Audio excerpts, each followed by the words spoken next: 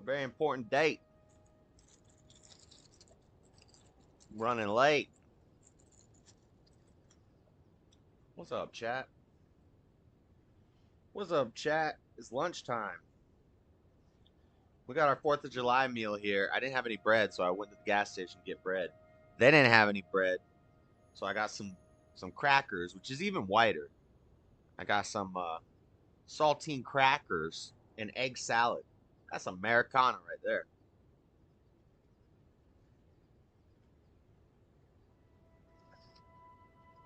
What's up, Lord Baby?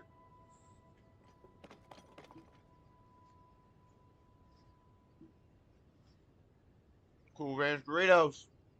I'm coming years. Whoa, calm down, buddy. How's your 4th of July going? Happy White History Month. Happy 4th of July. Happy Independence Day. We're going to chill, relax, eat this egg salad with crackers. You know? And play some Zelda. And we're going to look into some of this internet drama. But this isn't internet drama like couples and relationship stuff. This is like internet drama that's kind of interesting because the Young Turks are the enemy. And some chick from Young Turks was on Tim Pool with Actual Justice Warrior here. And she was basically saying, Tim, your show appeals to... It's the first 5 minutes of the stream, so I'm not going to say the word. But what's a good pun I could use? The N-words, the Germans. You know, those people over there that did that bad stuff. She said Tim Pool's show was like inspiring the N-words. Not African American people, the N-A word. Oh, Lord. Anyway, because one of these shooter guys, God, I'm saying all the words you're not supposed to say. One of these shooter guys in the game had some screenshots from Timcast on his social media or something like that. So this Young Turks lady calls out Tim, says he's helping out the Nazis. And got it. And so Actual Justice Warrior brings up something, and I watched the Timcast, like a lot of it on stream on Friday, I believe. Not the whole thing. While I was playing this. Yes, the not sees. They cannot see. I watched that on the stream Friday, and so yeah, she calls them out, and then Tim kind of kept cutting off Actual Justice Warrior, so I didn't really even know what he was talking about. But he's like, how about the Young Turks when they were promoting blah, blah, blah, and the shooter was saying everything that they said. And she kind of brushed it off, and Tim kept moving on to the next thing, and he didn't really get to explain it very much. So he came out with a whole video explaining this, how this Baton Rouge African-American young man killed like a EMS. I guess he called him to his house, and then he just shot him up. And he killed like two officers and an EMS worker or something like that. We're going to watch the story here. Tim gets ticked. Yeah, Tim was ticked. It was pretty good. It was a pretty good show. But he's like, you got to be stupid. And I respected it. I was like, yeah. She's setting you up. That's a damn Fed move. And then that's what the Young Turks say that their main goal is, to combat the terrorism of the right. Extreme right-wing terrorism. That's their job. So he talks about in this video how they spin narratives and stuff, and they leave out facts to always make it seem like the right was the cause of something.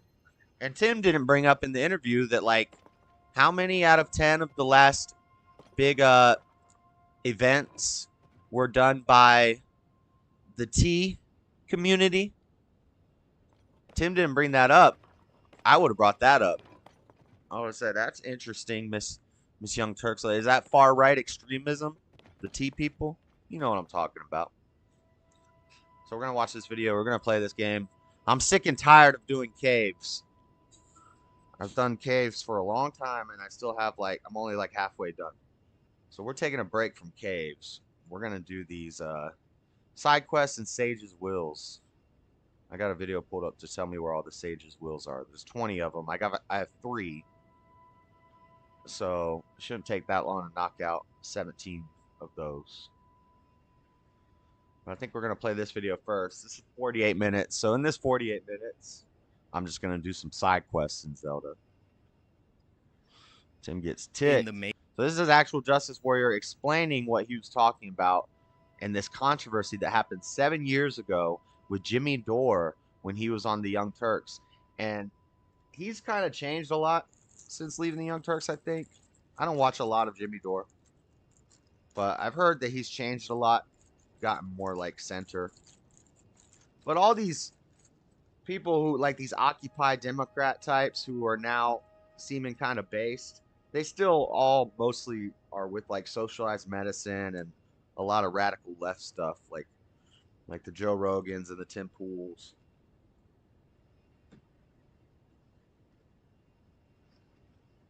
Actual Justice Warrior, I don't know a lot about him.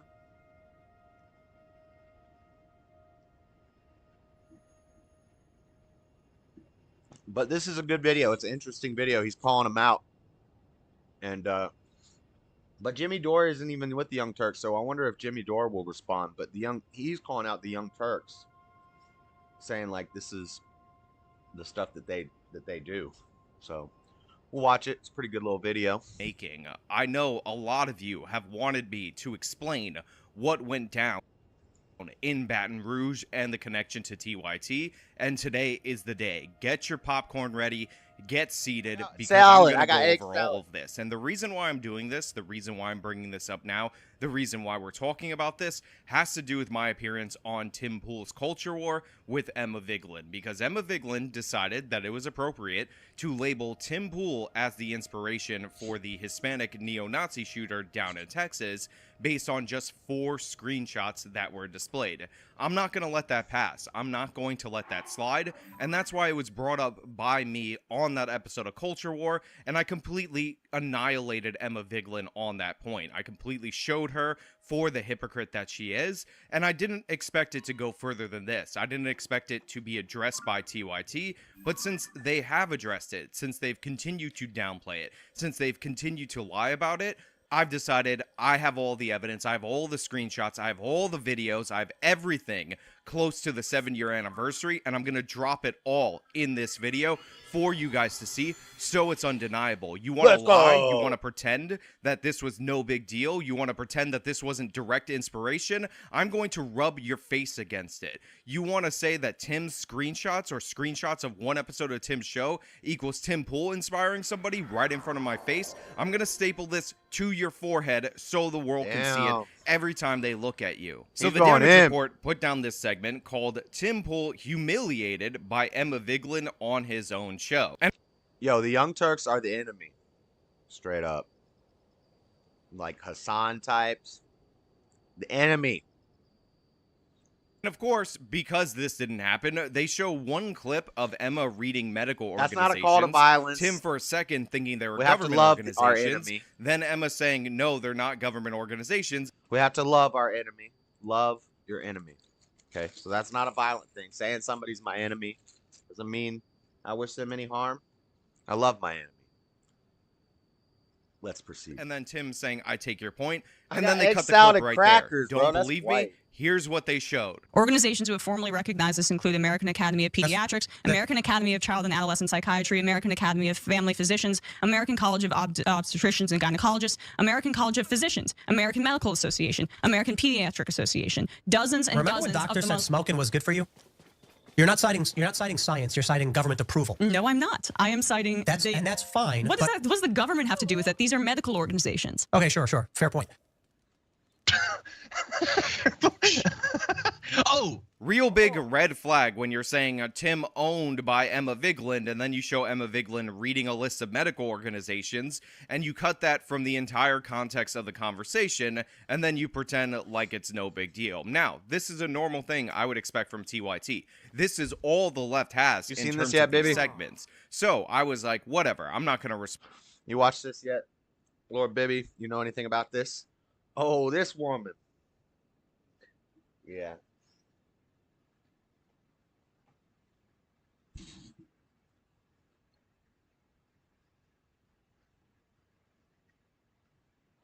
Now, to her defense, I don't believe she was working with the Young Turks when this happened.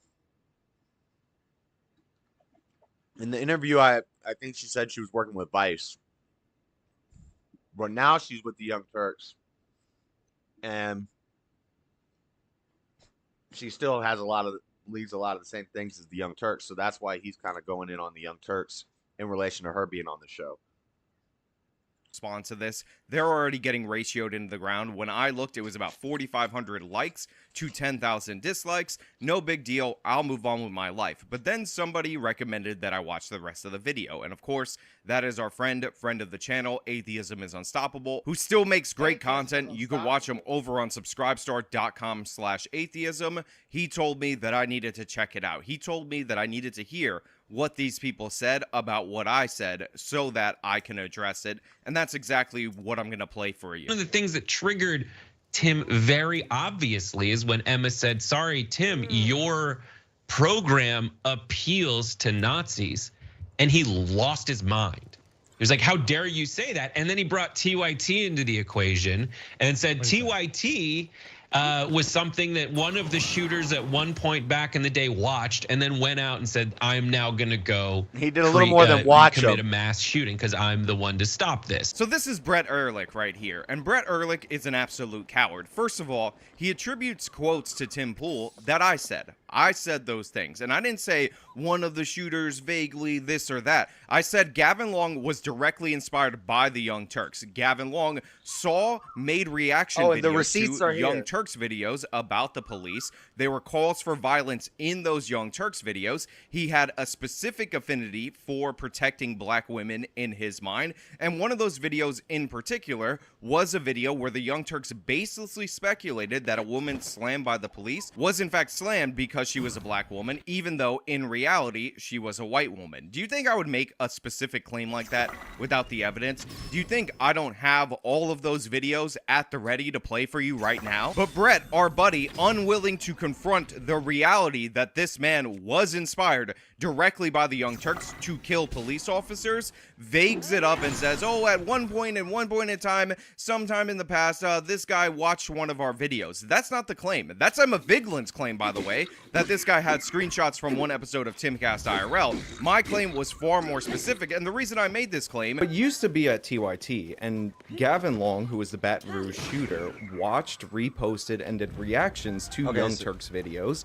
A lot of them were straight misinformation. There was one in particular where they were going after a cop who slammed a woman, which, by the way, the cop acted inappropriately, but they wildly speculated that it was a black woman. It turned out to be a white woman. And there was a call in the video of like, what do you do if you see a pregnant black woman being assaulted by a cop? Gavin Long said he's going to step up. You can watch these videos. They're we got a whole online, base. and he shot 4 cops. Yeah, I mean, I wasn't. I should have that brought. wasn't my Well, I didn't comment. say, no, hold on. I didn't say it was your commentary. We got a but you're whole saying army of screenshots on sages. this guy's phone. Big problem. I got to bring it up right here. But have you ever covered at all what inspired Gavin Long? Because He killed 4 police officers. Yeah, I mean, I don't. That wasn't my coverage. is because Emma Vigeland has no standards, as stated by me in the Culture War episode. I don't He's obviously doing Grundle. That's the answer. I guess. They know how to just So really Lip fast. Wait, Grundle? wait.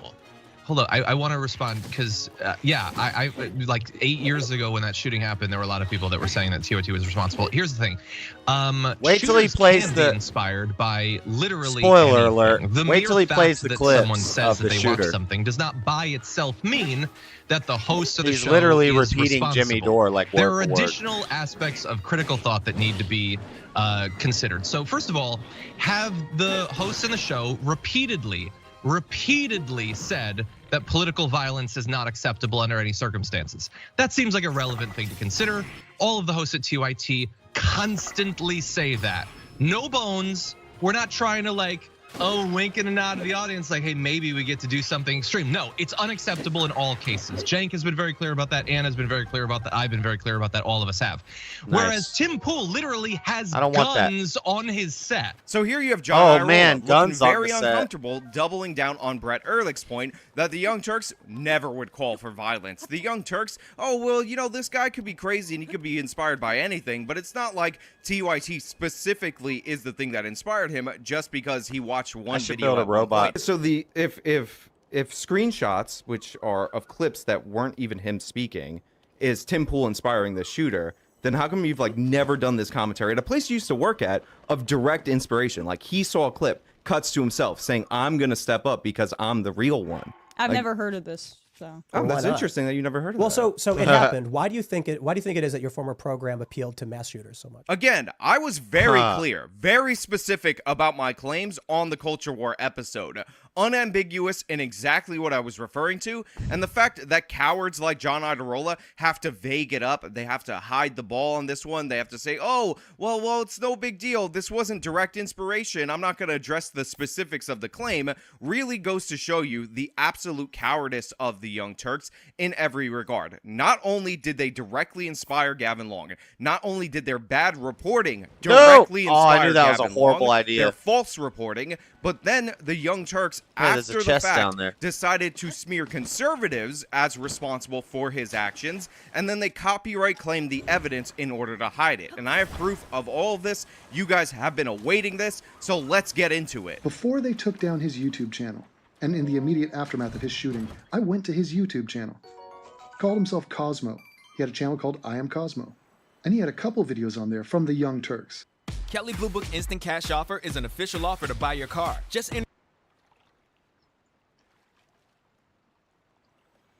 Jimmy Dore and some random woman. And it was called Cop Knocks Woman's Teeth Out in Illegal Arrest. So this is a screenshot from Long's YouTube channel. As you could see, this specific Young Turks video is there, and remember, Gavin Long would do reaction videos to the Young Turks, like a video response person, but he would be affirming their positions. Now, in this video, again, they talk about the case that I referred to. A white girl.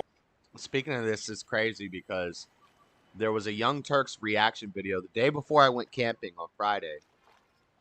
On my feed, I had a reaction to a Young Turks video about, it was Hassan talking about the end of affirmative action. Is Hassan still with Young Turks? Anyway, it was a reaction to a Hassan video where he was talking about affirmative action ending and how, oh, black people are never going to get into the Ivy League schools again. It's going to be horrible. We're going back to blah, blah, blah. And this kid, probably like a 16-year-old black kid, is reacting to Hassan. And just as it starts, he says, well, I don't know what affirmative action is. I wonder what this is about. And as he's watching it, he's like, well, wait, why is he talking about black people now? Now he's talking about black people. Does this have something to do with affirmative action? Hold on, let me look this up so I don't look dumb. He starts looking up affirmative action. And then Hassan starts talking, and then he says something about Republicans and Democrats. And he's like, Democrats are dumb, but Republicans are dumb too. Democrats aren't as dumb as Republicans. And I'm like, bro, you just had to look up what affirmative action is while you're doing a reaction to a video about affirmative action. And you're calling people like, you can't call people dumb after you just had to look up what the video that you're watching and reacting to is about. You're just parroting what Hassan's saying. So Hassan says Republicans are dumb. He's like, yeah, Republicans are dumb. Democrats are dumb too. It's like, but wait, you just said I'm going to look dumb because I have to look this up. Like, yeah. And it's fine if you look dumb, but you can't be calling other people dumb if you look dumb. Is my point.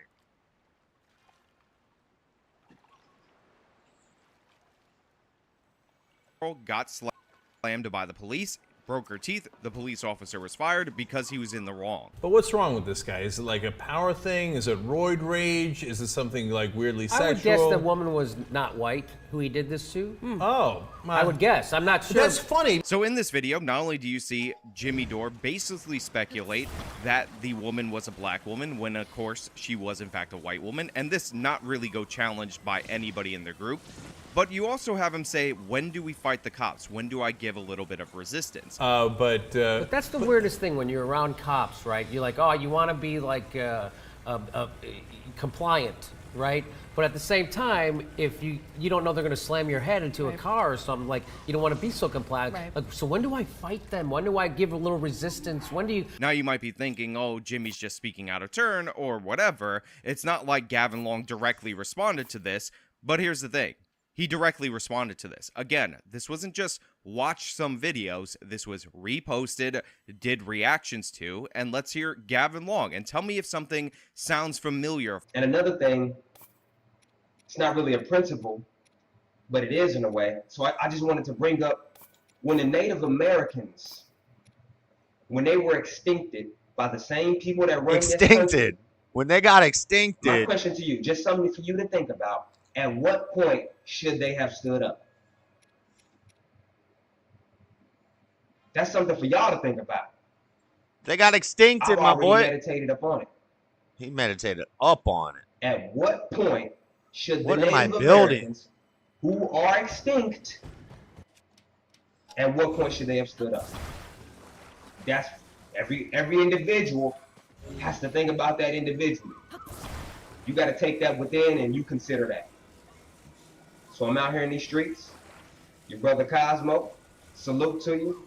You remember, you luck up, you get up, and you don't ever give up. You don't want to be so compliant. Like, so when do I fight them? When do I give a little resistance? When do you? My question to you, just something for you to think about. At what point should they have stood up? So when do I fight them? When do I give a little sounds resistance? a lot like what Jimmy Isn't that said. eerie?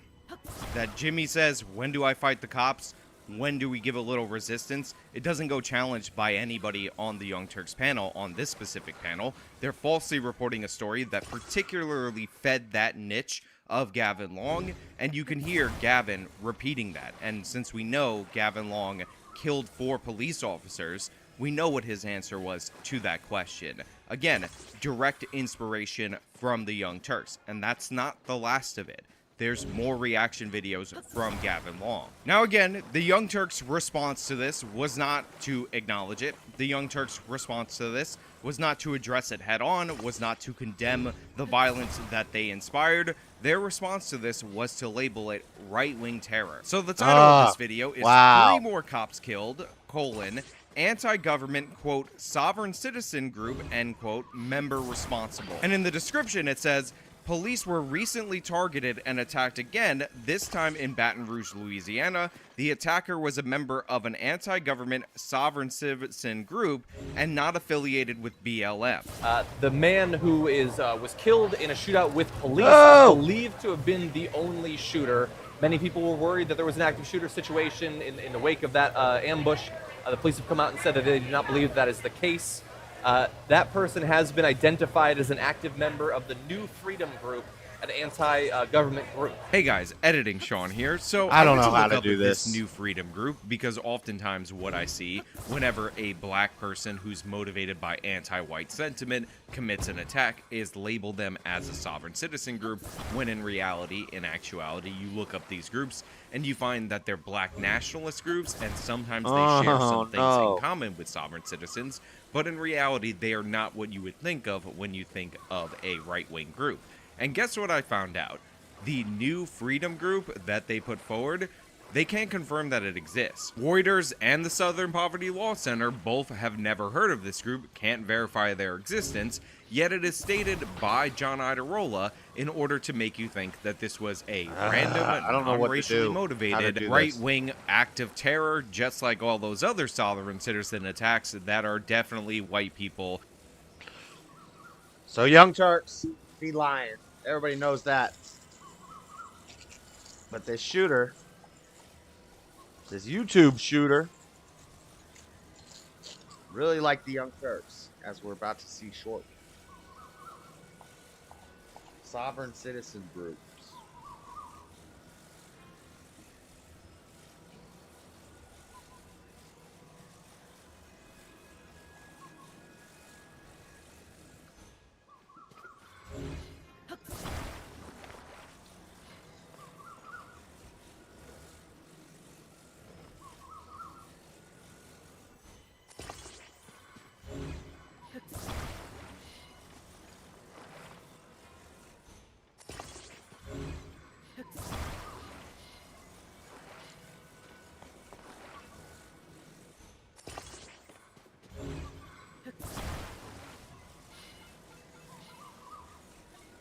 I'm trying to make a drone, a death drone, to fly into this pirate ship and light up the skies. That's what we're working on here. I'm kind of struggling. I've never made one of these successfully. I've watched videos, but I don't memorize like what they did. I just kind of watch a short or something. And it's usually something like this, but less janky looking. You're holding that one gun sideways like, oh, dog. And the idea is the rocket launches us up. The platform will stop wherever it stops, but we're not going to be close enough. I guess I ain't going to be close enough. I wish I could...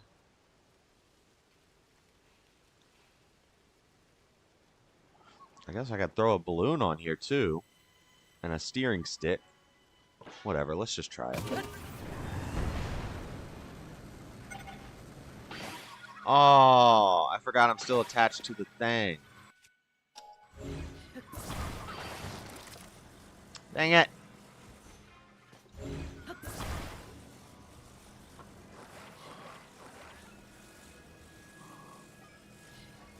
The heck?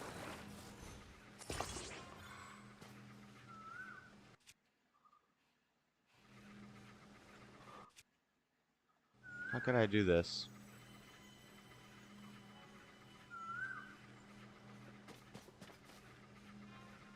I can just go in there and kill him, but I want to do it in a cool way. Not remembering, we call that getting old. Yes, this is true.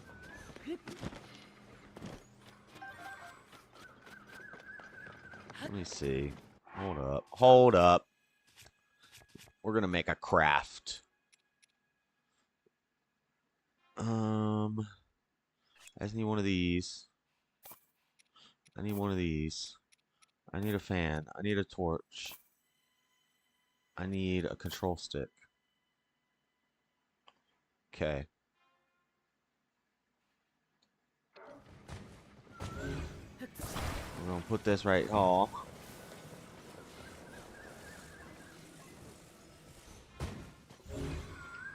We'll put this balloon on a flame emitter.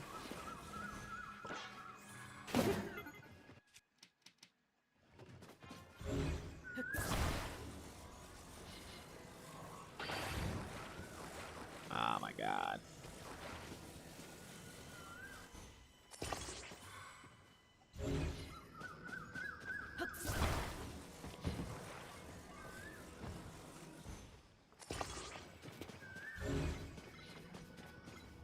Flame emitter. This will give us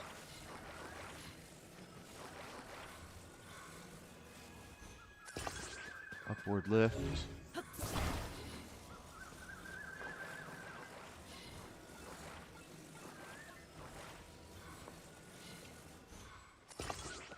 Control stick. So we can steer that piece. Maybe I should put wings on the bottom of it.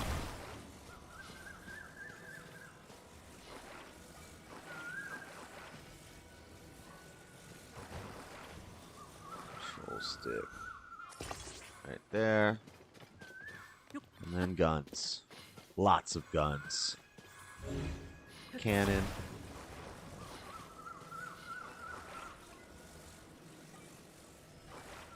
Problem with the cannon is the cannon starts firing like immediately. So if we're taking off and it fires at the ground like this, I'm probably gonna die. why the cannon's always dangerous. You want to use beam emitters, but I only have a couple.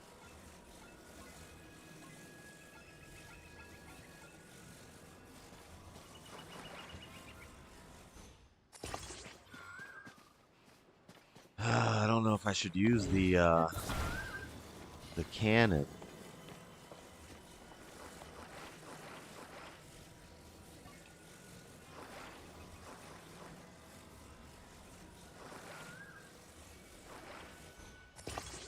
I feel like it's gonna fire as soon as I start.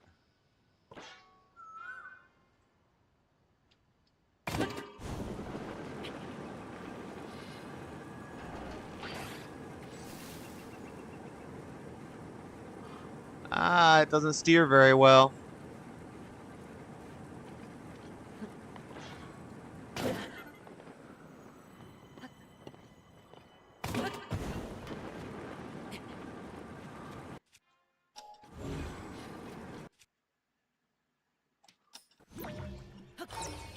Come back here. I know what I did wrong.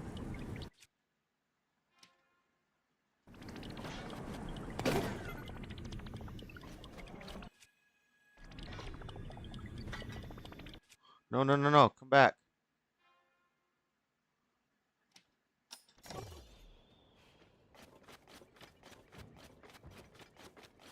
I know what I did wrong. I didn't have the control stick attached to it.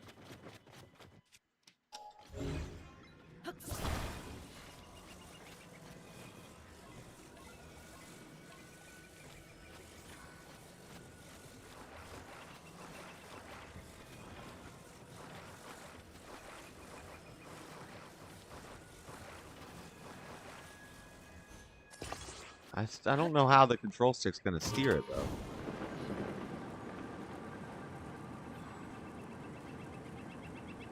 Oh, it's working. Kinda. It's kinda working.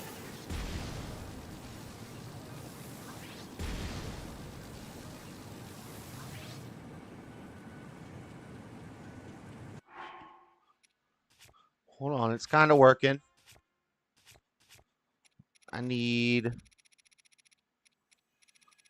one of these things.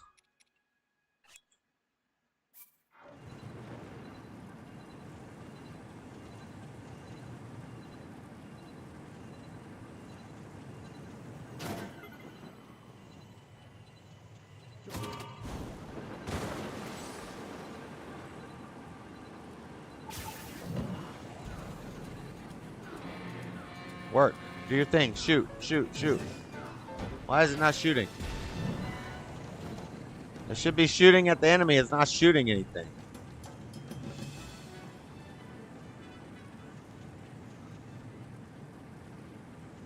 The heck?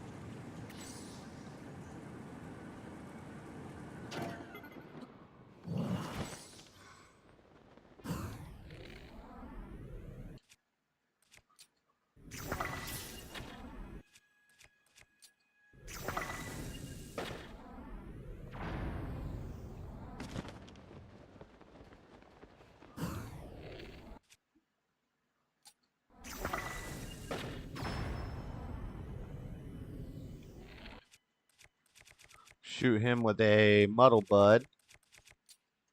And then he'll... Oh, wrong thing. This one. And now he'll start fighting everything else for me. Then we're going to come up here to the crow's nest. And we're going to rain down fire.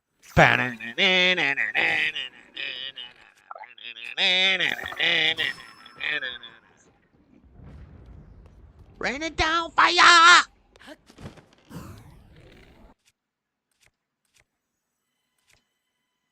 What do I want to hit this guy with? Let's hit him with this. Blah! What do I want to hit this guy with? Let's hit him with this.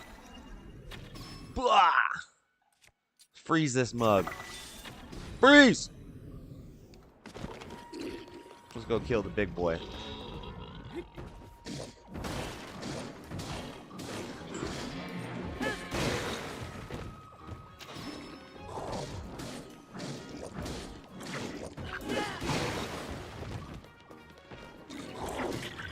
Oh. Uh-oh.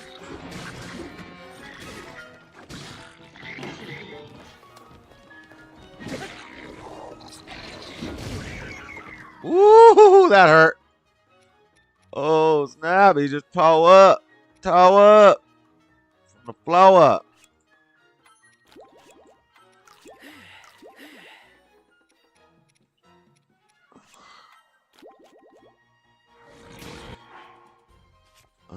We need to switch weapons, I believe.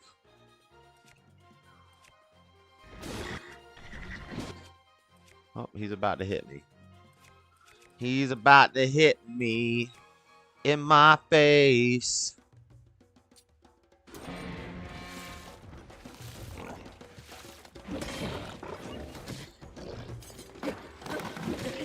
Ow, he killed me. Damn. Dang. That's why we didn't mention Gavin Long's race.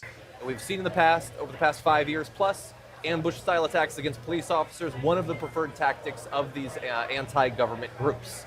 They will call in for police to come to their home, EMS to come to their home, and then they will attack them. This appears to be one of those sorts of attacks. So 2 days after the Young Turks inspires this person to commit this crime, the same day, by the way, that the Young Turks actually published this video, July 19th of 2016, that they copyright claimed their videos, including Gavin's other video that we're going to get into, the reaction video to the Young Turks off the channel. They're blaming the right wing and running cover for Black Lives Matter. They don't mention Gavin's race throughout the whole course of this. They just talk about right-wing terror. So they can inspire a terror attack directly, and then they'll pin it on their political opponents. That's what John Iderola did right there. Here's an image of this video on his channel. Of course, his channel is deleted now. What does strength mean to you? Some say it's how fast you run a mile. But there are other ways to define strength. What matters is that we figure it out together. Get out of here, Ad. 2 days after Gavin Long killed those officers, the Young Turks decided to cover up their association with this guy. What did they do?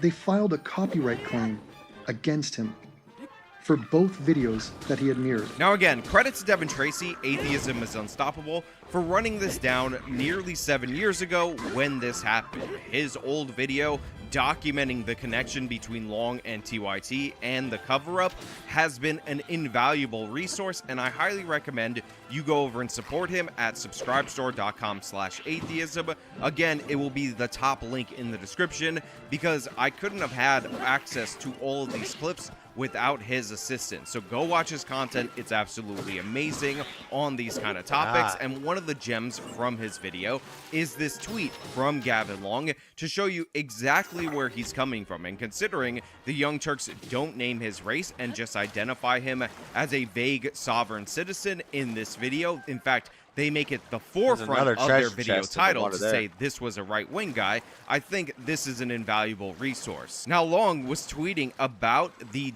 So it was a black guy, and they say that it's a sovereign citizen group to get, and it's a radical right-wing group. Even though it's not. TYT's been doing that, though. It's like, that's what they do. They lie. What a mess. Flat Earth Seesaw, hola. We're eating some white egg salad with crackers. White crackers and egg salad, Americano.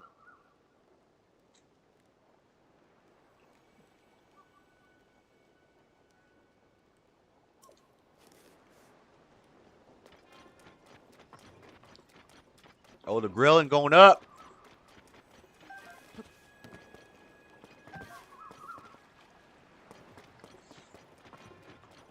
Echo's going to be freaking out here in a little bit about these fireworks.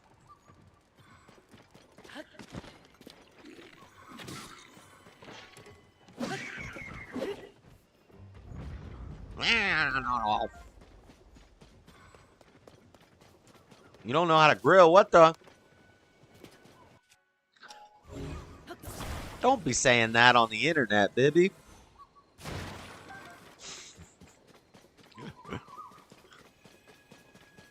You don't want that to get out. That's almost as bad as Seesaw doing spray tanning. Just playing.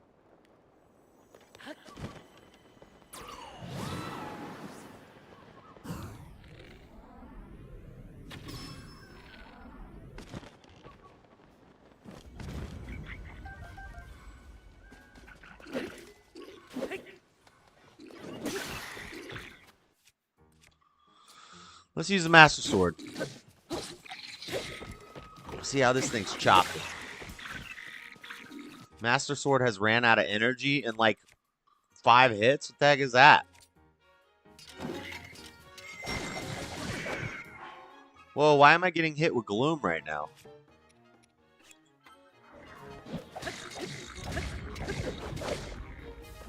What the heck is happening to my life? Somehow I'm getting hit with gloom. We're not even in the depths. What the?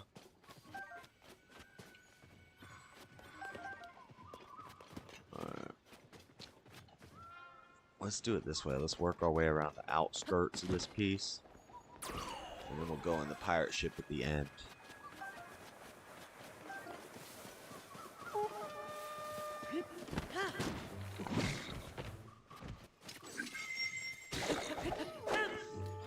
Oh, here's the silver.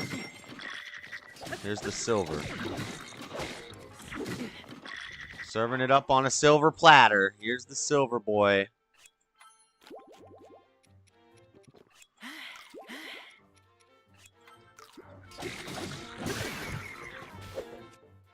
Another weapon down. That's not good. Damn it. Let's get to safety.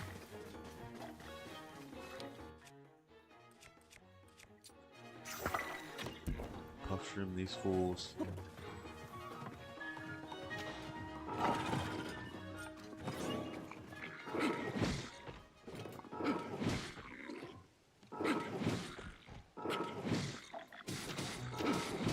I don't have any, what's it called?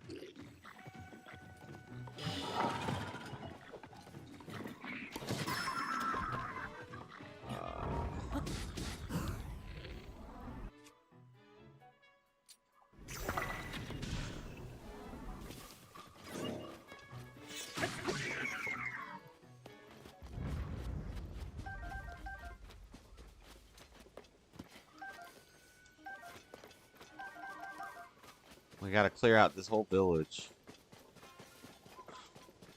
Got half of them out.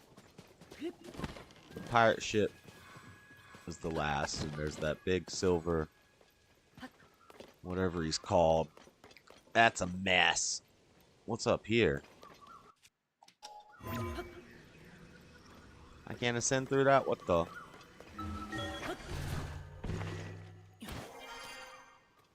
The heck is the point of that? Alright, there's nothing up here. Alright. One little mini village left. Ooh, we're low on puff shrooms. Let's go bomb flower.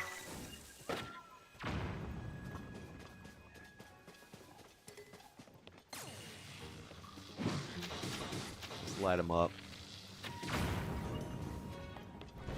Boom, you just got lit up, my boy. Who did you think you were playing with? Hold up. I need a weapon. Okay. Is he dead? You guys killed him? Good job. I got an army of sages. That's cool. She Mexican. She don't know no better. Seesaw don't know how to grill. I thought you said you don't know how to grill. Oh, I thought you said I don't know how to grill. It says Seesaw don't know how to grill.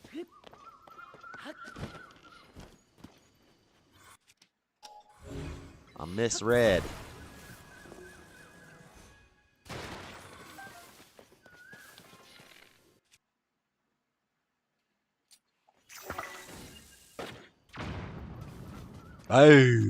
Oh, but I blew up the meat. No, I didn't want the fishing harpoon. I want the meat. Pause. Pause. I want the meat. Pause.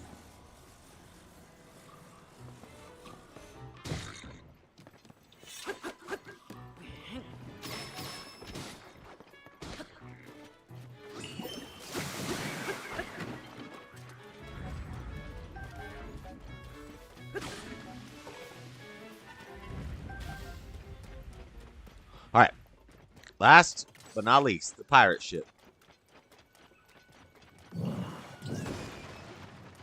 Pick up the arrows, Link. What are you doing?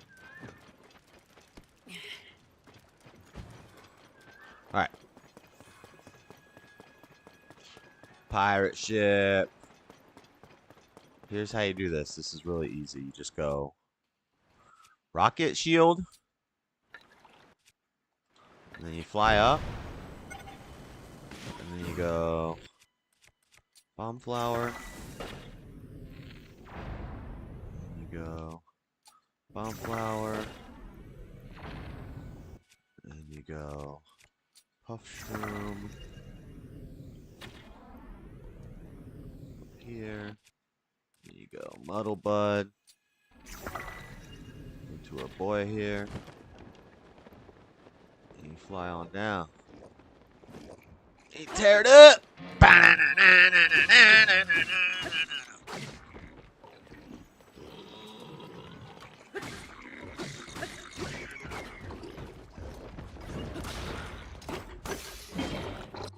Oh, he's about to hit me. He's about to hit me with something. I don't have very strong weapons. Ooh, you got that, my boy.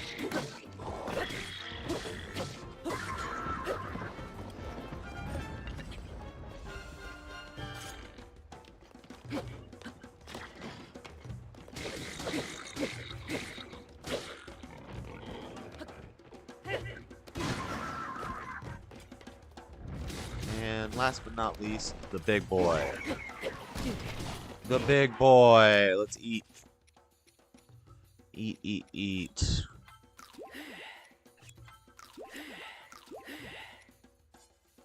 Four hearts. 6 hearts. Really good. Let's blind him. He's about to fall off the boat into the water. I think he just did. Yep. Wow. Well, that's an easy kill. He just fell off the boat into the water. Make sure you get that round blade from him. It's sick. Grill and Practice practically runs through these veins. That's right.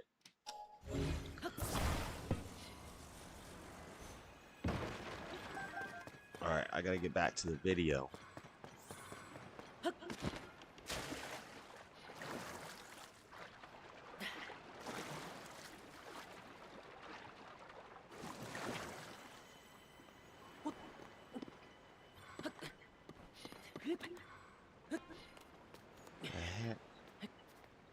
How you get into this dang boat? I don't want to make another rocket. Link, get on the dock, bro. Thank you. Guess we gotta use another one of our rocket shields. Oh, are you the last one? You might be the last one left, my boy.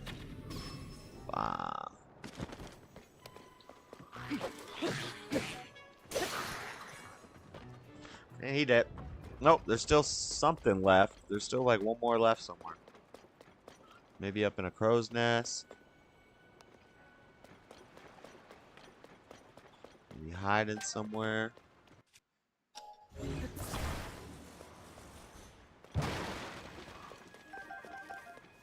Lots of arrows.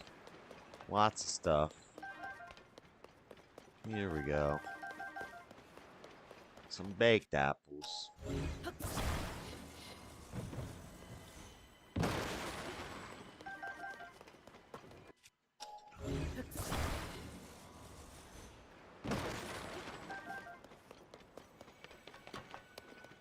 Where's the last one? There's one left somewhere. Alright, let's get back to the video. Dallas Shooter, and he said the following: the shooter was not white, all caps. He was one of us. Hashtag my religion is justice, at Tariq Nasheed, That's Tariq at Zill Nasheed Williams, commenting on at it. Corey He was one of Holcomb. us. Now, are we surprised to hear familiar names like Tariq Nasheed being added by this person. Are we surprised that he is happy that the shooter No. was also black? Again, somebody who also contributed to the inspiration of his actions?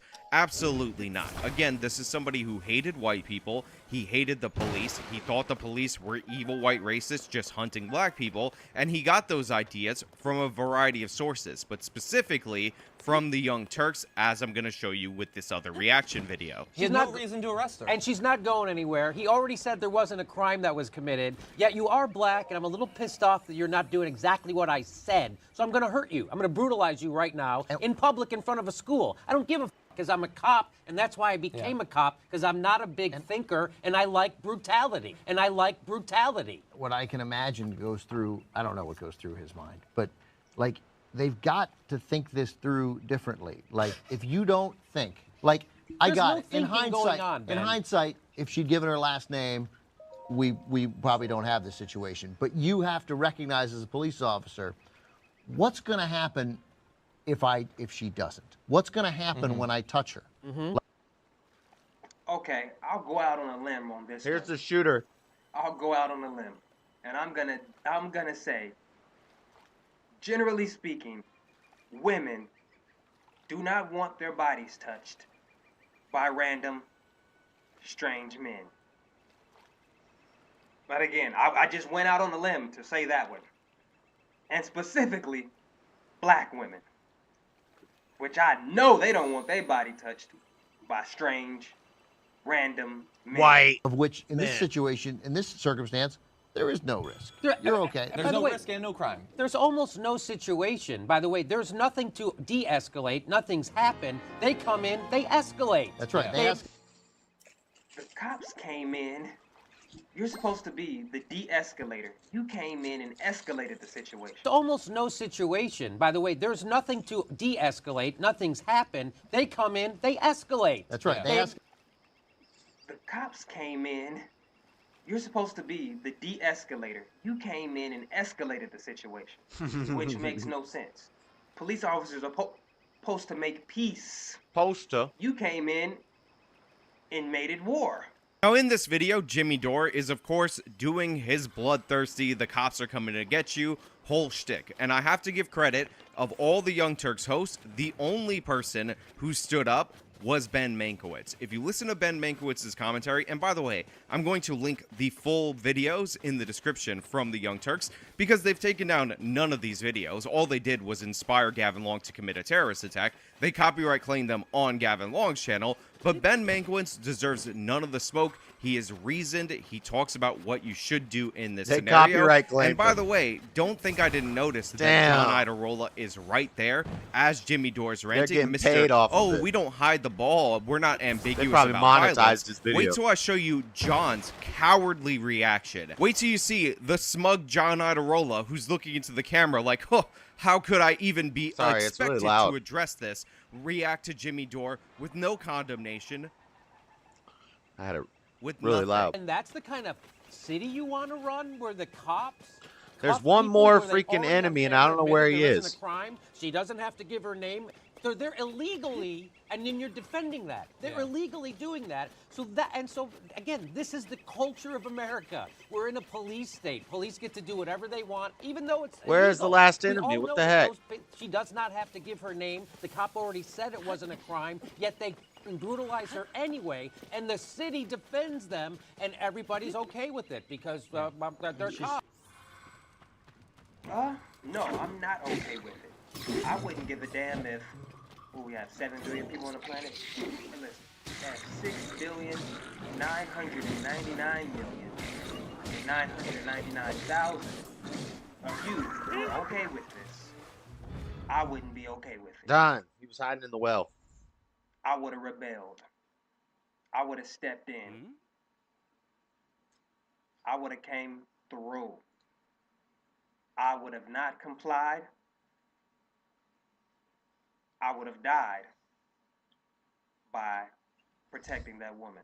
Now again, you could see Gavin Long reacting to the Young Turks, and what makes this even creepier is in his glasses reflection, you can actually see the Young Turks video that he's reacting to. You can see where he's pausing it to insert his commentary, where, of course, he's signal using the anti-cop messaging. Again, you hear it that he's Address that, specifically Young obsessed Turks. with black women, which goes back to our previous video about how they misreported that person who was attacked as a black woman. And by the way, speaking of John Iderola, since I have the original full video, which has not been taken down, he actually opened this by identifying the race of the woman as the most prominent thing to, of course, imply racism, because if a white person does anything to a black person, if a white cop does anything to a black person, it must be, by John Iderola's logic, race. Earlier this year, 2 women got into a traffic dispute in Barstow, California. Importantly, in this case, one was white and one was black. So again, I need to reiterate, the standard that was put forward against me, against Tim, on Timcast IRL, were screenshots on this guy's social media page. So I'm not saying that you can't talk about these issues, or you can't say these incendiary things, or anything like that. I'm going by Emma Viglin's dumb standard that she didn't think through, and comparing and contrasting screenshots of time codes where Tim wasn't even talking, We somehow saved the making him village. responsible, to Gavin Yay. Long directly being inspired, directly repeating the false talking points from the Young Turks, and then acting based on that bad information. I'm making a much clearer point than the Young Turks are making, and there's a reason why they have to hide behind the ambiguity of, oh, maybe he watched some of our stuff sometime. No, Tiny he was Yoda, directly yo. inspired by you. If my life, listen. Shout out, Tiny Yoda. She's gonna be protected. Period. Whether my life gets taken or not. And this is a man's duty. You see, I'm not okay with it. Good. Whenever it's a black man, then it's domestic violence. But see, what I see when I look at that, a woman, see, these officers aren't thinking. So I'm not thinking. I'm instincts without thinking. This is what I mean. You gotta start being like this, because they're not thinking. So you have to go off instincts. Because once you start thinking, you'll start confusing shit. You'll start second guessing natural instinct, which is natural law. You are naturally prone. We have to See, you build their know, village 'cause, now too. again, I don't see uniform. This is White History Month. We just saved this village from the pirates monsters. And they're like, great, we can rebuild the village. But then there's another quest, and he's like, gonna ask us now to help him rebuild the village too. We gotta build everything. We gotta save everybody. Link's just sitting here chilling, like, what the?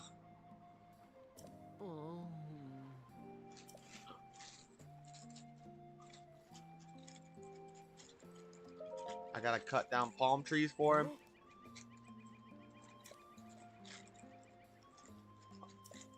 Link's offering to help. Give me an axe.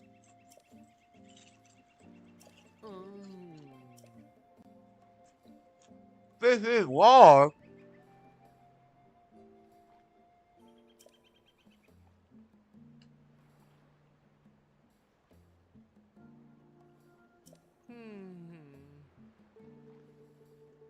What?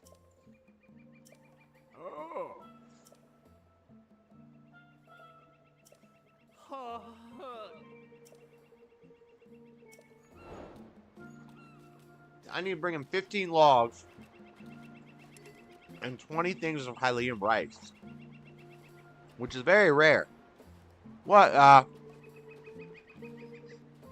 You see, So that's the thing. I don't know what I would do in that situation. So if you go over and you confront the cops, which you would do in any other situation if they weren't cops. That's right. In any other situation, if there were 2 grown men pouncing on a woman who is pregnant and she's screaming and she's not a threat to anybody, you would go over there and you would start by punching those guys. That's how you would start.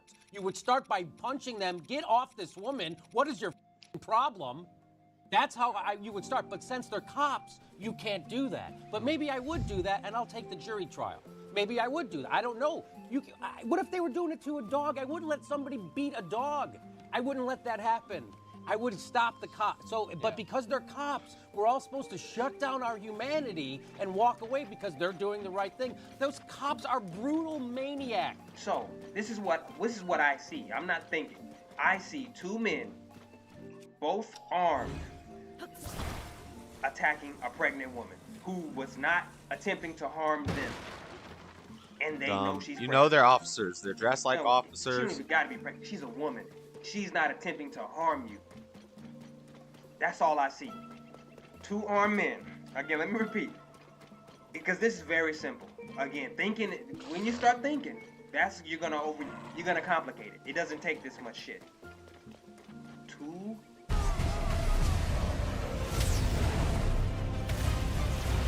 What game is that? Star Citizen? That looks pretty sick. One woman. They're cops, Both of the though. men have weapons. That's not overcomplicating it to say that they're authority figures. They're cops. Again, the standard put forward by Emma Vigeland, repeated by these people on the damage. If I see two big men beating down a woman in the street, I'm thinking she probably deserved it. Hey, that's a joke, YouTube. Report with screenshots. I've Gavin Long with the Young Turks in the reflection of his glasses, repeating one-to-one the talking points of TYT as they're saying them to him, as he's hearing them. Do I need to show you more Gavin Long reacting to the Young Turks with them in his glasses, with their video reflected upon him? It's symbolic of how he viewed the world and what he took out into the world. You can see it right there. Gavin Long is taking the messages from the Young Turks about how these cops are coming after black women. It's the first thing that John Iadarola emphasized in this story. It's something that he picked up on, specifically separated out other women from black women. It's something that he's highlighted uniquely on his channel from the Young Turks in the past. And now he's saying he would not comply. He would have died for that. And he did die for it, and deservedly so. This bastard killed 4 cops. And by the way, when I say 4 cops were killed, that doesn't even begin to describe the horrors that Gavin Long inflicted upon these people, because 3 officers were killed that day. However, 1 officer ended up in a coma for 4 months, and when he came out, this was the state of him. Nick, head forward for yes, and to the right for no. Show me yes. Big pull forward, chin to chest. There you go. Keep going. Good.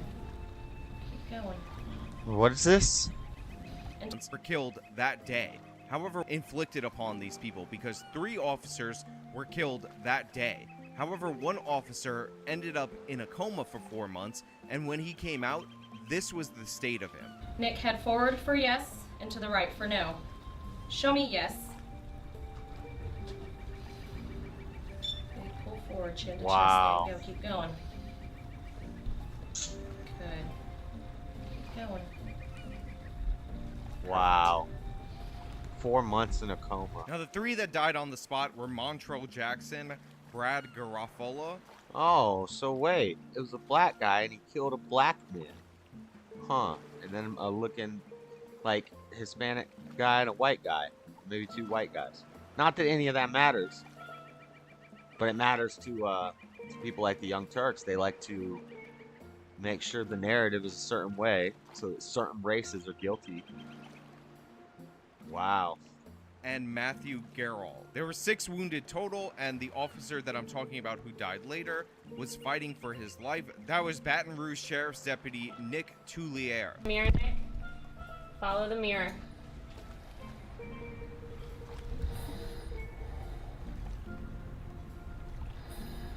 That's him. There's He the died. voice.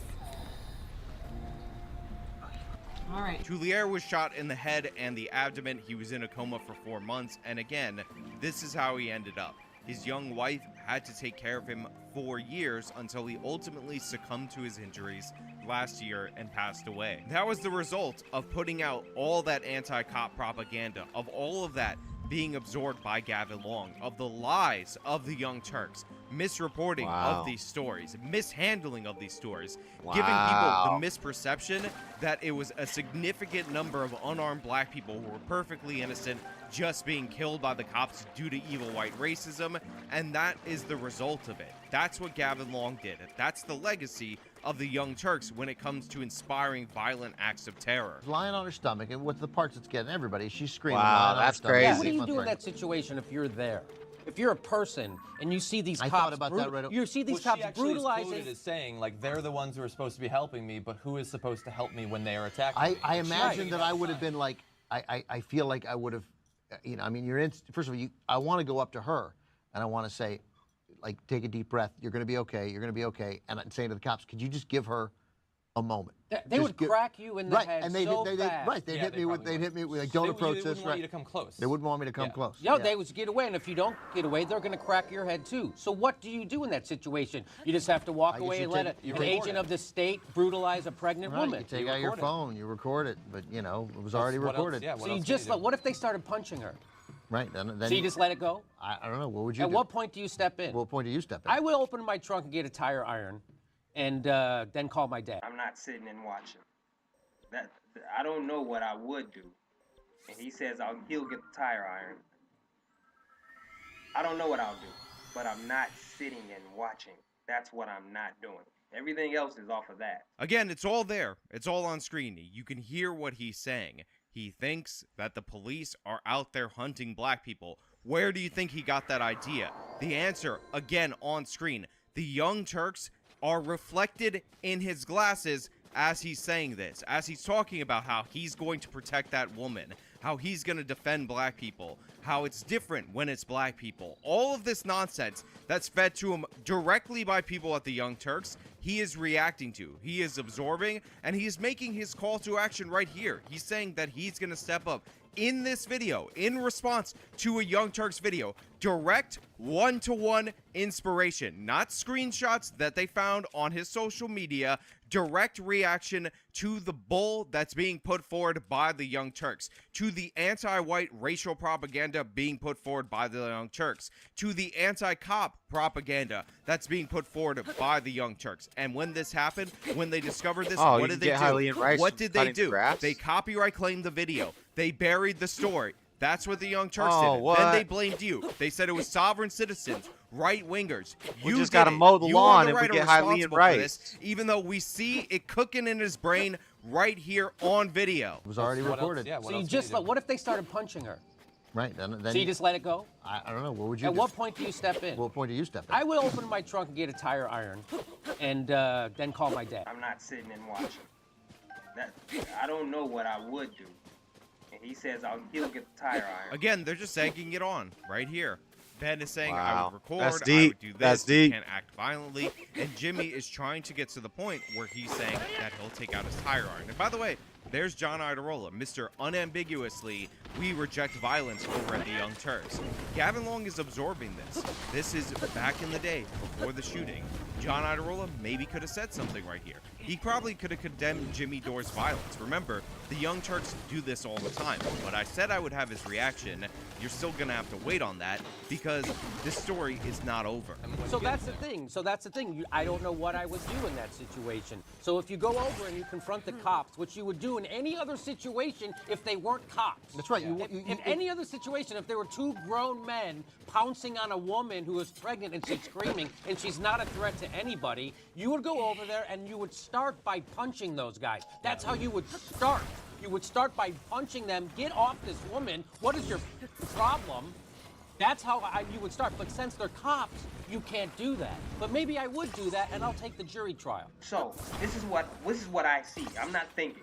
I see two men, both armed, attacking a pregnant woman who was not attempting to harm them, and they know she's pregnant. No, she don't even gotta be pregnant. She's a woman. She's not attempting to harm you. That's all I see. Two armed men. Okay, let me repeat. The black woman. Because this is very simple. Again, thinking. when you I'll start thinking, always love that's- my you're gonna complicate it. Now, again, I will point out that Gavin Long right here is talking about how, oh, he doesn't see the uniform. It's just a woman being assaulted. Again, that is directly from the Young Turks video. One-to-one inspiration. Need I say it one more time? You know what? I'll say it. One-to-one direct inspiration. But you know what? John Idarola's right there. John Idarola had the chance to step up. He heard Jimmy Dore calling for violence, saying that we need to get to the point where you physically fight back. And John Idarola is not ambiguous. Look at the smug look on John Idarola's face from last week, talking about how the Young Turks hosts have never made it unclear that they're against violence. Have the hosts of the show repeatedly said that political violence is not acceptable under any circumstances. That seems like a relevant thing to consider. All of the hosts at TYT constantly say that. No bones. We're not trying to wink and a nod to the audience like, hey, maybe we get to do something extreme. No, it's unacceptable in all cases. What does John Idarola say? What does he do? Ben Mankiewicz has made his position clear. Ben Mankiewicz has done the right thing. Ben Mankiewicz has rejected Jimmy Dore's calls for violence. What does John do in response to this? In this video, still up right now on YouTube, even though it inspired Gavin Long. Problem. That's how you would start. But since they're cops, you can't do that. But maybe I would do that, and I'll take the jury trial. Maybe I would do that. I don't know. What if they were doing it to a dog? I wouldn't let somebody beat a dog. I wouldn't let that happen. I would stop the cops. But because they're cops, we're all supposed to shut down our humanity and walk away because they're doing the right thing. Those cops are brutal maniacs. That's what, did you see how they had her? There's a woman dropping off her second grade kid. There was no crime committed, yet we're gonna brutalize this woman because she didn't do exactly as I said, even though my request is illegal. Yeah. And again, it goes back to the mindset of the people who join the police. People who join the police like brutality. That's why they're cops. Yeah, that's right. John, Mr. Today tough guy, back then when it mattered the most, just nods and says, yeah, that's it. He agrees with them. Doesn't say anything. Doesn't address it. Mr. I'm gonna stand up against the violence. Now you might say, Jimmy Dore's not on the Young Turks anymore, so this isn't really relevant. He was the one really egging things on. But the thing is, that doesn't matter.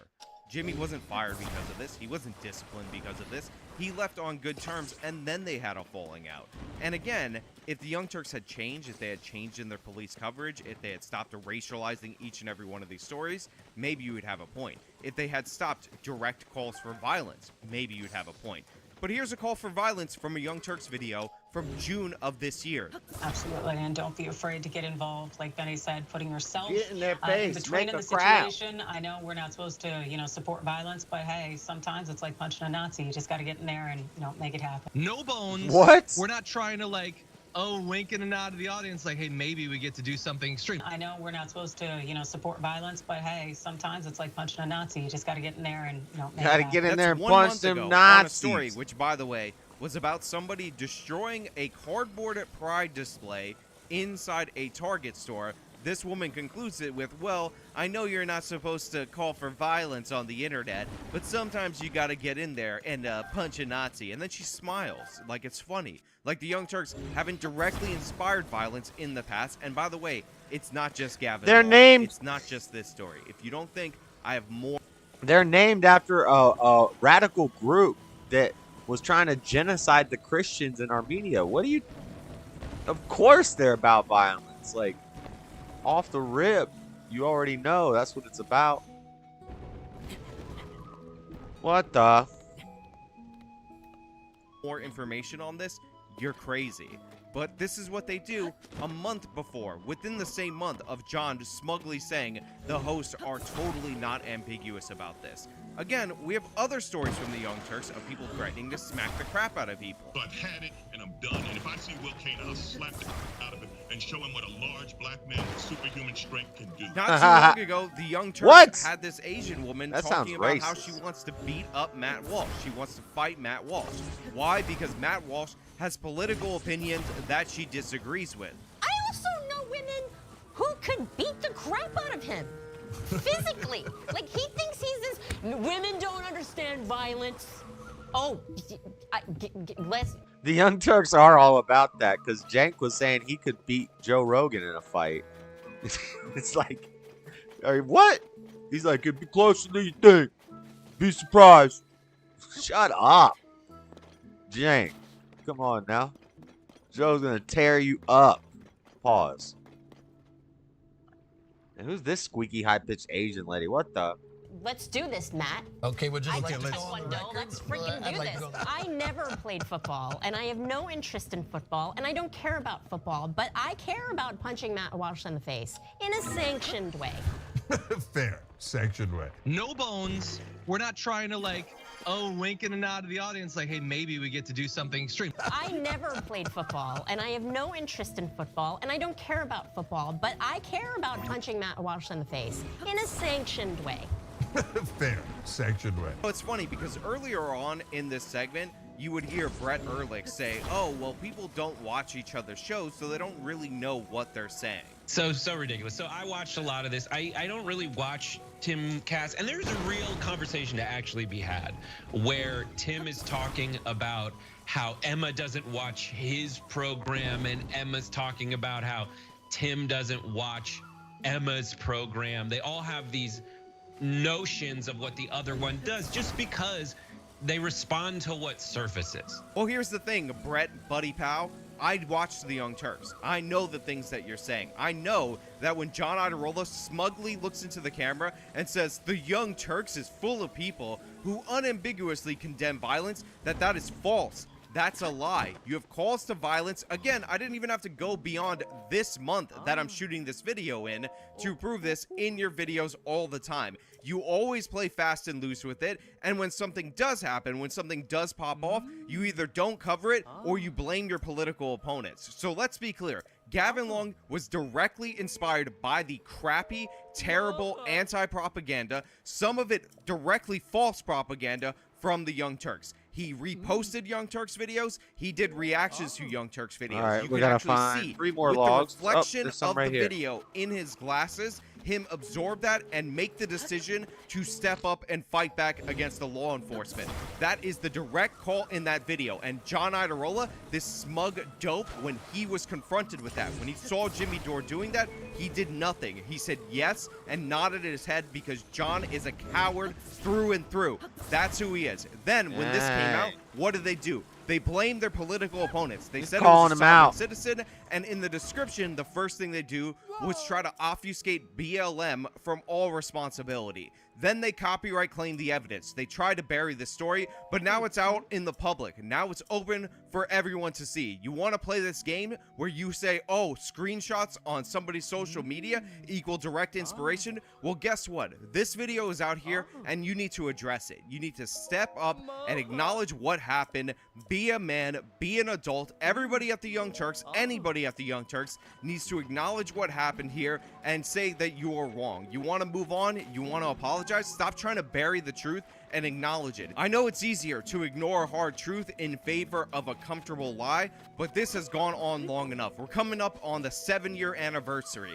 July 17th of this year, I want to see something from the Young Turks where they actually address it, where I don't have John smugly looking at the camera saying that's ridiculous and absurd, and oh, he may have watched one video. No, it's direct inspiration. Need I say it again? Now look, introspection is hard. It is hard to conduct yourself in the political space while simultaneously thinking about how somebody who's not in the right state of mind might react to some of your rhetoric, might react to some of the things that you say, and what that could end up leading to out there in the world. And honestly, this is something that I've struggled with. This is something that I've thought a lot about, because if I were in the position where I inspired somebody, even though I actually don't call for violence on this channel, and I'm pretty careful about what I say, I would feel absolutely horrible. I would feel absolutely terrible. And this has led me to stray away from stories that I'm not all that interested in the first place that I could cover in order to get more views, because I do feel like some of the audience for that content is in a state of rage, and that might lead to negative downstream results. And if you guys don't know what I'm referencing, a pass by. June, the month of Pride, and I didn't do any Pride Month stories. And the reason for this is twofold. First and foremost, go look at the entire history of my channel. The gays, the transes, the LGBTQ XXIIPs has never been anything that has particularly interested me on this channel and interested me in covering it.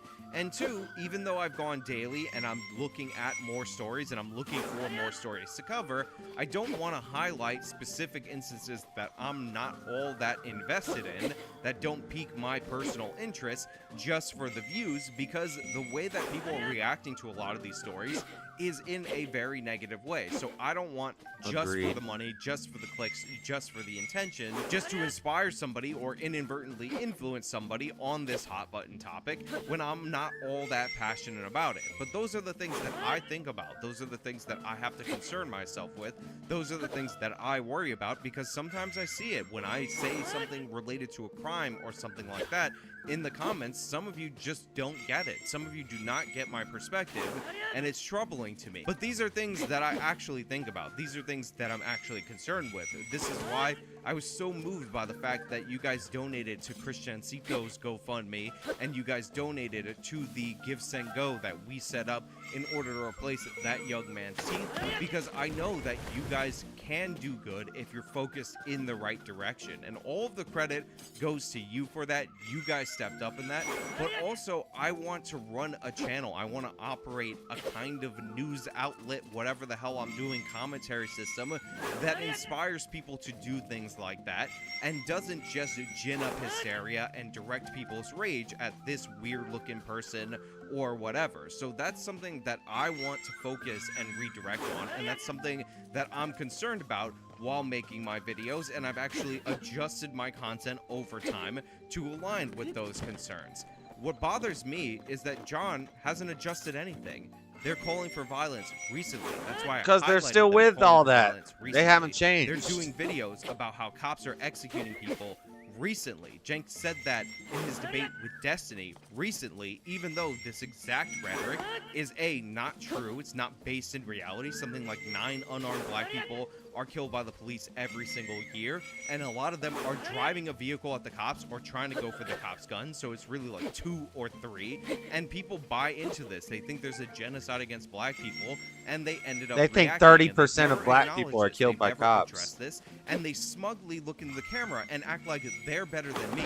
John Idarola, with this stupid face, is trying to flex on me without even naming me, without even addressing the issue, when he has not taken accountability. He's never addressed it, and his standard, his record, his history does not reflect the unearned sense of moral superiority that he's portraying. So yeah, John, while you pretend to be against violence, while you pretend to not be giving a wink and a nod towards violence, while in the same month you guys are calling for violence at the end of your video and smiling and laughing about it, I actually am against violence. I've said it clearly that the standard for using violence is self-defense from an imminent threat. That is the only point where it's justified, period, point blank. That is the end of the sentence. If you pick up a gun in order to accomplish a political means, then you've already gone to hell. That is not the proper way. You will be regarded as the monster that you are. You should be forgotten about. Your name should be eradicated from the history books because you violated the rules of our society. You violated what we actually believe in, what we should stand for, the people that we should aspire to be. I've made that clear.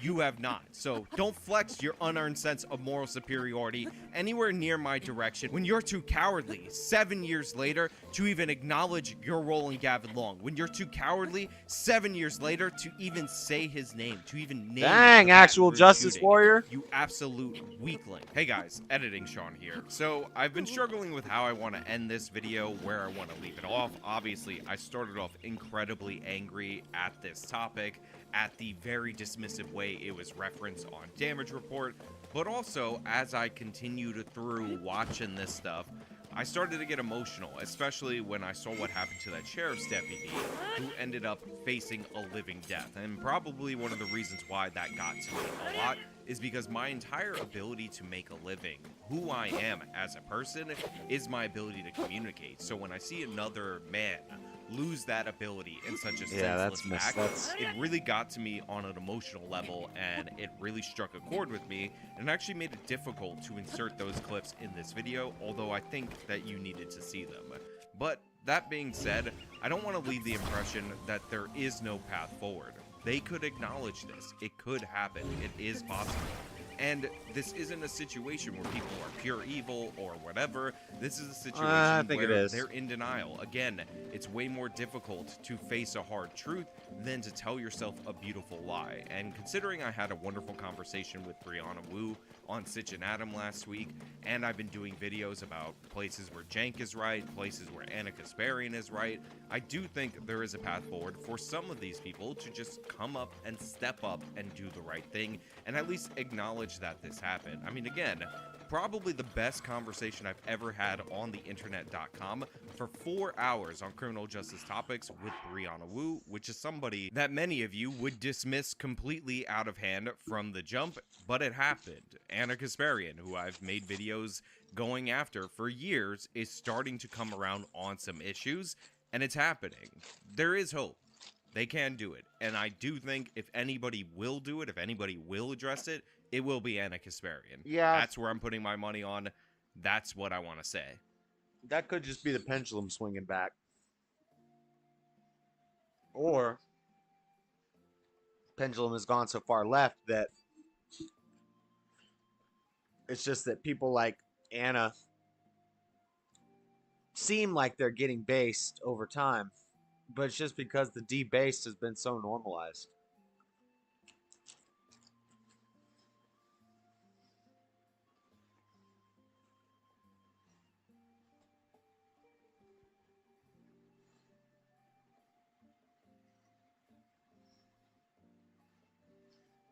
Deep video. That's crazy. Anyway, that's all I really have for you guys today. Thank you so much for watching. Again, thank you. Just an interesting thing that that TYT, that mindset, that double standard, that hypocrisy. Is deep.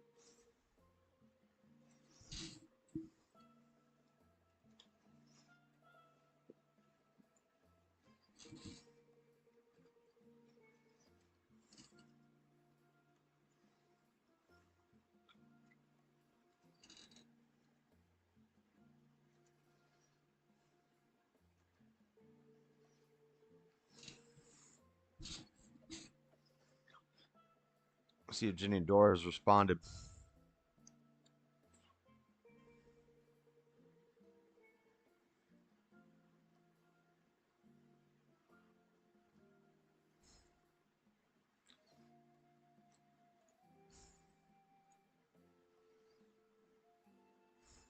That the woman. I don't want to watch Destiny watching what I just watched. Yeah, that's interesting. Mess. Young Turks. They're evil.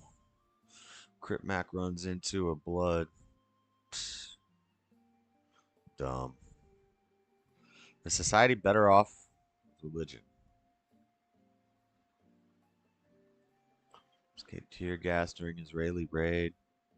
Substance found at White House tests positive for cocaine. What the? Well, initial tests show a suspicious white powder found at the White House is cocaine. That's what 2 law enforcement officials tell the Associated Press. Secret Service agents found a small amount of the substance in a common work area in the West Wing around 6 o'clock Sunday night. The White House was briefly evacuated while emergency crews. Dang, somebody's been hanging out with old Hunter a little too much. Secret Service been hanging out with Hunter, walking around with coke up in the pocket. The little baggie falls out.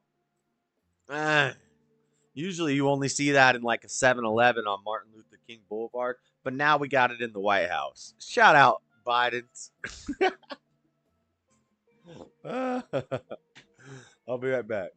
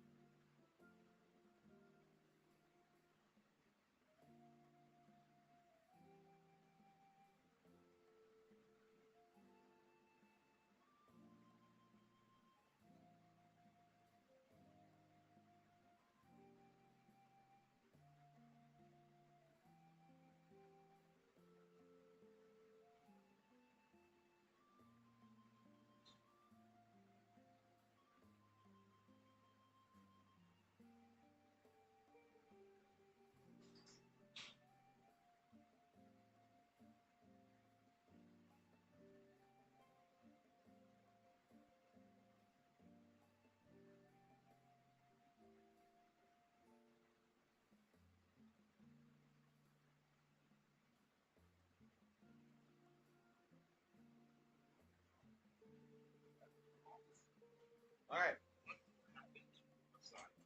I'm back. Sorry. Took a break. All right. What am I doing? I need one more log and more rice. You can farm rice from this grass.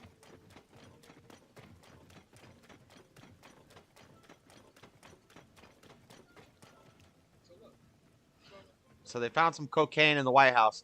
I just saw another story. They're going to have a speed train from Salt Lake City to Vegas, potentially. That would be sick. Wonder if you could take a dog on a train. I think so. Then I could just go down to Vegas with Echo. Go to like a tournament. Stay one night down there. That would be sick. Go to like a Dragon Ball Battle Hour or something. That Dragon Ball Battle Hour, just for showing up, you got like $400 of prizes. If I could take a train down there and just stay in a hotel room one night with Echo, that would be sick. They probably got a bus or a train down there already, but there's an Amtrak station.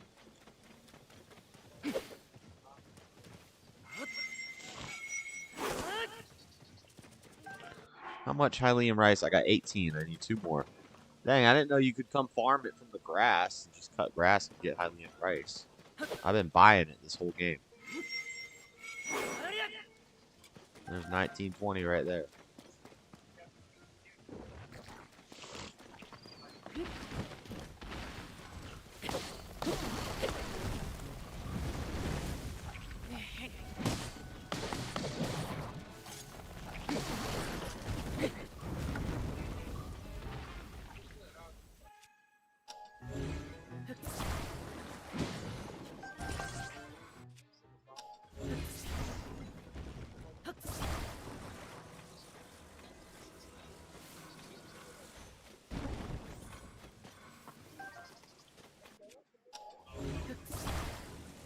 Let's listen to what God Logic's talking about.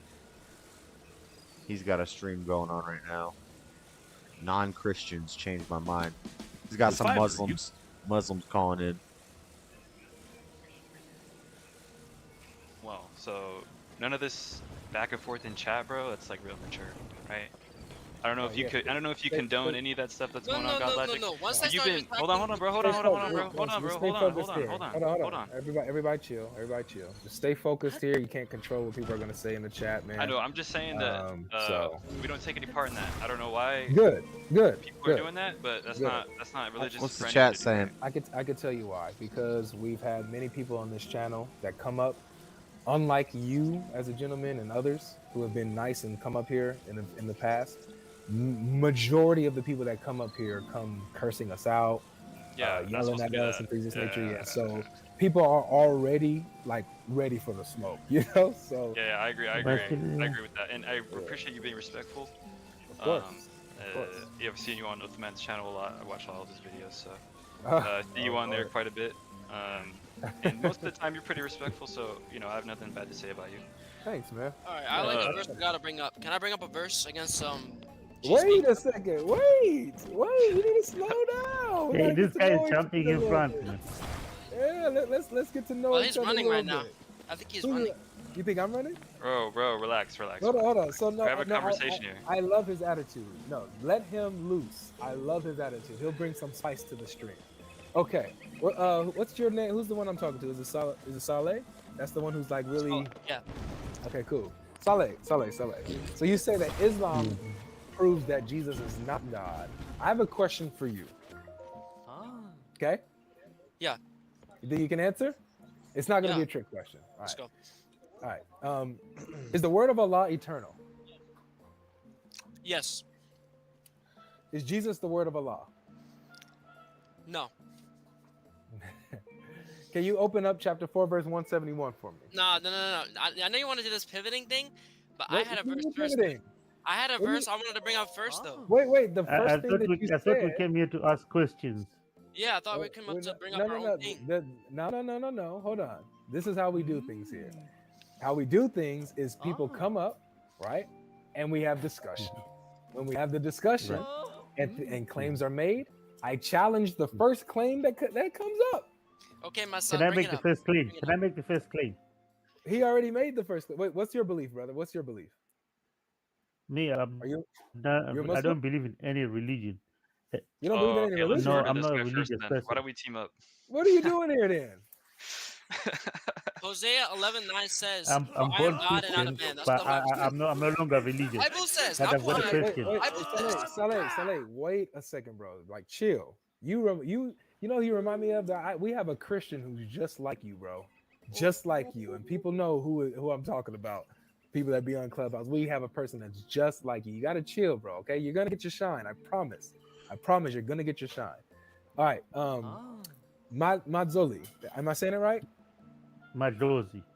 Matzozi. Okay, listen, Yeah. brother. This is Matzozi. This is more for people who have a religious background. You know, Matt, I will open it up more towards people who don't have belief system. And I would love for you to come back. Okay. Matter of fact, tomorrow's Wednesday. But you did and say then that Thursday. you're looking for people with no religion. Yeah, but man, I sure did, man. My words are eating my mouth. All right, come look, Man, we gotta help them come back build on all these Thursday. different Come buildings. back on What Thursday. the? I'll open a stream literally for everyone, and you'll be the first one to come up. I promise. Okay, Thursday, Say same what time. time? What time? What time? Same.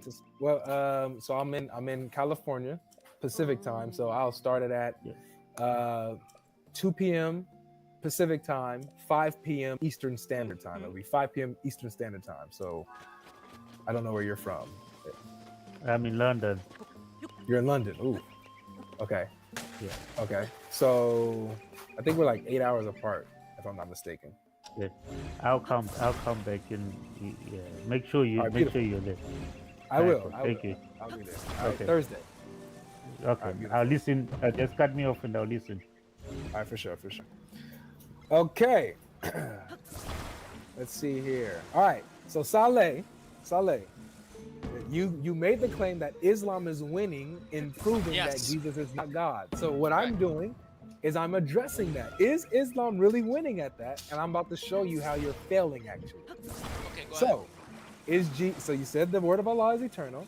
Yep. I asked you if Jesus is Allah's word. You said no. So please open the Quran to chapter 4, verse 171. All right, let's pull that up. All right.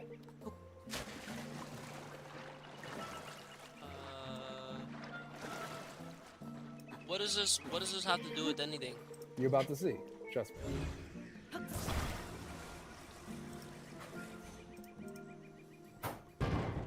What verse? 171. What surah? An-Nisa. 4. Nisa. All right. Talk about Kalam Allah. All right. Mm-hmm. You got it. Come on, Saleh. I'm counting on you to answer this. Don't get it wrong. My son, I'll handle this, bro. Just sit back. All right. Bro, are you read the English, Amir? right? Are you really Amir in disguise? Believers always be on your guard against encounters. Then, as circumstance demands, either advance or detachments or advance in a body. What does that mean? Like, what in this context? What are you reading? Bro, you said 471. 171. Oh, 171. I thought. You're right.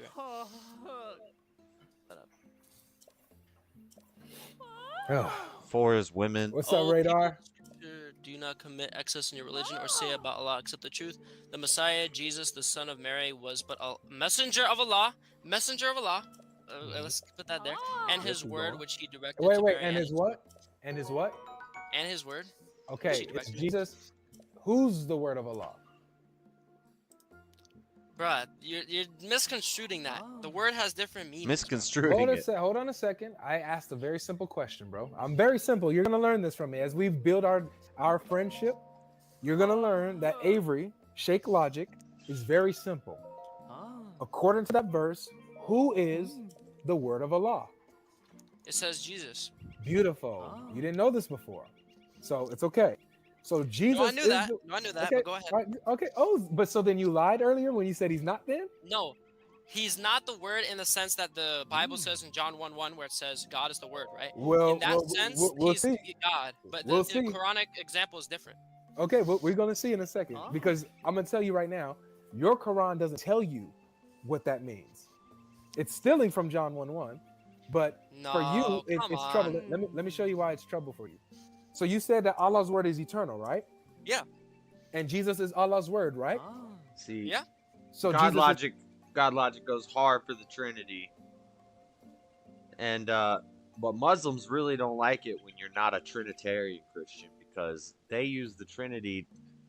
They use the whole Trinity idea to prove Christianity wrong for the Muslims. So if you're a Christian who doesn't believe in the Trinity, they don't really have anything to say against you. is eternal. Dude, what's up, Flat Earth? Is Jesus Sal? the word?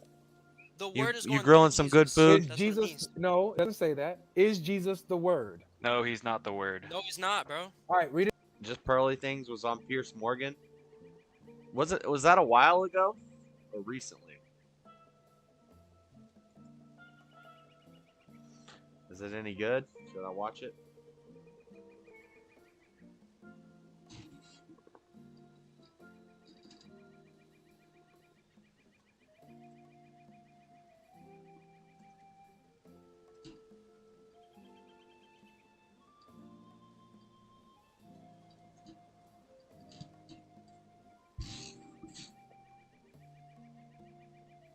Nine minutes, 3 minutes, an hour. Pearl reacts to a Pierce Morgan debate versus radical feminists. I want to see the full thing. Let's go to his. Well, joining me is former England cricket legend Sir Geoffrey Boycott, Conservative peer Lord Marland, who was Female Andrew Tate, Pearly Davis on why she thinks women shouldn't vote. But where's the full episode? Was it just a 9-minute segment that they did? Apparently she debated a radical feminist. Where's the full episode? Titanic sub update, Andrew Tate statement 13 days ago, 2 weeks ago.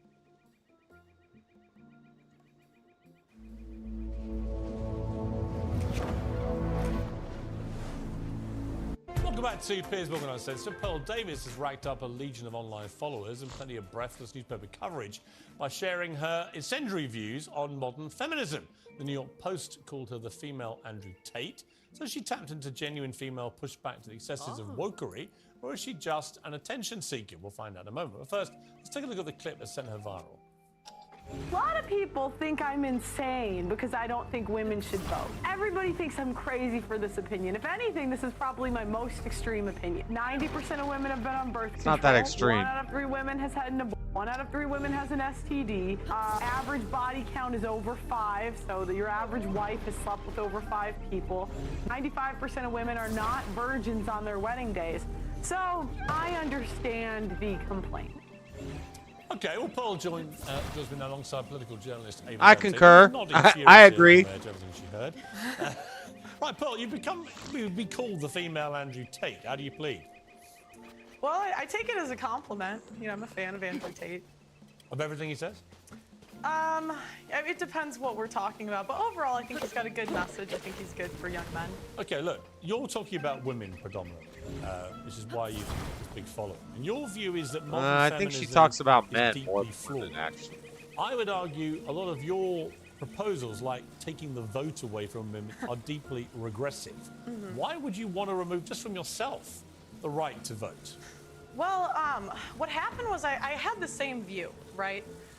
Back when I started, I was like, why? I found out that only 5% of women wanted the right to vote.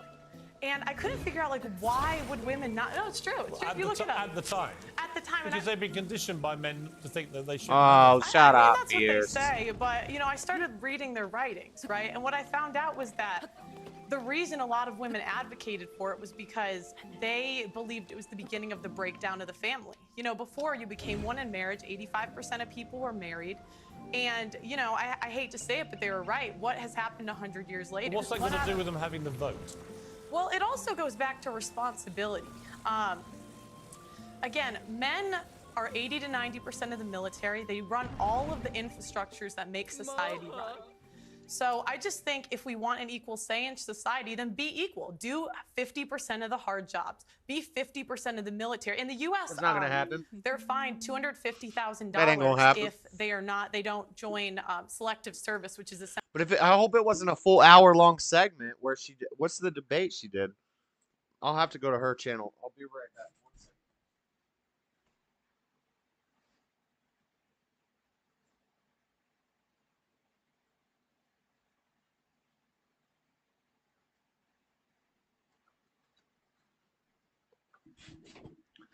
Oh yeah, nice. I don't want to take a note. I like how you got the black hands now. You got the black emojis now from that tanning. The Seesaw's trying to look swarthy. Yeah, man, I like recommendations of videos to watch. Sometimes. Some recommendations, I'm like, I don't know about that. Essentially the draft. Okay, but on specifically on the vote, what would having the right to vote have to do with family? It's funny, I saw her in a stream recently, and she was saying she wishes she could be interviewed by Piers Morgan, and now she's getting interviewed by him. So she put that out there, and she got it. But he's coming at her. He's coming at her. You don't want to hear this women can't vote stuff. Pierce is sometimes kind of based, but overall, nah. Family cohesion, for example. Well, because again, before you weren't trying to divide a family. It was one family unit. You had one vote for the family. It was communism. It was all in the Communist Manifesto. Get rid of homeschooling. Destroy the family was the main argument against communism. And then Marx's response to that is, yes, we are going to destroy the family, but it's going to be a good thing. Because once we stop having property, once we get rid of individual property, we abolish individual property, we stop having homeschooling and individual schooling, and it's all public schooling for free. Once we do all that, there won't be a need for a family because men will stop looking at women as property and thinking their only job is to make babies, and then the society will just be free. The problem with marriage and all that is it's ancient, and it looks at women as property. So we're going to abolish all individual property, and that includes the family, and the whole community is going to be a family together. That's what Marx wrote in the Communist Manifesto. I mean, I don't think it's good for a family to have two votes. Ava, your mouth seems to have dropped No, about do you know what it's sort of feet. like? I know. It's just sort of a bit galaxy brain. I feel like, the stats that you're putting down are perhaps correct in some universe. Which stats? They just kind of In don't some really add up. universe. I mean, just to take you back to the... Now, Pearly Things is not good with stats. I agree with the stuff she's saying, but she doesn't usually have the stats on hand. Maybe she came prepared for this Piers Morgan thing. To the women's writings that you've allegedly read. I mean, at Allegedly? The time, well, at What the do you time mean allegedly? At the time that you're talking about, women weren't really allowed to write. They weren't allowed to go to school. Yes, they couldn't were. Write. Yes, they So were. That's actually, incorrect. The first okay, what female year are we property, the first talking female property owner was in the 1600s. The idea that women couldn't work and couldn't. I'm so sorry, but that would be inherited the property. first female millionaire was in the late 1800s. And was that inherited? No, it wasn't. It was self-made. I believe she was black. I believe the first woman to make $1 million in America was a black woman, and it was something to do with fashion, something to do with clothing, because that's recession-proof. Cosmetics is one of the things that's recession-proof. Women are always going to spend money on nice clothes and makeup. It's just, I don't know if it's a biological thing or what, but women like nice clothes and makeup and cosmetics. And nowadays it's cosmetic surgery, but they always want to make themselves look nice. It's probably, if you believed in evolution, it would be evolutionary biology that women want to look nice in order to acquire a mate. It's weird how it's the opposite in the animal kingdom. The males usually peacock. Usually the male birds are the more vibrant birds. The male lion has a big bushy mane. That's peacocking. That's like to get the woman's attention. Whereas in the human world, it's the opposite. The women peacock with the makeup and with the dresses and all that stuff. And The men peacock by status, by you got to have a lot of money and a good job and a nice car. That's the way the men peacock to find. But it's all about finding a mate, making babies. Unfortunately, they've kind of played God and brought in abortion and birth control and condoms and all that stuff, and playing God so that you could have the sex without the responsibility of a potential child. You could just kill it. Yes, it was. Self-made. Yes, it and was. She never She was inherited just land. yes, she did not and what inherit law it. permitted that? What law permitted that? Well, there was no law. I mean, there's always been women that were influential in let's history. let's get on to the vote. So what I don't understand is, you know, a part of your message. I've just, you know, I've researched you today. And hang on a minute. Okay. You know, your big That was push a is dig. that you care about men. That was a dig. I just researched you today. Like, I've never heard of you before. I just researched you today. And I took in all of your hours and hundreds of hours of content in 10 minutes while I was doing my research, and now I know you. You don't think that men are getting enough of a say? But Well, I care about hang women on, too. I haven't Care made the about women point too, yet. Because of feminism, okay? What I wonder is when you start making calls out like repeal the 19th, women shouldn't be allowed to vote. Let's How is that go. helping young men? Because these young men have women in their lives. They have mothers, they have sisters, they have teachers, and they turn around. They don't know how to act around women because you're giving them license to be misogynistic. I wouldn't call it misogynistic. I say be equal. So again, I men think do that's what all of most the feminists are Well, saying. then okay, I'd love for the feminists. Please apply for the oil rigs. Please go do Let's the hard go. jobs in society. They're open. They're hiring because I don't equate for. I don't think men or women are equal. Pearl kind of looks like an elf. I think Pearl got some elf blood in her. She's a little bit of elven. That's why she's so tall. Until we do the equal work. So no, listen. Go apply to be on the oil rigs. Go be a plumber. Go be a coal miner. Go be a coal miner. Go be a crab fisherman. Go be an ice road trucker.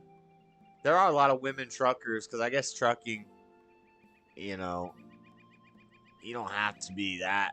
I don't know. I think trucking is still more of a guy's thing. We can stay up longer and stay focused longer and make better decisions in like tight situations. Like there's a deer or a car swerves in front of you in a semi, a woman might freak out and T-bone that piece. You're gonna have a Terminator scene where the steam tanker starts rolling and goes in a big old ball of fire. Go be on the front lines of the military, and then we should have equal rights. But until feminists are willing to do that, I don't. She was joking about the military thing. Don't go be on the front lines of the military. That that is not gonna turn out well for America. Please don't do that, women. Believe we should have the freedom without the responsibility. Okay, well, I don't think that I'm physically built for that. You might be, but I'm absolutely That's not. a bit- No, but you Wow. said you're Wow, valuable. wow. She's made a couple digs. She's definitely taking digs and just giggling off her points, not really rebuttaling them well. You said you were a volleyball player, and so you've got more strength than I do. I don't think But that I don't can have do more those strength. I don't have jobs. more strength But than I'm the not average gonna take your man. right away to I don't do have. it. I don't have more strength than the average man. But again, it goes back to go be a plumber. You want to be equal, go be You equal. also, but you want divorce to be made illegal. Yes. Why? Yes, because I don't think what we have today is really marriage. What is marriage? It's for better or for worse, for richer or for poorer, in sickness and in health, till death do us part. That's what marriage is supposed to be. But feminists have ruined marriage. It's the same thing. All these ideas weren't controversial 50 years ago until we had feminism and the civil rights movement and all that communist crap come into America. And the politicians back then were warning about it, and the right-minded people were warning about it. Social Security, all these women's rights in marriage and stuff. Marital R-word, marital grape wasn't even a thing until I think the 1970s, and it was a Democrat thing to give women more rights, which leads to higher divorce rates, and women want to just get with a dude and then take everything from a dude. All these rich, successful guys all have been divorced. What a mess. What a mess. Women back then didn't need to vote. They didn't care. They weren't concerned with politics. They were too busy raising their children right. Like, you got to teach the kids. And then dad's going to teach the kids how to go fishing and how to go hunting and take them on adventures with the boys. And mom's going to be at home teaching the daughters how to take care of the house, educating the kids, and doing all that. And everything was great. America was great. It was great. But then they had to get civil rights. The women wanted to be like a man. It's the downfall of civilization. Straight up. I don't need to see facts and stats and statistics. I just look around. Women, 80% of women, even a large percent of that 80, probably 30% of that 80, claim to be conservative women, support abortion. At least if 80% of women claim support abortion and only 50% of women are Democrats, let's say all the Democrats support abortion, even though that's not true. But at least 30% of the women who claim to be on the right support abortion still. So, nah. They don't let the man handle the politics. Let the man go do the voting stuff. Women ain't got no time for that. And the barefoot in the house thing, by the way, is because in the South and in the country, people were poor. Everybody was poor. Okay, this is the olden days, right? You don't got money to have a pair of house slippers, a pair of you had your town shoes, and you had your slippers. Your slippers was around the house and outside around the house, but for the most part, you just be barefoot in the house. You ain't need to wear no shoes all the time. Ain't nobody got time for that. It's a bunch of extra money. Why not be barefoot in the house? That's nice. That's nice, man. Ain't nothing like being barefoot in the house. And then you got your town shoes for when husband takes you to town in the truck. You know, you got the dog in the back. You got the kids riding in the back of the truck. You know, you're dropping them off by the creek to go fishing. You and wife are going into town. You got your business suit on. You got to make some deals. You got to sell some grain, some carrots, move a little beef, pause. And the woman's going to do the grocery shopping. She's got her nice dress on, not revealing, but, you know, she's being a wife and she got her town shoes on. She looks pretty. And she's going up and picking up some groceries. I'm barefoot 99% of the time. Straight up. What do you need shoes in the house for? That's a waste of money. That's a waste of money. People don't have money to throw away like that. You ain't got no Crocs. You're lucky if you got some slippers and some town shoes. And maybe you got one nice pair of dinner heels. We want to go out to a nice dinner. You got your nice dinner heels. You got your nice dinner dress. You got a couple town dresses and a pair of town shoes. And then when you're around the house, just be naked. What the? We don't need not with the kids around. Okay, you gotta get some clothes when the kids are around, mama. If it seems like I'm just talking to Seasal, I'm not. I'm talking to all women. Seasal's a married woman with children. I'm not. I'm talking about my imaginary wife. Marriage for the people that actually believe in marriage. How? When there's a 50% divorce rate and the average marriage Why is that all down to the women, though? I didn't say that it was all down to the women. Why feminist women? You asked why I want divorce to be banned. Yeah. Can I finish that first? So I'm saying, you know, the people that believe in divorce, go be in long-term relationships. Leave marriage for the people that actually believe in, for better or for worse. No, because they want the tax benefits. They want to be able to work the system and say, well, we lived here together for this long. We split our bills and everything. It's a financial thing. That's why they do it. They're trying. It's for financial gain. We can make more money together. We can pay for the house. Roommates are annoying, but if I can have SES with you, then you know, it makes it a little more tolerable. So we'll just have sex. We'll live together. We're like roommates who sleep together, basically. And we get tax write-offs and whatever. I'm not a big tax guy, a numbers guy, an accounting guy. I don't know all that stuff, but I do know there are benefits to being married monetarily. So people want to take advantage of that. That's why there should be there should be a thing called like a civil union, and maybe they do have this in some states. I don't know. But like a civil union, if gay people want to do this little civil union thing for the tax benefits, that's the government.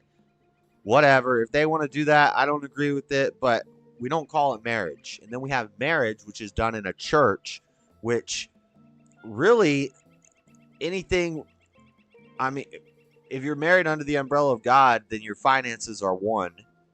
And, you know, and these problems shouldn't arise if you're doing it right. But you get married in a church, that's a man and a woman married under the umbrella of God. That's till death do us part. There's no divorce in that, except for in the case of adultery and death. Adultery and death of the spouse, then you can divorce them and remarry. But if they're the type of person that's committing adultery, then they shouldn't have been getting married in the first place, because that wasn't under the umbrella of God. But things happen, so you have to have a allotment for that in there. But yeah, and then you make babies. What the? It's not complicated. For richer or for poor, in sickness and in health, till death do us part. But doesn't the sanctity of marriage also rely on the woman being a virgin? So you wouldn't be able to get married. What do you mean? Well, you've spoken quite openly about how you're not a virgin, and so if you want to preserve that sanctity of marriage, then I just think that you're upholding standards that you don't actually live by. Look at Pierce. That's a fair complaint. Pierce I is wish like, I oh, was. Lord. But we can't go back. I don't know what you want me to say. Yeah, but I just don't think it's fair that you get to be here and you get to be paid for your views, and you're telling other women that they shouldn't be allowed to. I think You could be a born-again virgin. I believe in that. Actually, I like what Hake said. I never thought about this, but he said virgin only applies to women. And I was like, dang, that kind of makes sense. I kind of think that's right, that virgin is only a thing for women. But if we're taking the common modern acceptance of the word virgin, and that men can be virgins or not be virgins, I do believe in a born-again virgin. I believe you maybe you went and had sex, or maybe it's two different definitions of the word virgin, because technically if you're a woman and you have the hymen popped, then there's no, you born again virgin or not, you've still been defiled. Your flower is no longer intact, so they say. But idealistically, so maybe there's there's a physical version of virginity, which once you lose it, you can never lose it again. But then there's a spiritual version of virginity where God forgives, and maybe you've been a slut maker in the past, or you've been a whore in the past, but you're born again and you do away with that life, and you go and you sin no more, and you stop having sex with random people. And then when you get married to your spouse, you don't have sex with them until you get married, and then it's a marriage under the umbrella of God, and you stayed celibate while you were pursuing your spouse. You had a long period of time to reject that life. I think that's a thing. Maybe there's two different types of virginity. I think there's a reason why only women have a hymen. Yeah. So do you agree with that? I think that kind of makes sense, that only women can be virgins. That virgin isn't even really a term that should matter for men. It makes sense. It makes sense. Hang on. Okay, if I may, at some stage jump in. Isn't the whole point of being a feminist, though, that women are entitled to have their own views? Absolutely. And so she's perfectly entitled to her views. Yeah, but you can't. You might not like them. But I'm here to But challenge isn't she exercising her right as a... Are you a feminist? Oh. No, I am not. Really? No, I wouldn't. Don't go that far. You don't want to be a feminist? No, because I think if feminists really believed in equality, but you guys don't, I would love for you. There is an oil rig hiring. There is an engineering I would actually firm love to see hiring. Ava Satin on an oil rig. No, seriously. There is a building being built next to my building. Go do it, feminists. Go do it. And me, I'm saying the same job that I'm doing right now. When you find the man you want to get married to, are you saying you will be with that man whatever happens the rest of your life? Yes, Yeah, makes perfect sense. God only gave women a safety seal. Yeah, I think I agree with that. It's something I never really thought about until I heard Hake say it, and I was like, that's true. I think that's true. Interesting. So shout out Hake, helping me get more philosophical and insightful without even trying. Make America smart again. Let's go.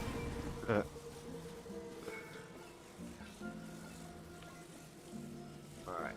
I have to put this palm tree in this thingy thing.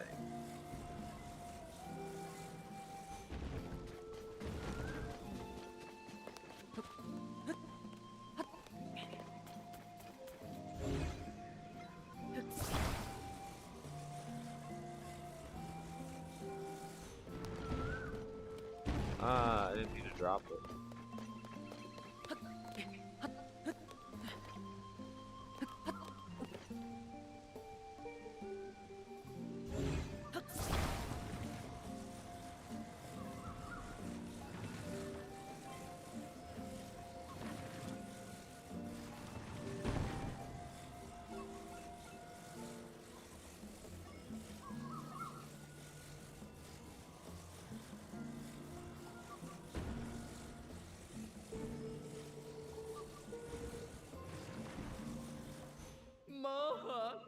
It's perfect. I couldn't have found a better pillar to hold this place up myself. For the vows that we're supposed to live How do you by. know you can keep them? I mean, I think it's a choice. And that's the thing, like women are so willing to leave marriages because they're not happy. This is not about happiness. The most important thing is the children. And the problem is we have a modern society where it's me, my feelings, leave when I feel like it, instead of doing what's best for the kids. Ava, I've got to say, it's a little bit listening to Andrew Tate where some of it I really don't agree with. I don't agree with the vote stuff. When I hear things like that, I think there'll be a lot of people, especially older generation women perhaps, who think, you know what, she's got a point. Look at her face. This girl's face is like, oh no, Piers, stop encouraging this. This is so bad. Stop encouraging it, Piers. An agency. So I think that if a woman is going to look after her children during divorce, that's absolutely fine. I also believe in your right to speak your mind about it. What I don't understand, I'd like to what say, I don't even understand. before the 1920s, Do you know what I mean? women could speak You openly. know what I And mean? This idea that like women All couldn't goals. talk the last 500 years. There have been women I know, throughout but the American history state that have education been, system has that failed before, and it's failing now. There have been women throughout Haha, let's go. Pearl knows that you only got like 10 minutes on the snippet. You only got 10 minutes on the show.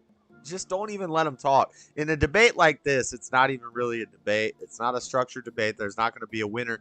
Did you know that there are parameters for an actual debate to be considered a debate and not just an argument? Usually, if people disagree, that's just an argument.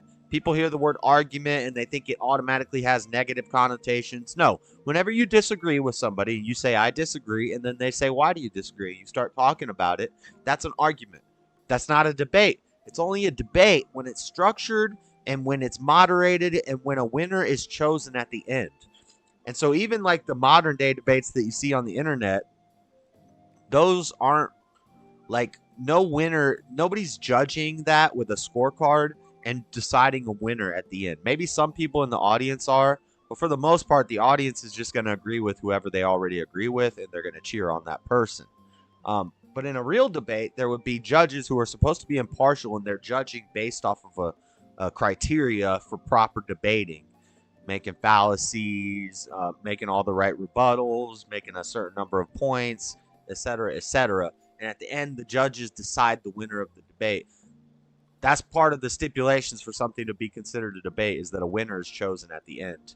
And so when you're on a news thing like this, you got 10 minutes. Don't even let them talk. Just talk over them the whole time. Just run them down. And Pearl is doing that nicely here. history that have read, written, and been very influential in society. Okay. So this idea like women could never do it. Do you know don't what believe I don't understand though is when it gets spiteful, okay? Because you put down a few arguments that I think are perfectly, like, you know, they're kind of evangelical and they're Christian, but those are your right to say it. What I don't understand is when it kind of seeps into this sort of, you call women fat, you say that they shouldn't have Are they abortions, fat? you say that Are they they have fat? STDs. You know, I mean, the question is, are they fat? Yes or no? The average American woman is 170 pounds. That's objectively overweight. I mean, let's be honest. We now celebrate morbid obesity as some kind of body positive thing. Oh. It's complete nonsense. So Dang, the tag team in this girl. This girl's like, oh no, I believe in body positivity at every size. I want to see more plus size women in Victoria's Secret ads. actually, on that point again, there's a bit of truth. Are in they this. fat? This is the problem. How have we come to celebrate morbid obesity as body positive? Well, it's nonsense. We're not talking about morbid obese. I was actually watching your podcast earlier, and you spoke to someone who was, I would say, probably a... It is morbid obesity. You'd be surprised at how low the threshold for being considered morbidly obese is. Like when I was like 16, I was considered morbidly obese because I was like, not 16, when I was like 13 or 14. Because I got fat when I was like 12, 13, 14, before I got tall. And I got to like 170 pounds. And I was still shorter. I hadn't had a growth spurt yet. And so I was considered morbidly obese. And it was just like 170. You know, I was a chunky kid, but I considered myself fat. I didn't like taking my shirt off at the pool and stuff. But I didn't consider myself morbidly obese. And then I did the body index thing, and it was like morbidly obese. It's like, what the? So it's really not that high of a weight. But then I got taller, and I was that same weight until I turned about 30. Right around between 175 and 185 from like 14 to 30.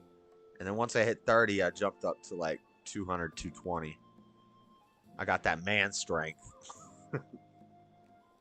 A size 12, and you called her fat, a beast, and a divorcee. I was a She was chonka. fat, obese, and a divorcee. wasn't. I mean, like, I don't know what to say. This is the thing. I was a we don't want to live chonka. in reality. We don't want to say things that are true.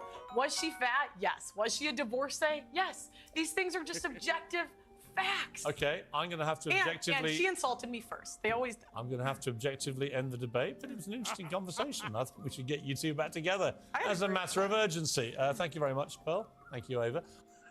Pearl's like, I agree. I'll come back. And the other girl's like,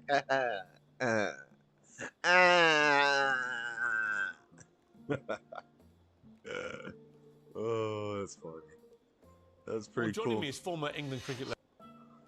What did Pearl have to say about it? When you're already a great nurse, but you're called to do more, you belong at Chamberlain University. All right, what up, guys? Is it an hour? Welcome to. I don't want to watch an hour-long reaction. Making sure that you're consistent, okay? If you're going to judge the Bible based on a position, then it better not backfire against you. That's all I'm saying. So I'm asking you something simple. Do textual variants prove that a book is unreliable, yes or no? Textual variance between manuscripts. So are you talking about like if one says and the other one says both or something like that? Or are you talking about like a verse just If there's totally being different? if there's a text, like what you brought up just now, there's a textual variant here, right? In all of the earlier manuscripts, it does not have the Father, the Son, and the Spirit of the Holy Ghost, right? It doesn't Yeah, have that's a that. good clip. That comes in the later manuscripts, way later. Okay, and so that's a textual variant there. Now, my question to you is: does a textual variant, when you have one manuscript that has says something, made a video, and another manuscript that says something, does that mean that and I knew I was going to say that word wrong, Hake. No, I. What did you agree. say? He said recipient. And what did you say? Recipient. Whatever.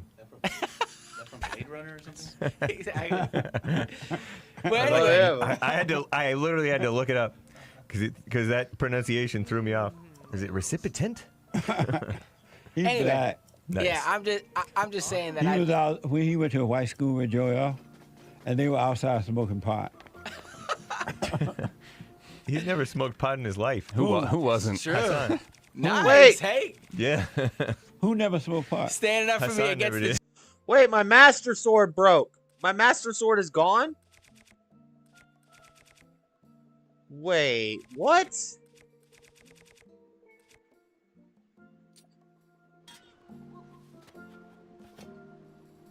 What? Wait a second. Where'd my master sword go? Hold up. Did I like throw it or something? What?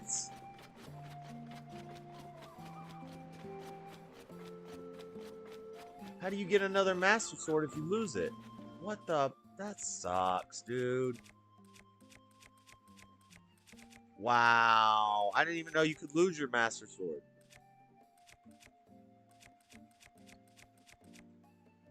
That's so dumb.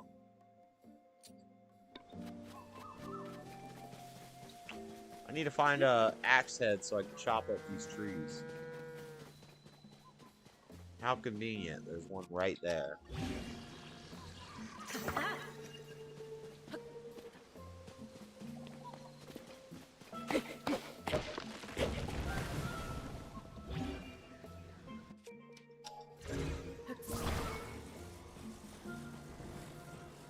Ah, that's lame.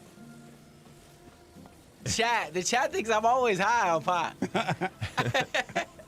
Hassan never smoked pot before? Ever. How do you know that? He said it. And I Really? believe it. And that settles it. There it is. You never smoked pot before, Hassan? It's true. Well, why you ain't got no sense? I know, I might as well have. I disavow. Anyway. That's why. It reminded me of when some years ago they gave the blacks a loan to buy a house. Remember that? And then the market crashed. Yeah, right. You remember that? 2008. So what? Yeah, I think that was somewhat the sequence of events. Yeah, and the market crashed because all these blacks got these loans because Maxine Waters, low IQ, was forcing the banks to let the blacks have the loan. Yeah, that, and Clinton. Bill Clinton was in on that. That's for He helped sure. her. Yeah, remember that, huh? I remember because that's why we got a house growing up, because Bill Clinton. Shout out to Bill. Shout out, Bill. But then we lost it. Shout out to foreclosure. Isn't it interesting how it's corrupting and cheapening? Oh, that is so funny. Shout out to foreclosure. Lord Baby 42 says, shout out to my main man Hassan for never smoking pot. That's amazing. It sure is. Way to not fall, which is a split infinitive, under peer pressure. But he didn't say nothing about no edibles. Let's go. Nick, where them brownies at, boy? God bless. I wonder if Hassan's dog smoked pot. Yeah. And I also disavow this super chat that he said. Thank you. But anyway. Hot boy, white boy summer. Got your favorite Instagram bitch DM in a number. I like that ending. Lord Bibby! Shout out Lord Bibby 42. When a killer doesn't realize he's being recorded. Jenin residents escape tear gas.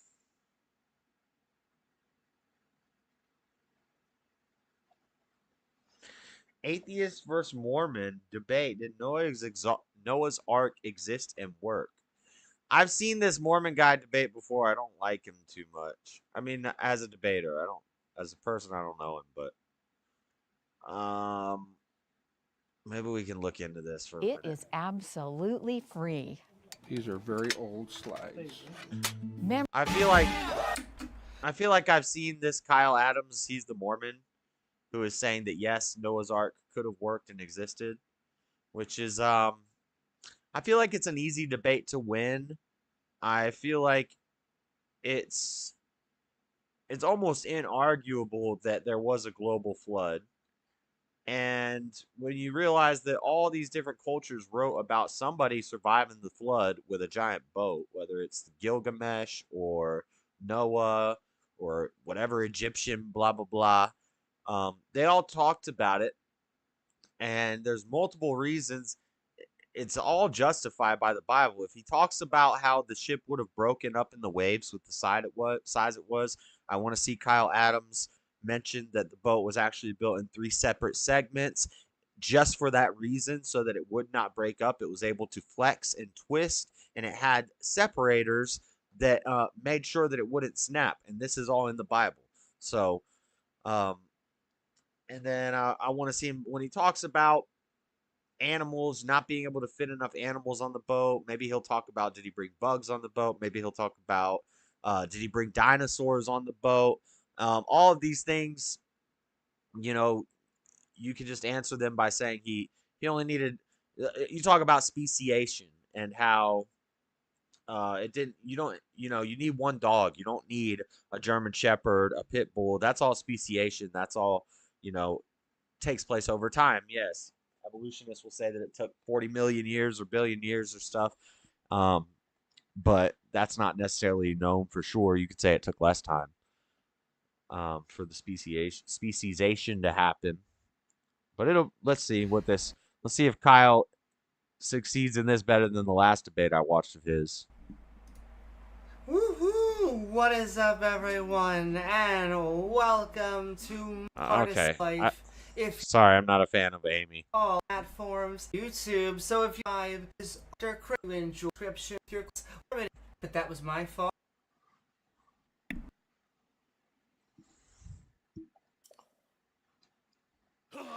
Technical difficulties, Amy. What the? Of Noah's Ark, and I'm really excited to be here. So, in order to really determine just how feasible that ark was, we need to first gather the context of it, the specifications and things like that. And so I think the best way to do that is to go to the source Genesis. and kind of establish You have where all the those measurements are. laid out. So I'm just reading here from Genesis chapter 6, and He's going to question the type of wood that was used because it's supposedly not a wood that's in existence anymore. What was it called? Otter wood or something like that.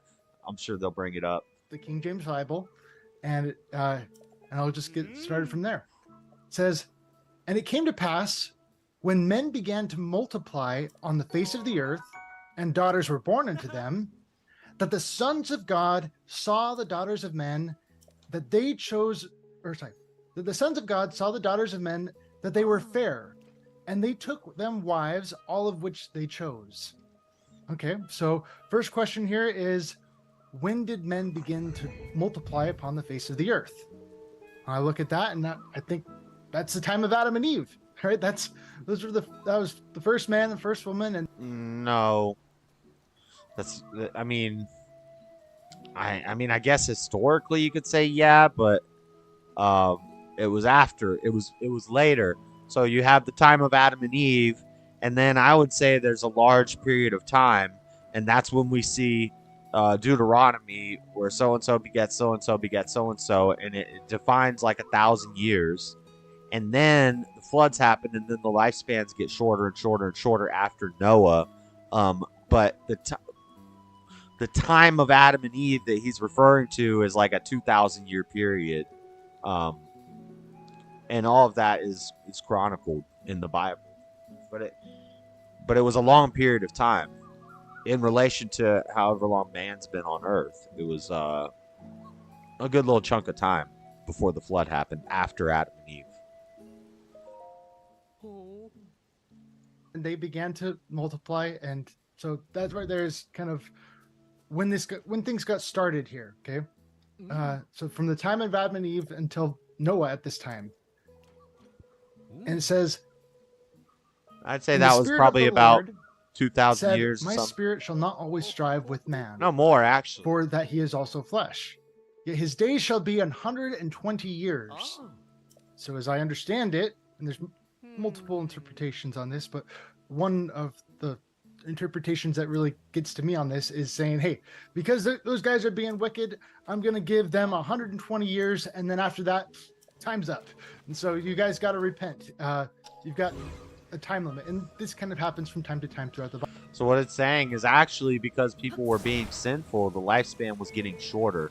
So he was only giving them like 120 years sounds long now, but at that time, 120-year lifespan was a very, very short life compared to what they had been living before, up to 900 years. The average person was living 400 to 600 years. A long life was 800 or 900 years. But then through sin and stuff, it got down to 120 years. They said he's going to give you a 120-year lifespan after that.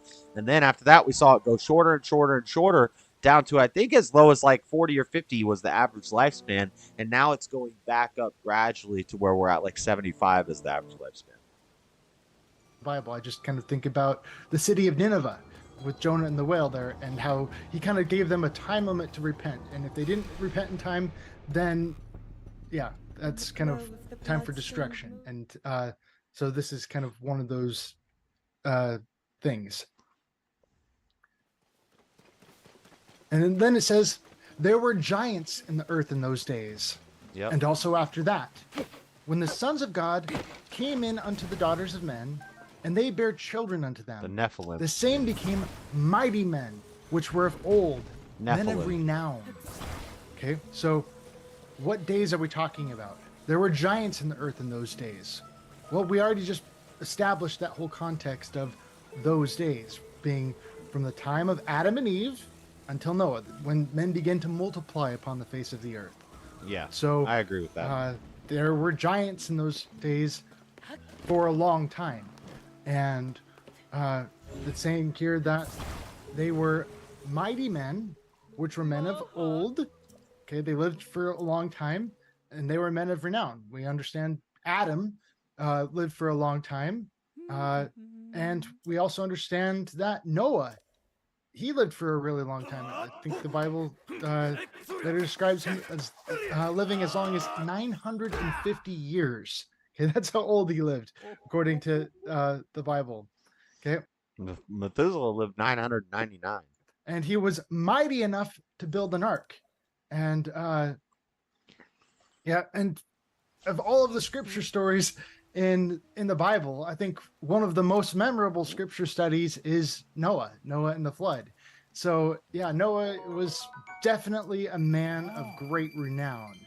So right here, this appears to me like it's describing Noah here, that Noah very well could have been a giant. Okay.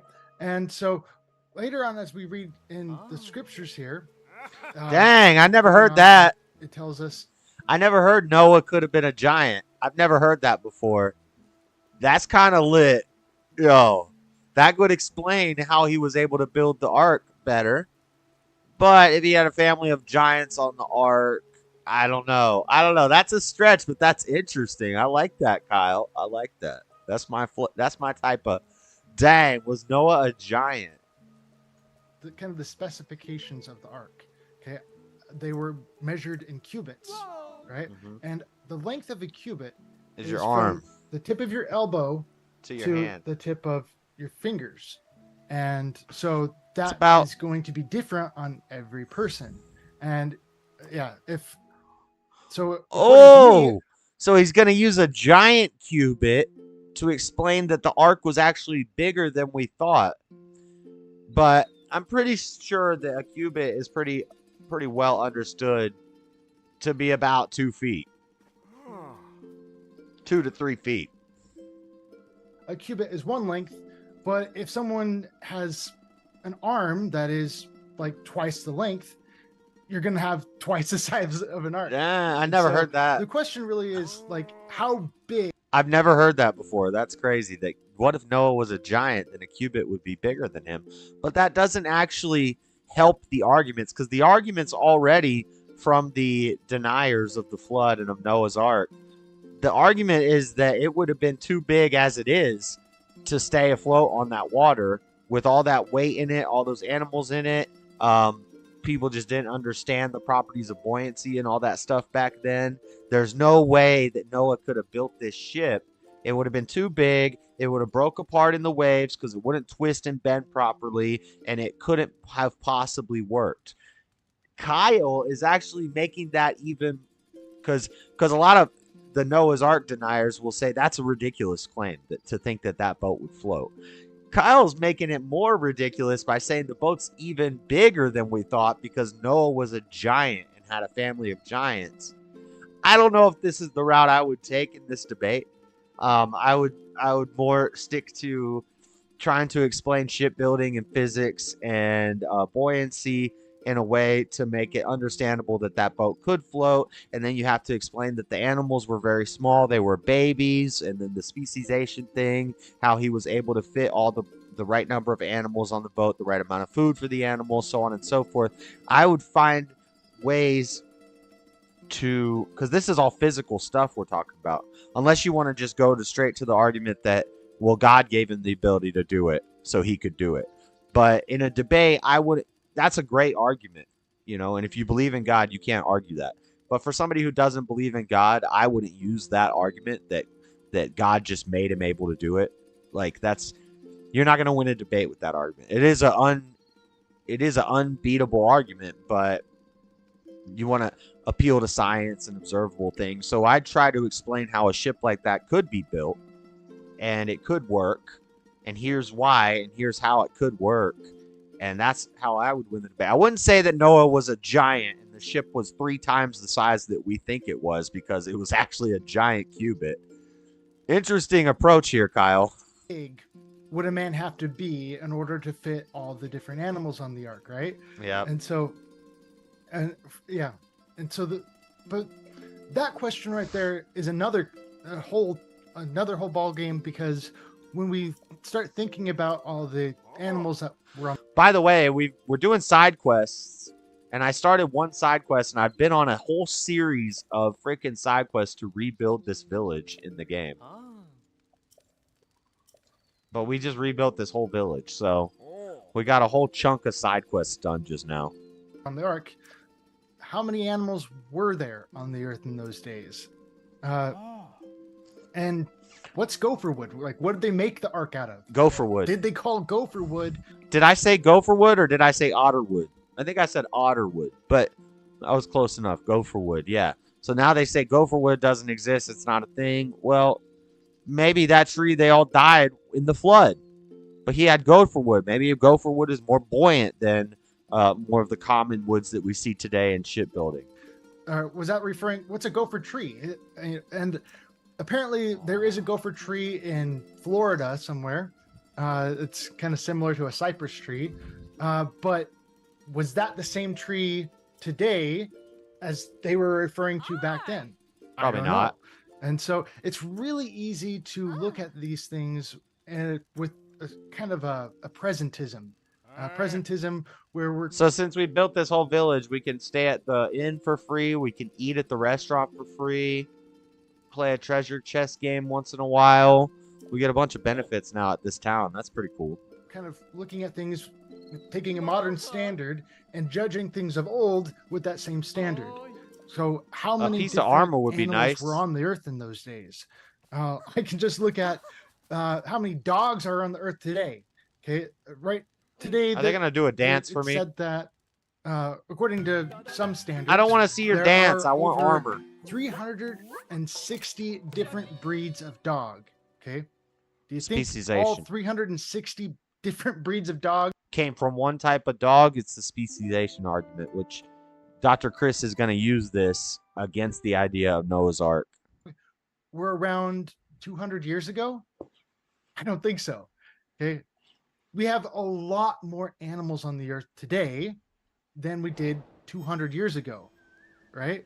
And so the question is, can we really account for all of the different kinds of animals that were on the earth even 1,000 years ago? I don't know. And so there's this huge question of, like, were there far fewer animals in Noah's day than there are today?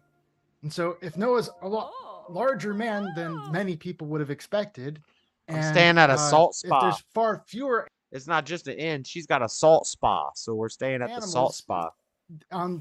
In the world back in his day than there are today, then I see this as completely feasible. I don't have any problems with them building an ark and being able to put all. So you have to reverse. Gosh, I always forget this term, and I'm always trying to think of it. You have to reverse. It's something. Law. Something. Things are halved over time.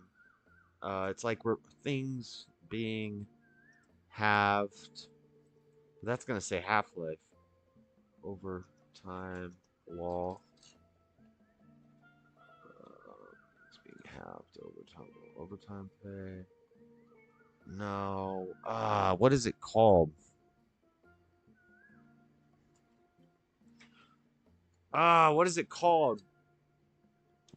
It's like, for example, to figure out, okay, if we get this much farther from the sun every year, we can reverse, and then there's a phrase that goes in there to figure out how. Oh man, I can't remember. I can never remember this. I think that kind of sums up kind of the primary points here that I've got. I'll pass it on to you. Let's hear what you have to say. Thank you for your opening statement from Kyle Adams, and with that, we are going to hand inverse it over square to the negative. Inverse square law? Is that what I'm thinking of? That's what I'm thinking of. Inverse square law. In science, an inverse square law is any scientific law stating that a specified physical quantity is inversely proportionate to the square of the distance. So inverse square law, kind of the same principles as inverse square law you could use to reverse speciation and say, if so many species are created every year and we have this many species, how far back will we have to go to get to where we only had, one species of dog? And you use inverse square law to figure out that amount of time. And this is what evolutionists will use to debunk the arc. They'll say that there's no way that we could have got that many species of dog out of one type of dog in that period of time. The claim period of time being 6,000 years or whatever since the flood. There's no way in 6,000 years we could have gone from one dog species to this many, because if you do the inverse square law, the numbers doesn't add up. But I don't know. That's their argument against the flood. Dr. Chris, the floor is all yours. Great, thank you for having me.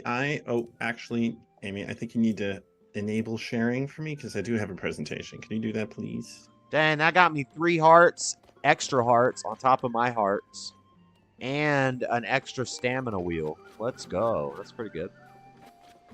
That's pretty good. Okay, so we built this whole town. Next quest.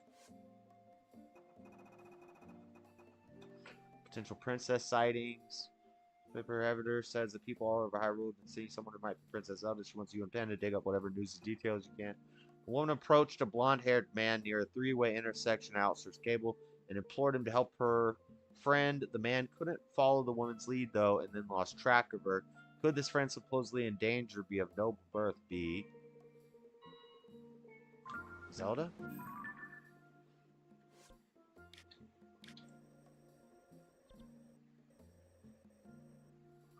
Reverse engineer.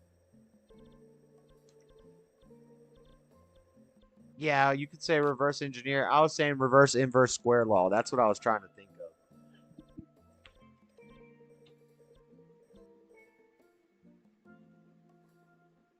Because it's used for physics and for size and growth and size and stuff over time. But it basically it's the same principle that if you can't just... So if one dog could make possibly 2 different breeds of dogs in its lifetime, and then those 2 dogs make 4, and then those 4 dogs make 8, and it gets exponentially bigger and bigger and bigger. That's why you use inverse square law to reverse engineer it. Yeah, to go backwards.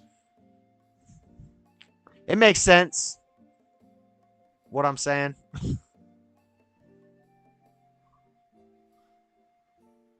Come on, Thank you Dr. for having Chris. me anyway. Let me get started a little bit on my... Okay, calm down. Hold on.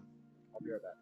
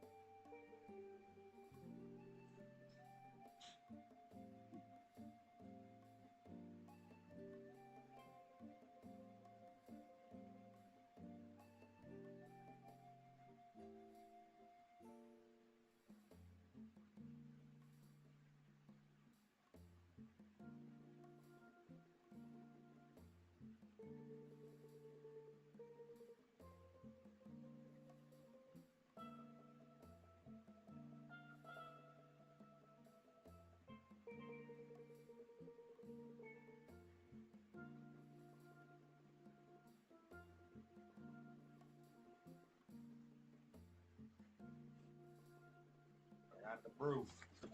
I got to brew.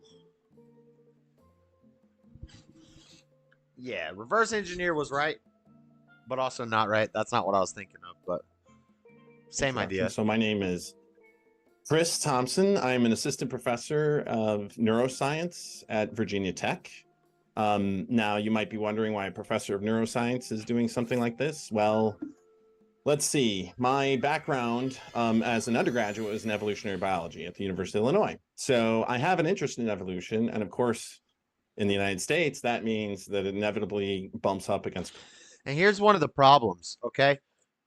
If you spend, how much is it for a year in college, a good college? What, like $30,000, $40,000 a year? Maybe more, depending on how prestigious of a university it is. Let's say minimum. I don't really know this stuff, but if you know better, tell me a good average price for a year in college, CSAL. But let's say $30,000 a year. And you want to go, not even get a doctorate. You want to get a master's. Master's is 8 years, right? You want to get a master's degree in evolutionary biology. So you pay 8 years times $30,000. You pay $240,000 for this master's degree in evolutionary biology. You have a vested interest. You have a very strong $240,000 bias for why you have to be right.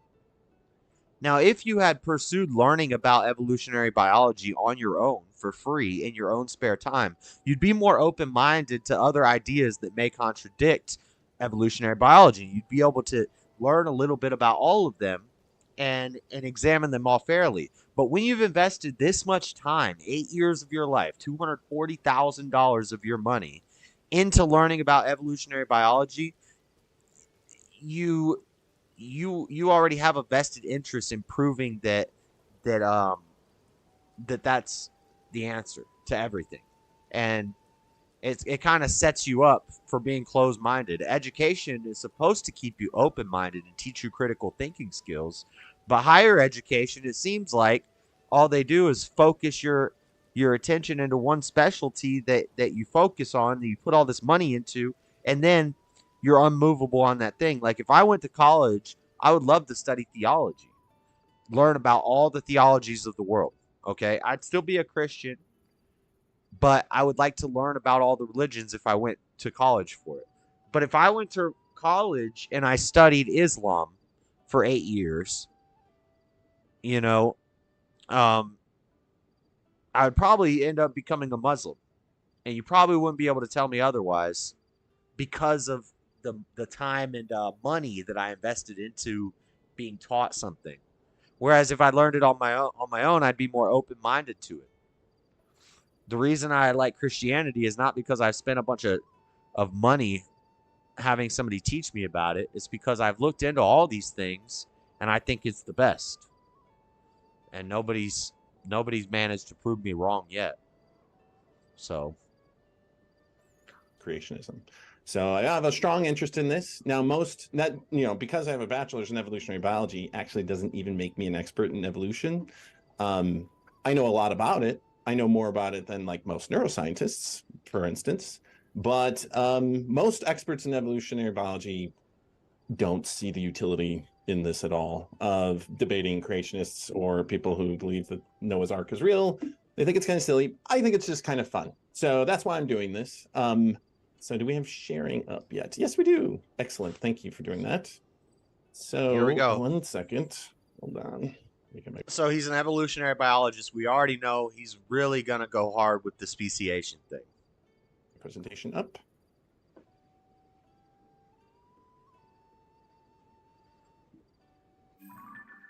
One second. Sorry about this. That's okay. Everyone out there in chat and on the interwebs. Amy, hello. Stop talking. Don't forget to like, follow, and subscribe. Okay. First, there's an idea, and you do something about it for the first time with GoDaddy. Then, before you know it, you make your first sale. Small business first never stop coming. And you have a partner that always puts you first. Start today at GoDaddy.com. At Blue Bunny, we test to make sure our mini treats are crunchy and mini. Thor! So, are we up and ready to go? Sir. Oh, he's got a PowerPoint. A little about me. Chris Thompson, Assistant Professor of Neuroscience at Virginia Tech. Good deal. All right. So what my work is about is I study how hormones shape the development and plasticity of neural circuits. And I study this in a wide range of species. And I can do this because, well, it turns out that all species have a common ancestor, including different animals, with humans. So we can study an awful lot about human health and conditions from animal models. Now, the views that I express tonight are my own and do not reflect the views of Virginia Tech. So you're saying we're similar. Okay. Or the great Commonwealth of Virginia. Let's talk about Noah's Ark. All right, so tonight's debate. I'd say we're very similar to animals. You're correct about that. The only difference is we have consciousness and a soul, and they don't. Where does that come from? When did morals and ethics and consciousness evolve? When did a monkey suddenly get morals and ethics? Is it like 2001's A Space Odyssey where they found a bone and they decided to kill the other monkey? Is that when morals and ethics came into play through evolution? I think not. Debate is about whether the story of Noah's Ark is feasible and did it actually exist. Here's a picture, artist's rendition of Noah's Ark. Dinosaur. So let's get into it. Look at the dinosaur helping build it. Shout out to the brontosaurus is helping build the ark, just like they helped build the freaking pyramids. Y'all think I'm joking? I'm serious. Do you think they didn't have trained dinosaurs back then? You're crazy. You ain't been reading your Bible enough. It's the thing about feasibility is like, okay, is Noah's Ark even possible, right? I suppose that's one aspect of what we're talking about. Now, I kind of find this to be a silly question. It's a little bit like asking if the Death Star from, Star Wars could actually destroy Alderaan. Like, I suppose you could imagine the ability to build some sort of giant spaceship that's like the size of a moon that has a big laser and destroys Alderaan. Now, that didn't happen. It's fantasy. And the thing is, of course, Noah's Ark is fantasy too. But the thing is, I don't even think Noah's Ark is even feasible. So let's get into this a little bit. Now, like, as a neuroscientist. Could the Death Star destroy Alderaan? Yeah, if it had a big enough laser, bro. Do I know anything about nautical engineering? No, obviously not. But I don't think you have to be a nautical engineer to know how absurd the story of Noah's Ark is. All right, so Kyle said that, like, we don't know how long cubits are. I know that there's some debate about cubits. Never heard anyone argue that Noah was a giant, but okay. No, I've never heard that either. It seems a little weird since he's actually the father of all humanity. You would think that many of us would be giants too, since everyone is descended from Noah, right? Anyway, so many scholars settle on cubits being a certain length, and that Noah's Ark would have been around 510 feet long. Okay, that's what many scholars believe. That's more than 1 2/3 football fields long. I'm talking about American football. You know what I'm talking about? So that's a big ship. Yeah, he's got his measurements right, assuming that Noah's not a giant. It was 3 layers, right? So there are 3 decks within, and this was supposed to hold all the animals. Why also is that important? I wonder if he'll touch on why also that's important, because the ship, it wasn't just 3 layers vertically, it was 3 layers horizontally. There were separate sections of the ship which allowed it to bend and contort in the waves and not break apart. Let's see if he gets to that. Maybe. Let's get to that. We'll talk about that. All right. So what about real wooden boats? That's fantasy. We're going to get into real wooden boats. Oh, I've seen all this before. The real wooden boats. He's going to say even ship makers in the 1700s had trouble building a boat. So the largest boat ever made was actually made only around 100 years. Noah and his family didn't know anything about building boats. They had never seen a boat before. There had never been rain. Yes, that's the stuff where we have to say, well, God told him how. He said, here's some instructions, do it. Years ago, which makes sense, right? Like you would imagine technology only getting better and better over time. These were the 6-masted schooners. These were specialized here in the United States. They were built to be massive so that they could carry American coal over to Europe. So they had to be big so that you could carry enough coal over one trip to make it economically feasible.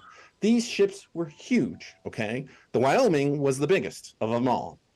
But so this was built in 1909. It was a huge, unwieldy ship, and it was only 350 feet long, which is 2/3 the length of supposedly what the Ark was. Let's talk about why the Wyoming was so unwieldy. The Wyoming sucked. It sucked as a ship. And the reason why it sucked so bad is because it was so big. It was so massive that the long planks of the Wyoming would twist and buckle in the heavy seas. Here so we you go. can imagine the seas bucking and tossing the ship around. And because it was so long, all the planks would be twisting and buckling and creating. Now, I'm hoping Kyle has the proper rebuttal to this. Gaps, which meant that there was seawater that would continuously flow into the hold. They would use pumps. They had pumps built into this ship. They had to operate 24 hours a day, 7 days a week, in order to keep the hold relatively free of water. It required a crew of hundreds to build it, and this is even using, relatively modern technology. It also required steel braces. There were 90 steel braces all along the inside of the hull, trying to prevent those long planks from buckling and bending. Now, this didn't exist back in Noah's day. So the reason why it sucks so bad is plainly obvious. And in fact, it only took 15 years in March of 1924 that it sank, and it killed everyone on board. Okay, so that's the Wyoming. So let's talk about the Ark. I don't have So any we're supposed gear. to believe that the Ark was 50% larger than the This is largest stealth. wooden ship Yeah. ever built. That it was built by 4 dudes, even if they were giants, right? Okay, whatever that means. It was built around 4,400 years ago, which meant that it was limited to the technology used at that time, right? By these 4 dudes. And that it was manned by 8 people, right? Noah and his sons and their wives at sea for over a year. Let's just ignore the animal part, right? Just imagine 8 people trying to man this ship for over a year at sea. Okay. Let's get to the animals, right? Because that's the whole point. The Ark had to be big enough to have room for all the quote-unquote kinds, right? Well, hopefully we'll get into what that means. It also had to include all their food. That's in the Bible too. That Noah had to go out and collect all the food for the different animals. It also had to have enough fresh water for all the animals for them to sit in the Ark for over a year. They had to keep predators away from prey, right? You had to also manage their waste. These animals would end up making huge amounts of waste, right? The Ark obviously is gonna be filled with waste. You could just imagine Just what drop the it off Ark the would boat. smell like after a single day, and imagine after a year what all of that would smell like. So how do we know that the Ark didn't exist? There are lots of different reasons. So all that was just about the feasibility. It just doesn't make sense. How do we know it didn't exist? The thing is, there's too many ways to count, and that's what I plan to get into. We're going to talk about that today in the open discussion. But there's one way we do know. So the thing, if one of the claims of the Ark is that it had to carry all the animals, and that the animals today are descended from animals that were on the Ark, we should be able to use molecular clocks in order to figure out, does that correspond with them descended from a common ancestor that was on the Ark 4,400 years ago? And the thing is, molecular clocks, they actually correspond really well with other lines of evidence. So this is a diagram showing millions of years ago with certain kinds of This is the inverse square law thing that I was talking about. Fossil record. That's So what I know he's that doing. This is generally considered to be the split between the placental mammals and the marsupial mammals. The nucleotide sequence substitutions, we can also compare extant animals today, that meaning that they're alive today, and compare pairs of animals for when we think that their last common ancestor is based on the fossil evidence, and we see an overwhelmingly tight correlation. For My this master data sword is back. across a long span of lifespan.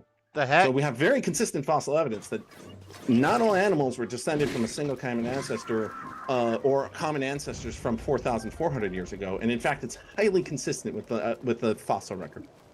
So that's the thing. There are many lines of Fossil evidence record that is unreliable. support phylogenetic sequencing. I denounce the This is fossil an example record. of what the phylogenetic sequencing looks like when you compare humans to chimpanzees or humans I to mice. disavow. I So we got disavow the mammals fossil all here, record. and then of course humans to say chickens or say reptiles, and then you can compare them to my favorite species, the frog. And then down to fish, right? So we got the vertebrates, and we can even include invertebrates in this. And the molecular data shows that there must have been a single common ancestor. But when we want to talk about molecular data as far as the Ark is concerned and within kinds, I'm going to show you that there's no way that this can work.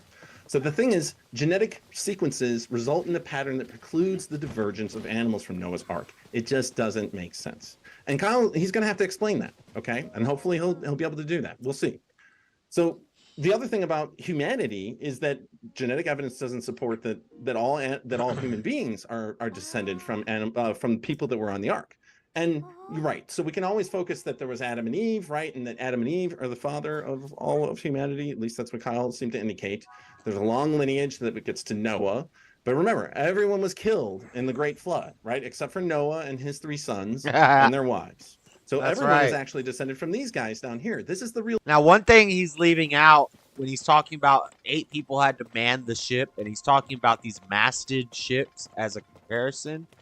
I don't think the Ark had a mast or a sail or anything like that, because the Ark didn't need to be navigated like that. It didn't need to be driven or steered like a captain on the ocean, you know, trying to get from one place to the other to find resources. All it had to do was float. It just had to float. And it floated wherever it floated, and God made sure it went where it needed to go, and it floated until land appeared, and then it was done floating, and it just docked.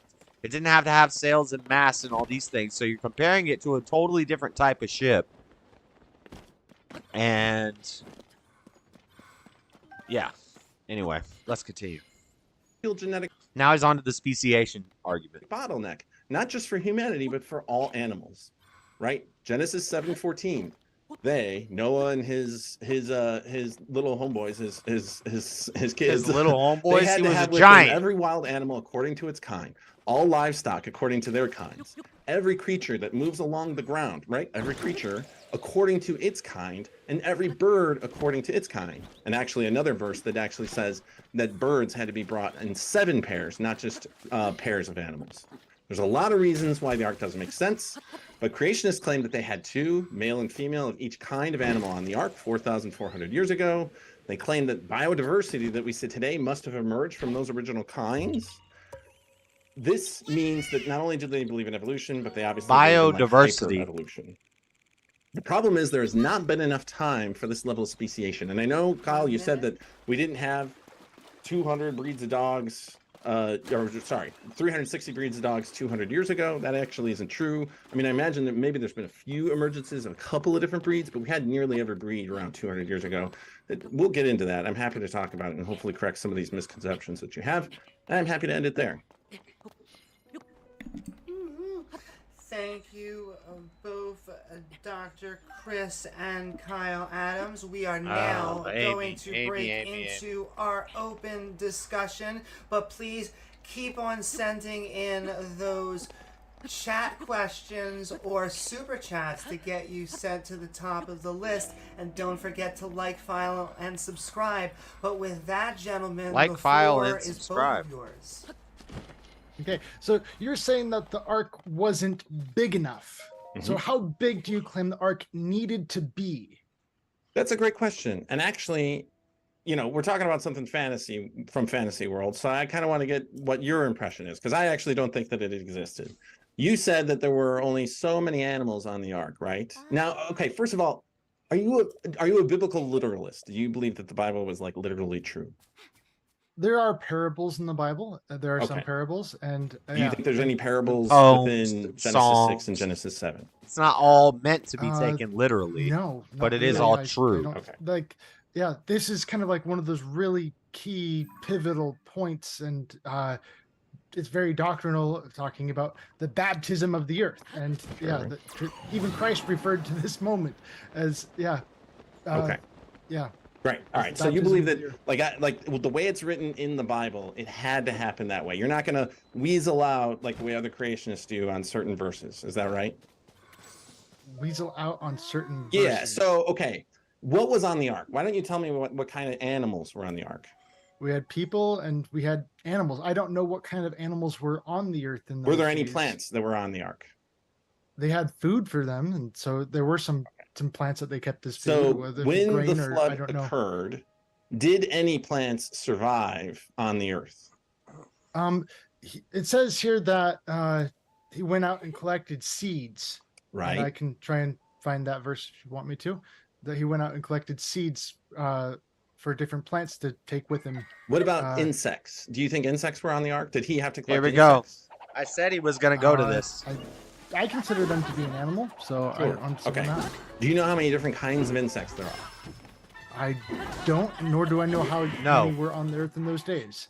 What is a kind? Insects could have survived outside of the ark Flies could have flown around. Water bugs could have been in the water. Okay? He didn't need to bring bugs on the ark with him. The bugs existed. Can we get to that? It's crazy the way life works that, you know, even in a flood, a lot of things can survive without being saved on the ark. He saved what needed to be saved. He didn't need to bring fish on the ark. He didn't need to bring birds on the ark.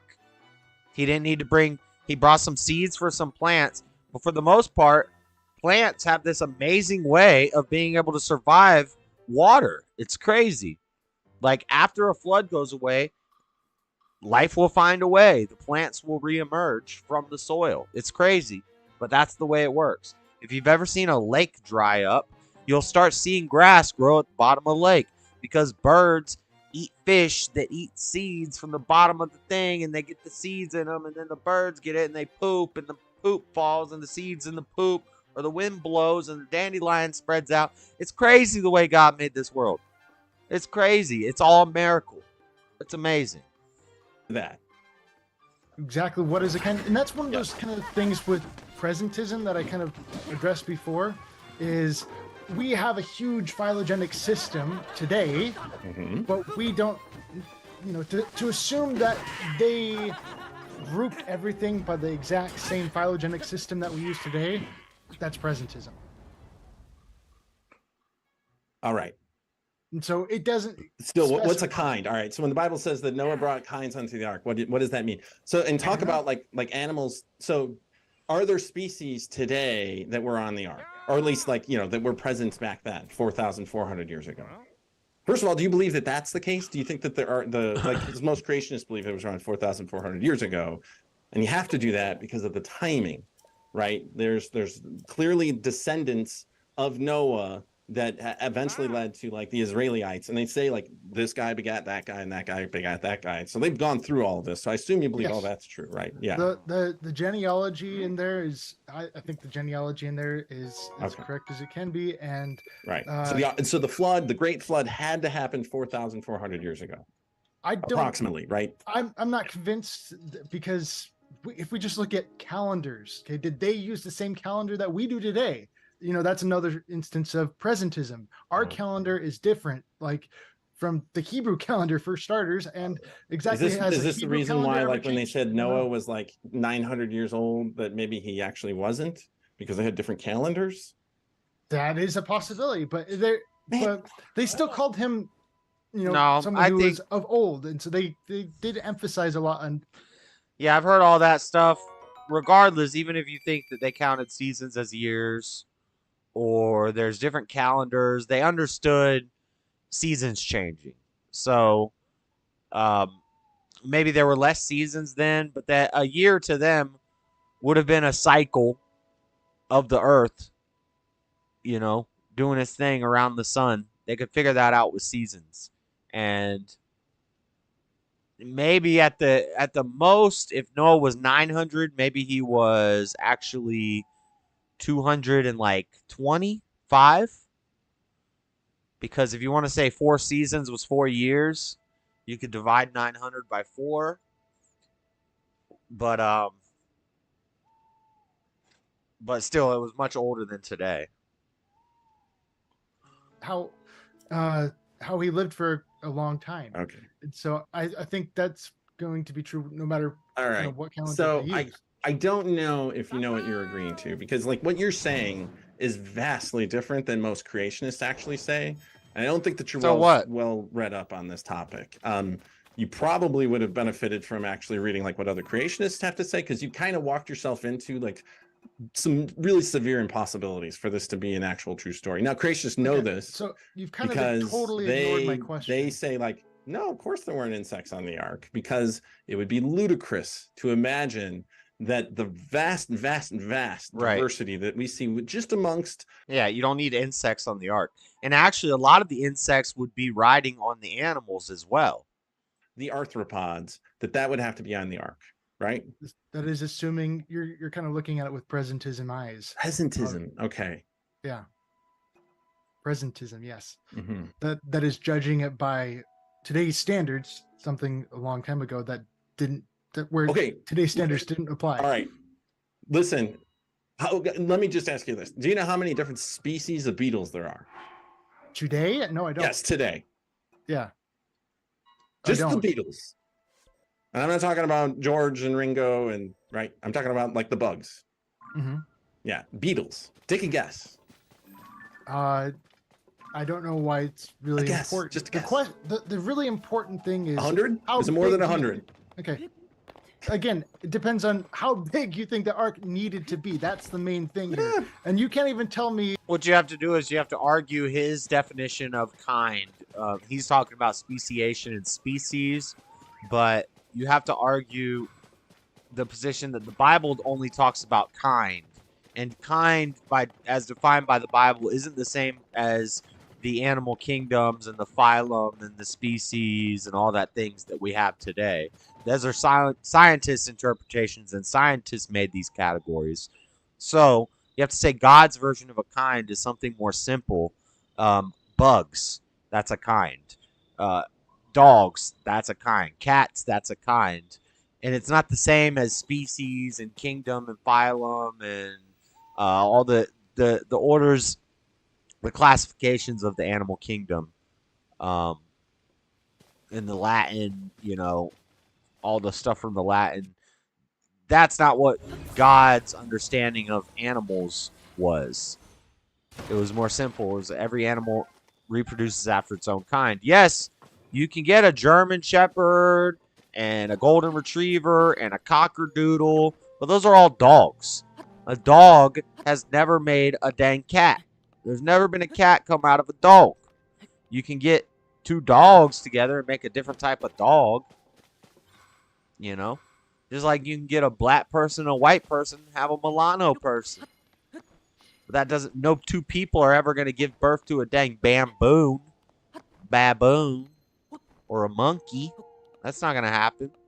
So how's a monkey going to give birth to a human? And if it's survival of the fittest and natural selection, why are there still monkeys here? If we were the fittest of the monkey species who became humans, then the monkeys would be obsolete and they would die off.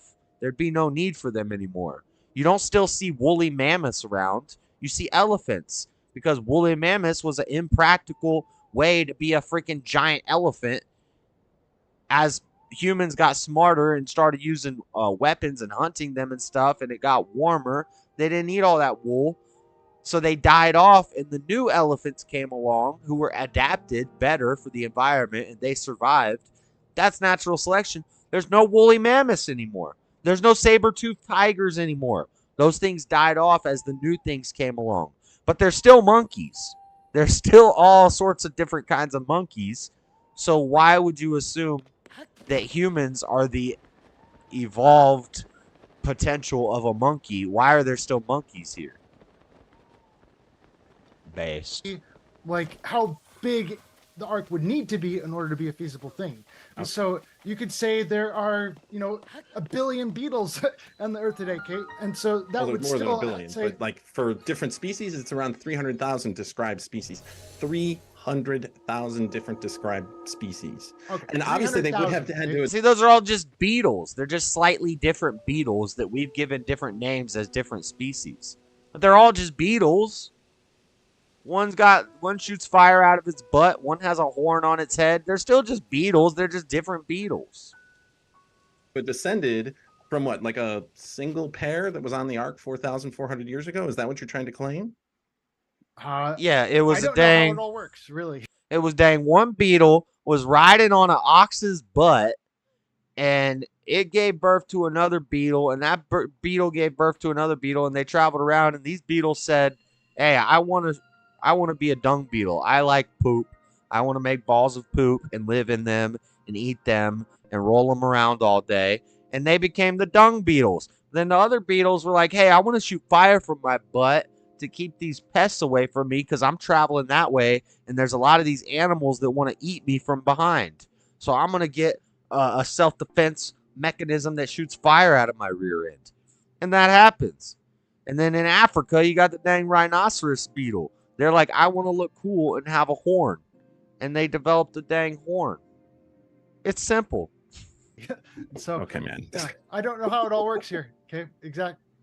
Exactly. So, and that's just the beetles, right? So we've got true bugs, you've got mosquitoes, you've got mantids, all of these different groups of insects. Just the insects is clearly Dang, I haven't done a shrine in a minute. Described species, and that's the described. We know that there's a lot that is undescribed because there's vast areas of the tropics that have not actually been thoroughly looked at, and so we know that there's probably twice as many additional species of the beetles, at least, in these areas. And so we're talking about literally millions of different species.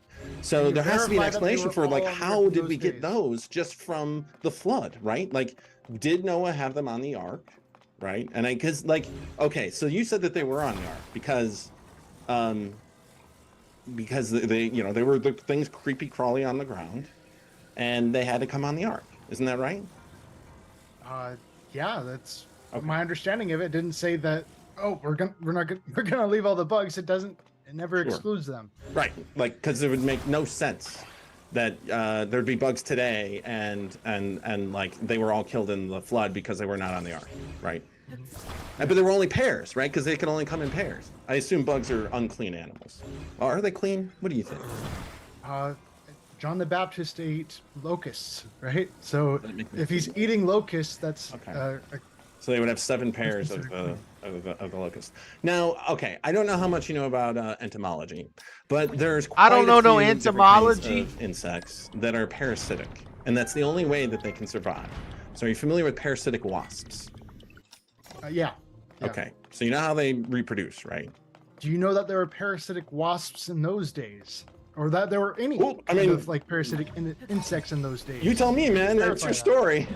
Hey, you're the one who's. I think that there were parasitic wasps 4,400 years ago. Yes. Okay, that's a nice theory, but do you have any like evidence? Sure, we can look at molecular evidence. Let's get to the molecular evidence. Do you have any fossils of them? Is what I'm trying to say. Oh, so I mean, we don't necessarily need fossil evidence to know that, like, say, parasitic wasps must have existed 4,400 years ago. There's something known as molecular clocks that allow us to determine these things. Do you have any idea how a molecular clock works? It doesn't. Nothing like a good sunset. It's a made-up thing. It's not real. Pixel. So this is his God of the Gaps. This is his Science of the Gaps, where you can't really explain something, so we're going to make up this molecular clock thing to explain it. Okay. So, if there was a common ancestor, right? Maybe. And if you spent $250,000 learning about this, then you couldn't possibly deny it. So this is his appeal to authority. His authority is the scientific community that made up this term, molecular clocks. So it's the same way that Christians, they say, use God of the Gaps whenever you can't explain anything. Like, how did Noah know how to build a ship before we had any shipbuilding knowledge, and there had never been a ship built before? And we say, well, God told him how, and that's how he was able to do it. So they'll say that's God of the Gaps. What he's using now is called Science of the Gaps, where basically he has a gap that they can't understand, so they make up this term to explain something that, and then they make it fit. They already know the solution that they need. We need to explain how there got to be this many different species of wasp and where the parasitic wasp come. We need to explain that. So then they already have a presupposition, and they make an experiment to prove their presupposed hypothesis.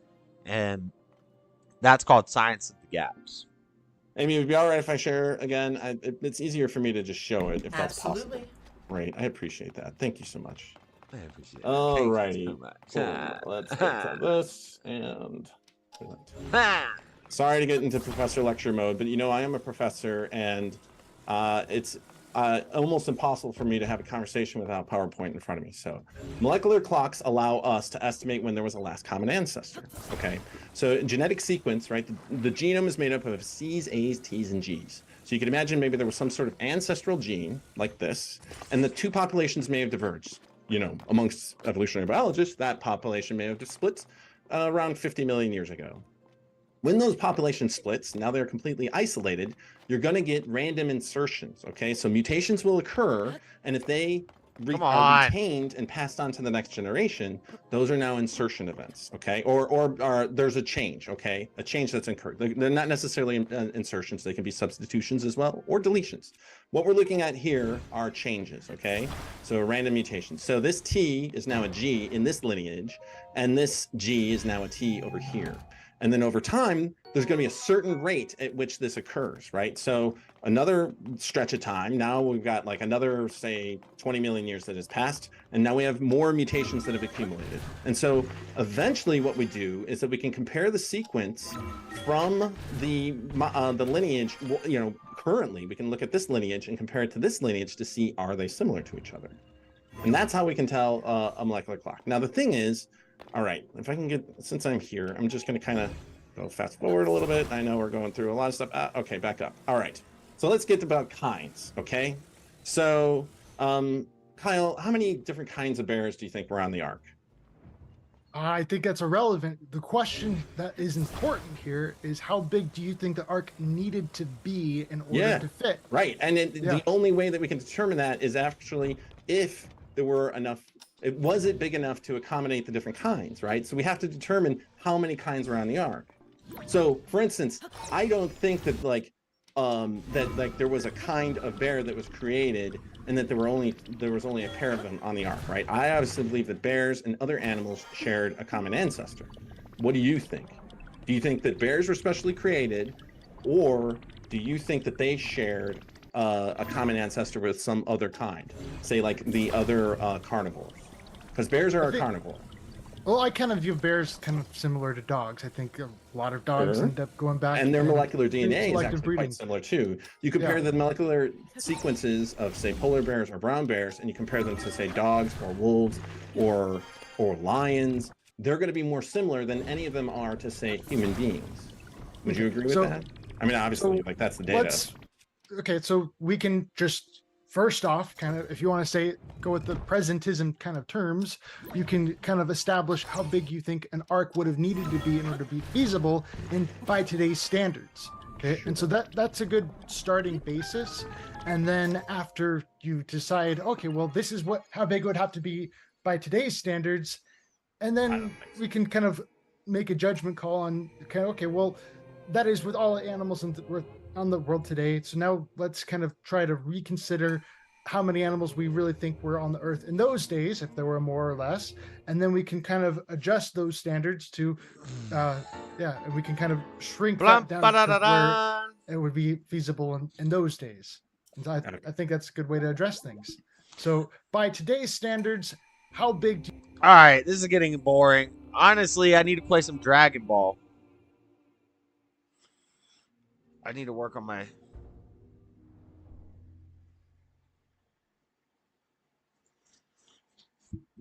Dragon Ball decks. I got a tournament coming up on the 30th. I guess I'm gonna play Janemba, even though I don't have the stupid cards that I need. Oh man, I kind of want to order them and get them. It's money I shouldn't be spending right now, but after the tournament, I could just turn around and sell them. Or if they help me do good in the tournament, then I can sell the prize cards to make some money back.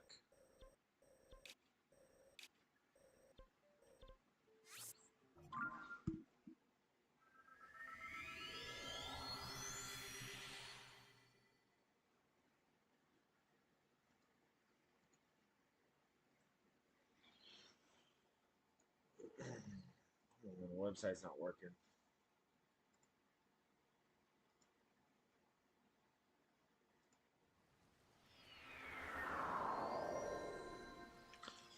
None of Google's working.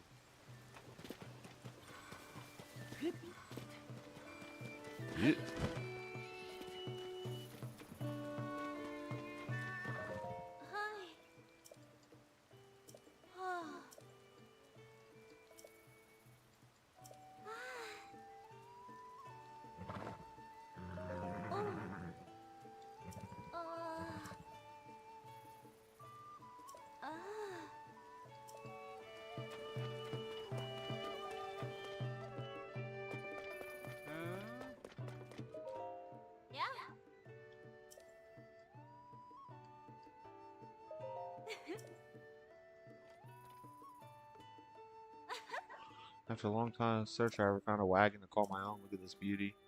It needs wheels. Building materials from the stable. Then I just have to catch a wild horse to hook the wagon up to be set.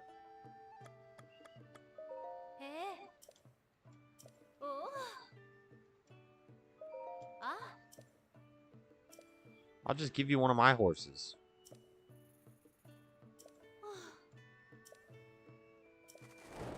I'll just give you a horse, lady.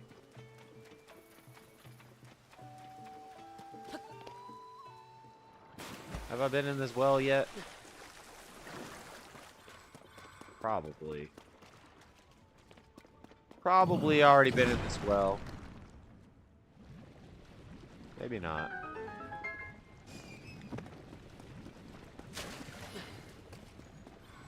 Well, I didn't know I was doing dang caves and wells in this video. I was sick and tired of doing caves and wells. Alright, I gotta turn off all that for a second.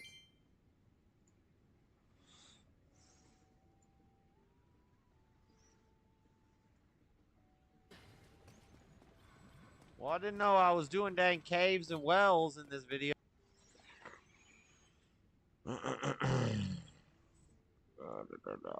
Your channel. Go live.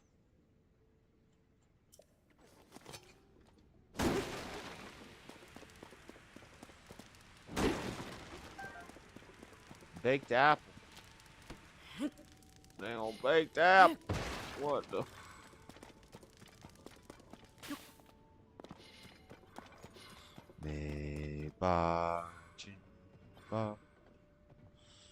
Let's see.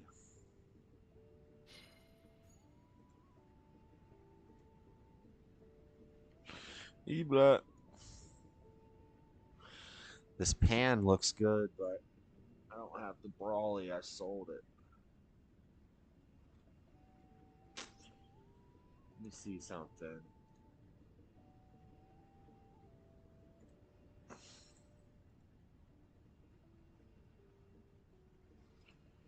E-blood.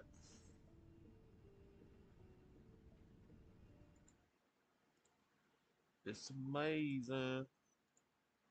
E-blood.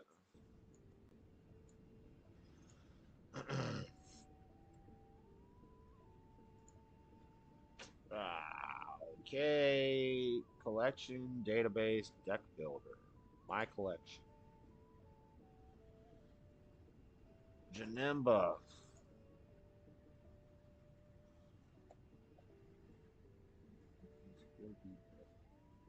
Should we go to 4 Nimbuses? The question is, why do I have those one?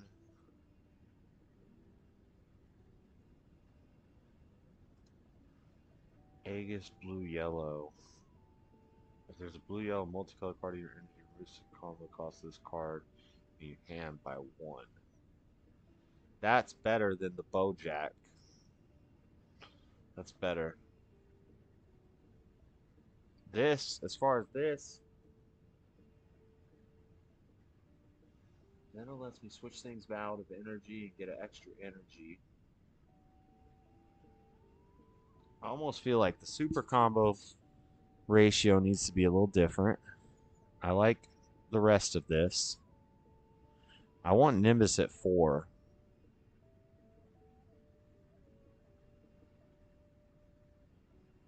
Dirty Burst has been banned, so let's edit this. Dirty Burst is banned. Only own 1 Beerus. 2 cells, 666. Okay, this is fine. It doesn't really matter because I'm not really going to be using the Z deck much.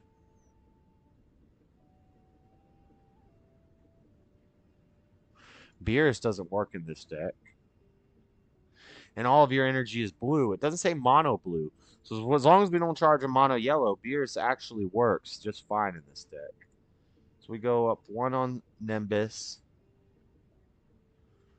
We sub out these Pilafs for the new Pilaf.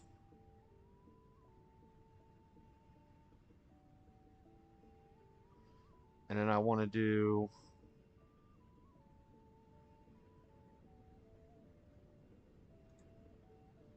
Blocker 20k. Arrival. Play this card. Choose one of your opponent's battle cards. Switch to rest mode. Then place the top card of your total. Mills 1 and it rests 1. So it'd be something like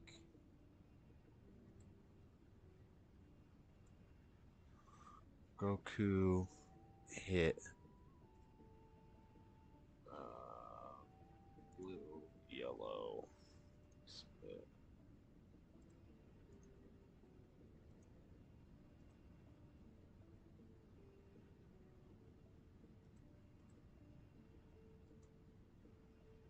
Huh. Clear filters. Goku hit. I want not exact search.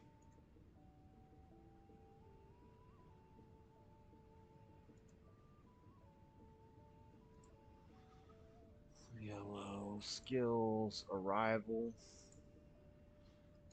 Get rid of that. Submit. Then we go 2 of these.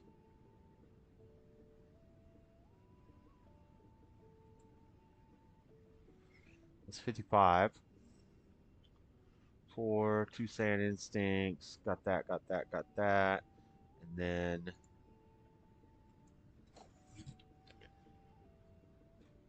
peel off. Shoe my. I think this card's $11 right now. If I could get 2 of them. And then like 2 Android 17s. Peel off. Submit. Bro, I hate this new search function that they did on this. What? Search all. Submit. The heck? Get this out of here. What is this crap? Why does it do that? I need a blue peel-off card. Blue peel-off. That's all I need to search. Okay, it's right there. Thank you. This card's played. Draw 1 card. Additionally, if it's your opponent's turn, choose out a 1 keyword skill on your opponent's battle cards, and that skill is negated for the turn. Place out a 1 combo card with the cost of 0 from your opponent's combo area at the bottom of their deck. Limit 1, play this card. So you need 2 of those. And then ideally we want 2 Android 17s. These are a $17 card. Get the attack and play this card in rest mode. Your leader is blue and your Z leader. You have 3 or more Z energy. Or you have a Z battle card in play.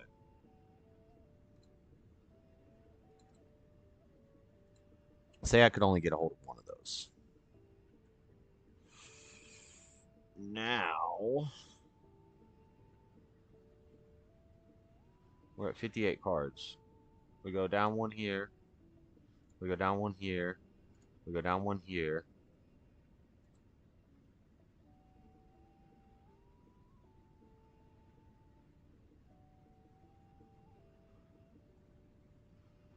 Draw 1 card. Plus 10,000.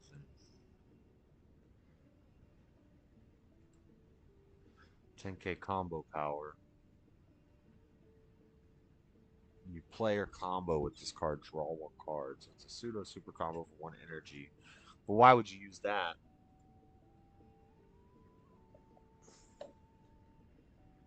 When you could just have the Beerus. Like you could just go 3 Beerus, not need the cell.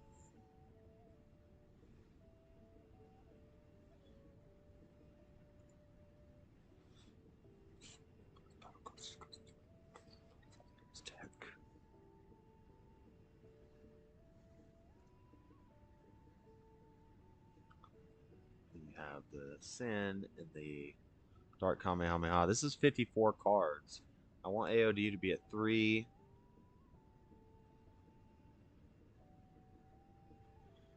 I want Heroic Prospect maybe be a side deck card. During your opponent's turn, if you have a blue Unison card in play, reduce the energy of this cost of this card in your hand by 2. Yeah, I think we take out God Sealing.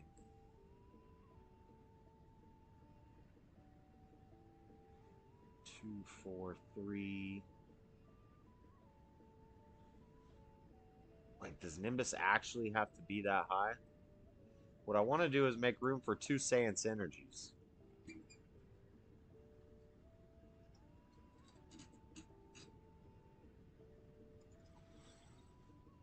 It looks like this. But this is a 56 card deck with 3 cards that I don't yet own.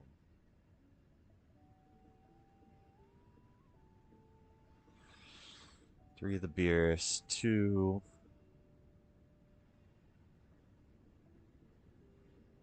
I don't know. I think this looks good. It's just, I wish I could make it a little tighter. I want to remove a Nimbus, but Nimbus is so important. I want to remove a Nimbus.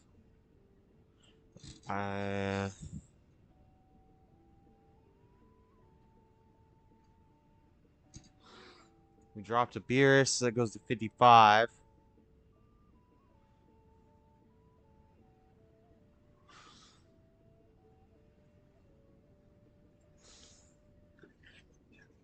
Yellow card in your hand, your drop if you do. Dropping a Nimbus is tough, though.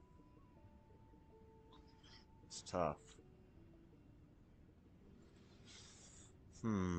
This is 55. I mean, this looks good.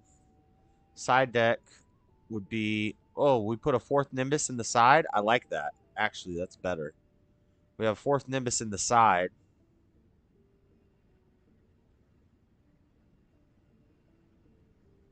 That gets us down to 54.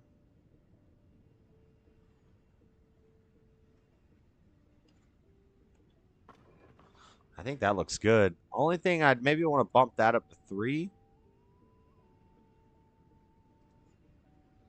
I'd like to have the Android 17 Defending Friends, but I don't have the money for that right now. I really don't have the money for any of this. But for 2 of these Pilafs and 1 of the Android 17, if I buy them now, I could probably get them all 3 for like $40, and then I can just resell them after the tournament and make my money back. Let me see something. This looks like a tight Janemba build right here. This looks strong. And then side deck would be 2 Kame, 3 Deborah. See, I have the Saiyan Synergy in the side here. I'd like to have the Saiyan Synergies in the main. At 54, like that. That looks pretty good. We can maybe throw an extra one of these Gokus as a finisher in the side. If you have a blue Unison card in play, draw 1 card. If the battle card being played has an energy cost of 4 or less, it's placed at the bottom of the owner's deck. I only own 1 of these anyway. Or maybe I do own 2. I might have bought an extra one.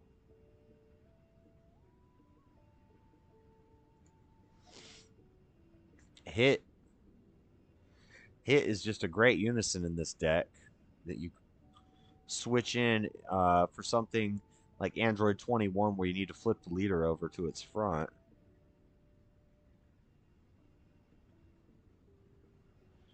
When you play a blue battle card using a rival, add a marker to this card.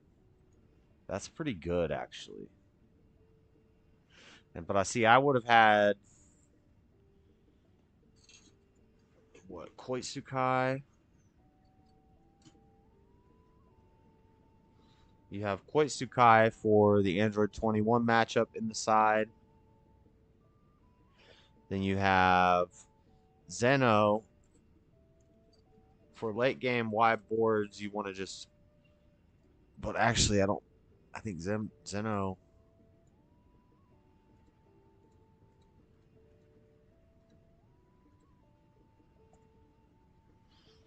Why is it not searching it?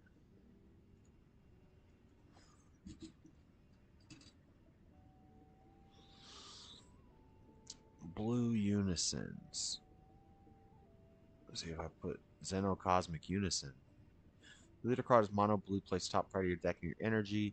Can't place cards in your energy area for the turn. Then at the end of the turn, place the card you place in your energy with this skill in its owner's drop area. Choose all the cards in all battle areas, ignoring barrier, and shelf them into their owner's deck. See, in Janemba, that's so good. That's actually probably, it seems like that should be main decked. So I'm not doing anything to ramp. I have the energy limit. Like 2 Zeno should almost be a main deck. It's got board removal.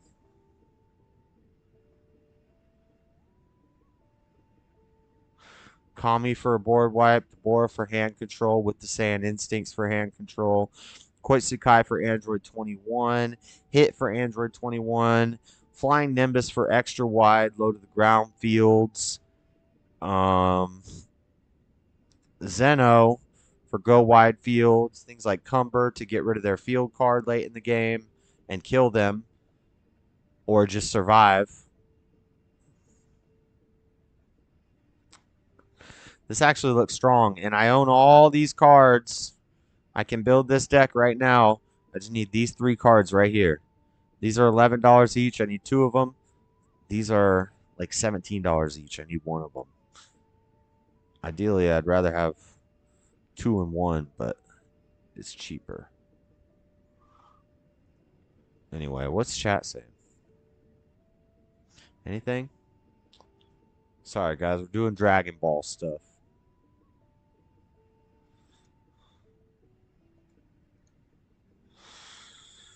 Yeah, that looks pretty good. Oh, I wanted to change up the super combo. So I think my super combos would actually be split like this. 2. And then Zeno.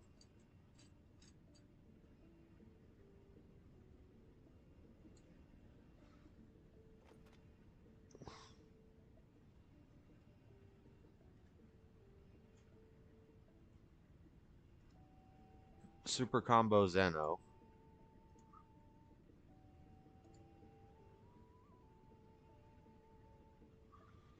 And then 1 super combo Vegeta. Draw power, energy fixing, as well as energy restanding, and cycling of super combos. And then 2 Zamasus. Oh, shoot. I just closed it. Dang it!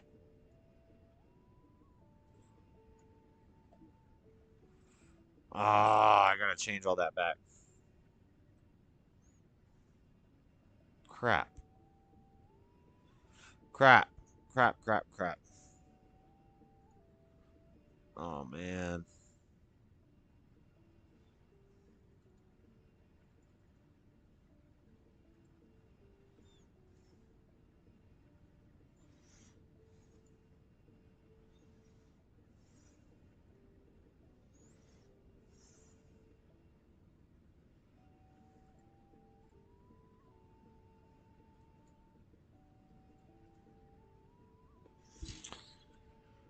Crap.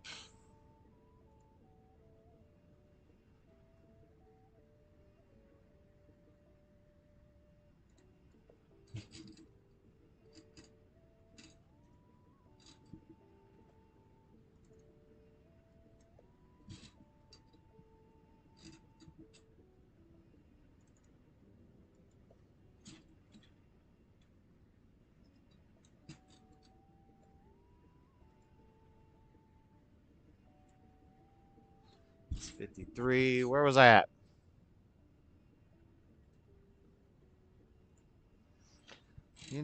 Place 1 of your Z energy in its owner's drop at the end of your turn. Remove this card from the game. Then choose 1 of your opponent's battle cards and it costs a 5 or less. Place it at the bottom of its owner's deck. If your leader is mono blue and you discard 1 extra card from your hand, draw 1 card, and this card gains critical for the turn. Interesting. Okay, so it would be like this Z deck. And it would be...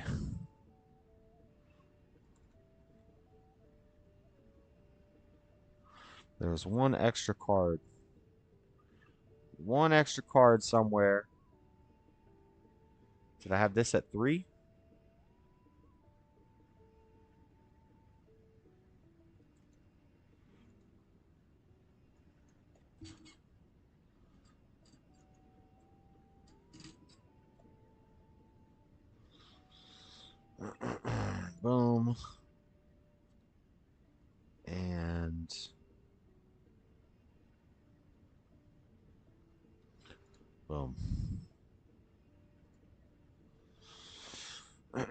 We're off by 1 somewhere. Was it Demon Sword up to...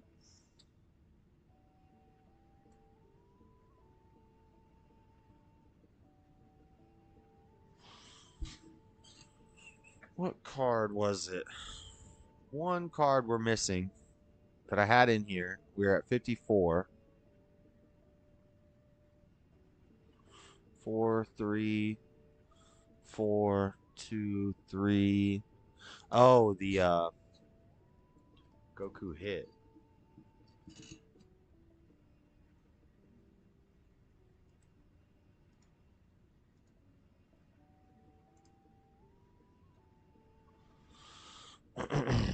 Goku hit. That put me at 55. That puts me at 55. 55. What do we cut to get down to 54? Because we're at 54.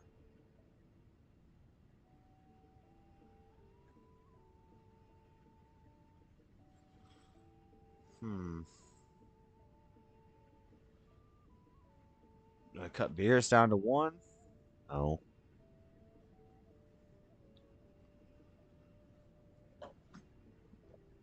Cut something to get down to 55. Maybe we had only 1. We need 3 AODs.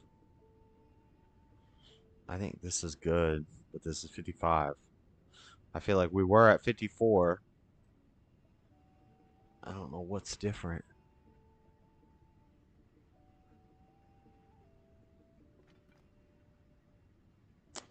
Anyway. And then side deck, we had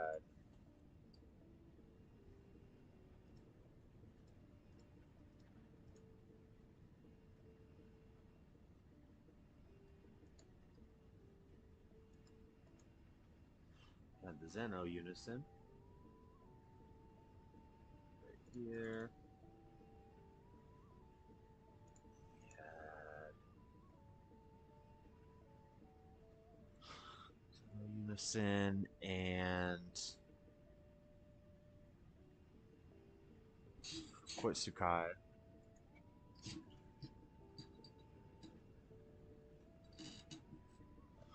Quitsukai is black, not blue. Submit. X that out, submit. 2 of those in the side. And 1 more card in the side deck. Black Mass Sand? Black Mass Sand's kind of just always good.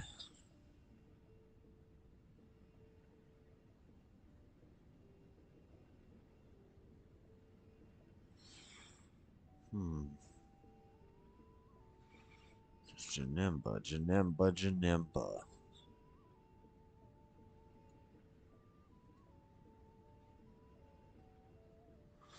Janemba, Janemba.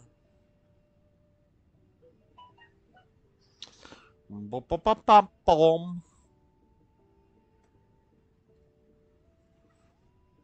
Yeah, I would like to get it down 1 card. Maybe we cut the Bojack? One of the Bojacks?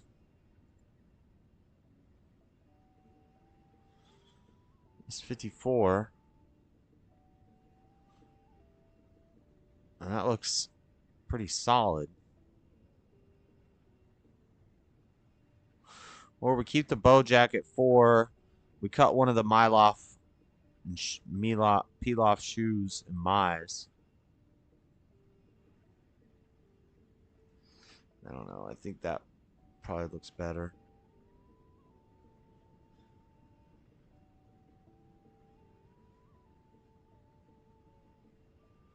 One more card for the side deck.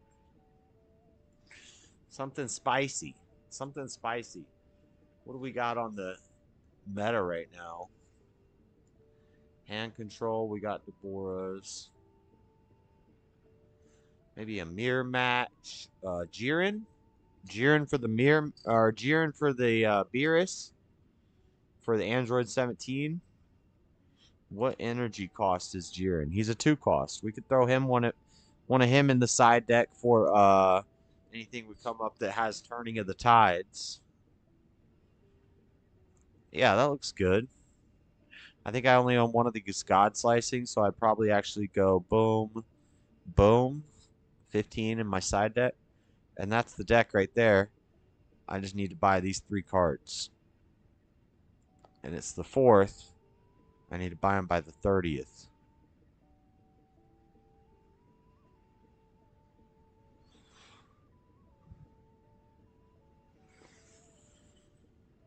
Is there any other good secret rares?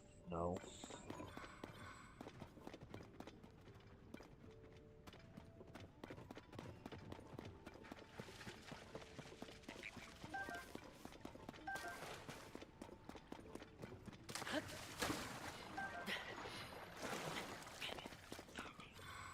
Okay.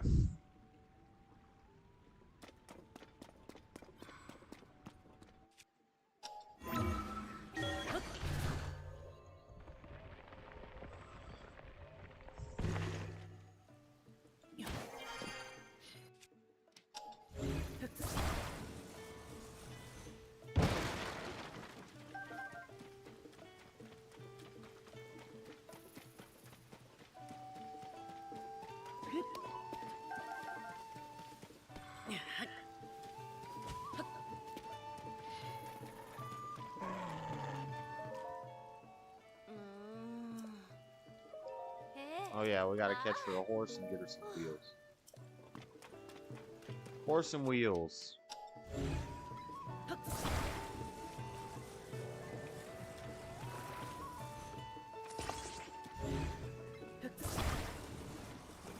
Wheels.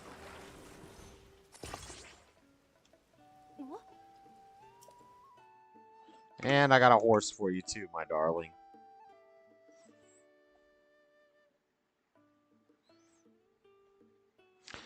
What does this sin card do? Loot a card as a shadow. When this card is played, activate main and activate battle. Once per turn. Spirit boost 1. Switch this card to active mode. And your opponent places the top card of their deck in their drop area. So we can swing with it. And then, on our turn, we can activate main to stand it up. They mill 1.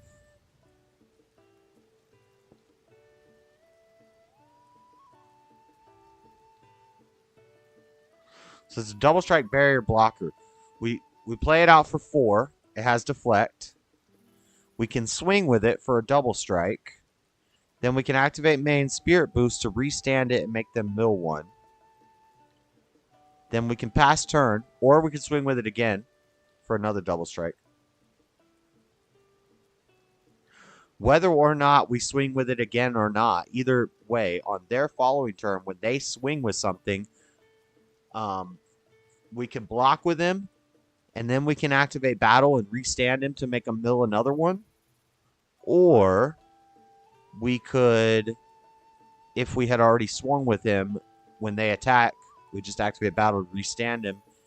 Nice. That's actually very good for this deck. Almost makes me want to go 3 AO down to 2 AOD. Nah, I think it's good the way it is. Yeah, I think it's good like this.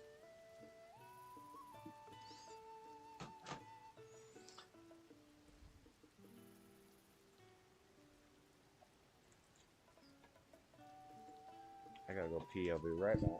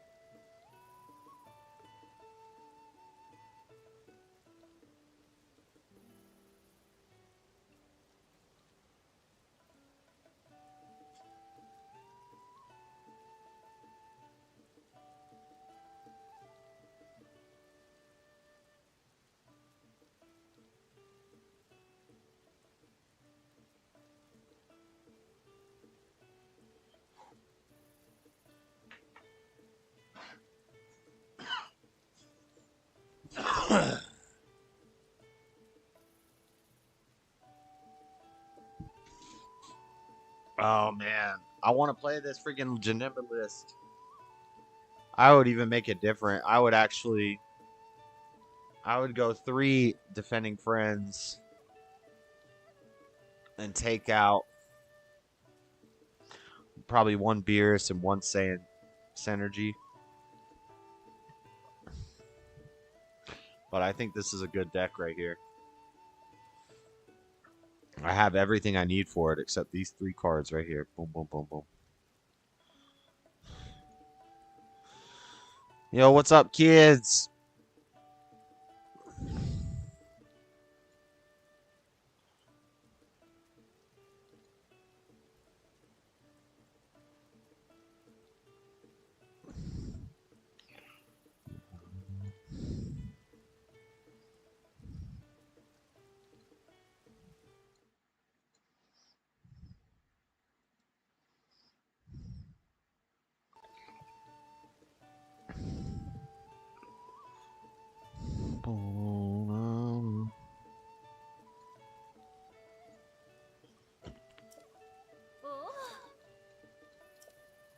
I'm gonna be stopping the stream soon.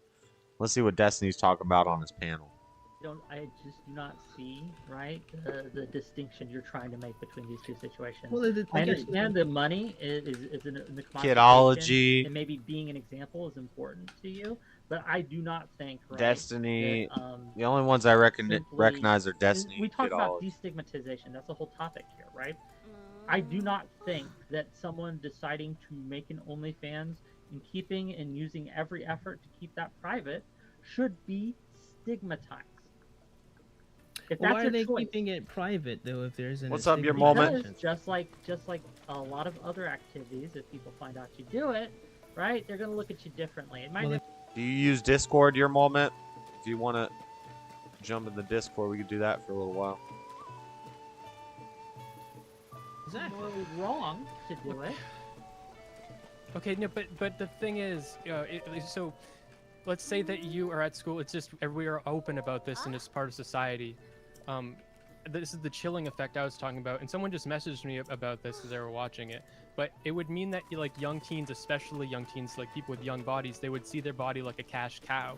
And you know that your friend is a sex worker, OnlyFans person, and now you had a crush on them and you wanted to have a relationship with them. But now that you see their sexuality and their sexual attention as a transactional thing, the way you're gonna go about their sexual attention or in the way that relationship might look in the long run is a totally different thing. It would totally devalue all your other relationships.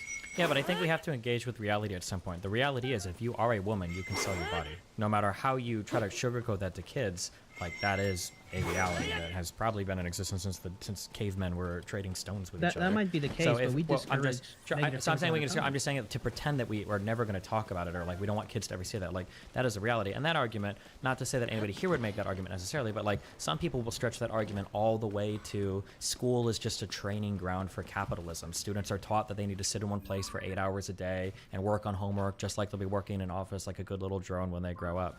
I don't think it's a compelling argument to say if a kid sees something, their brain is automatically fried.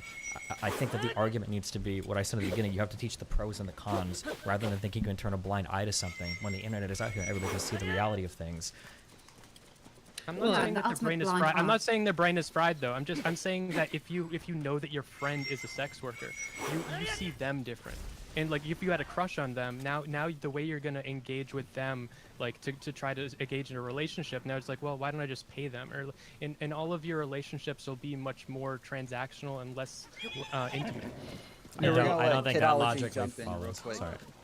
Kidology, go ahead. Yes, I was going to say the ultimate blind eye is that men are buying sex, and that men have been buying sex from women since the beginning of time.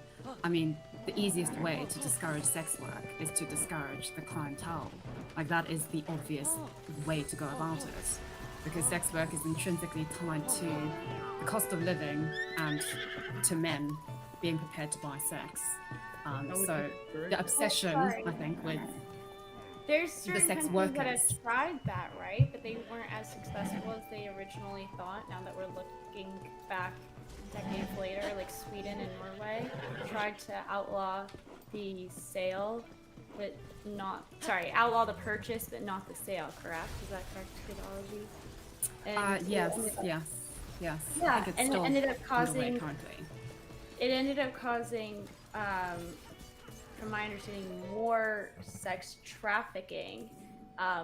The decrease in price per sexual transaction, so sex workers were making less money, the sex industry to become more underground, and for the women to have less ability to actually, the women within the trade.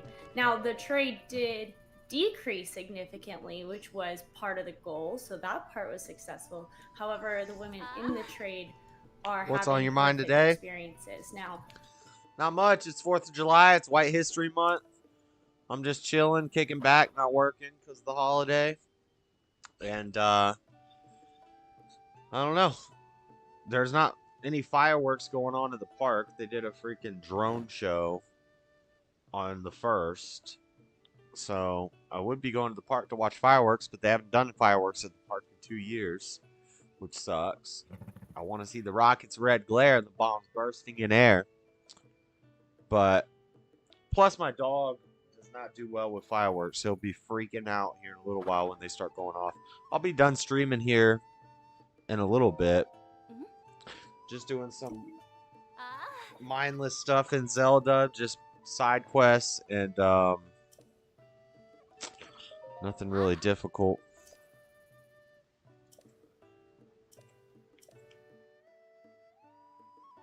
Doing that and just listening to stuff on the internet, chilling.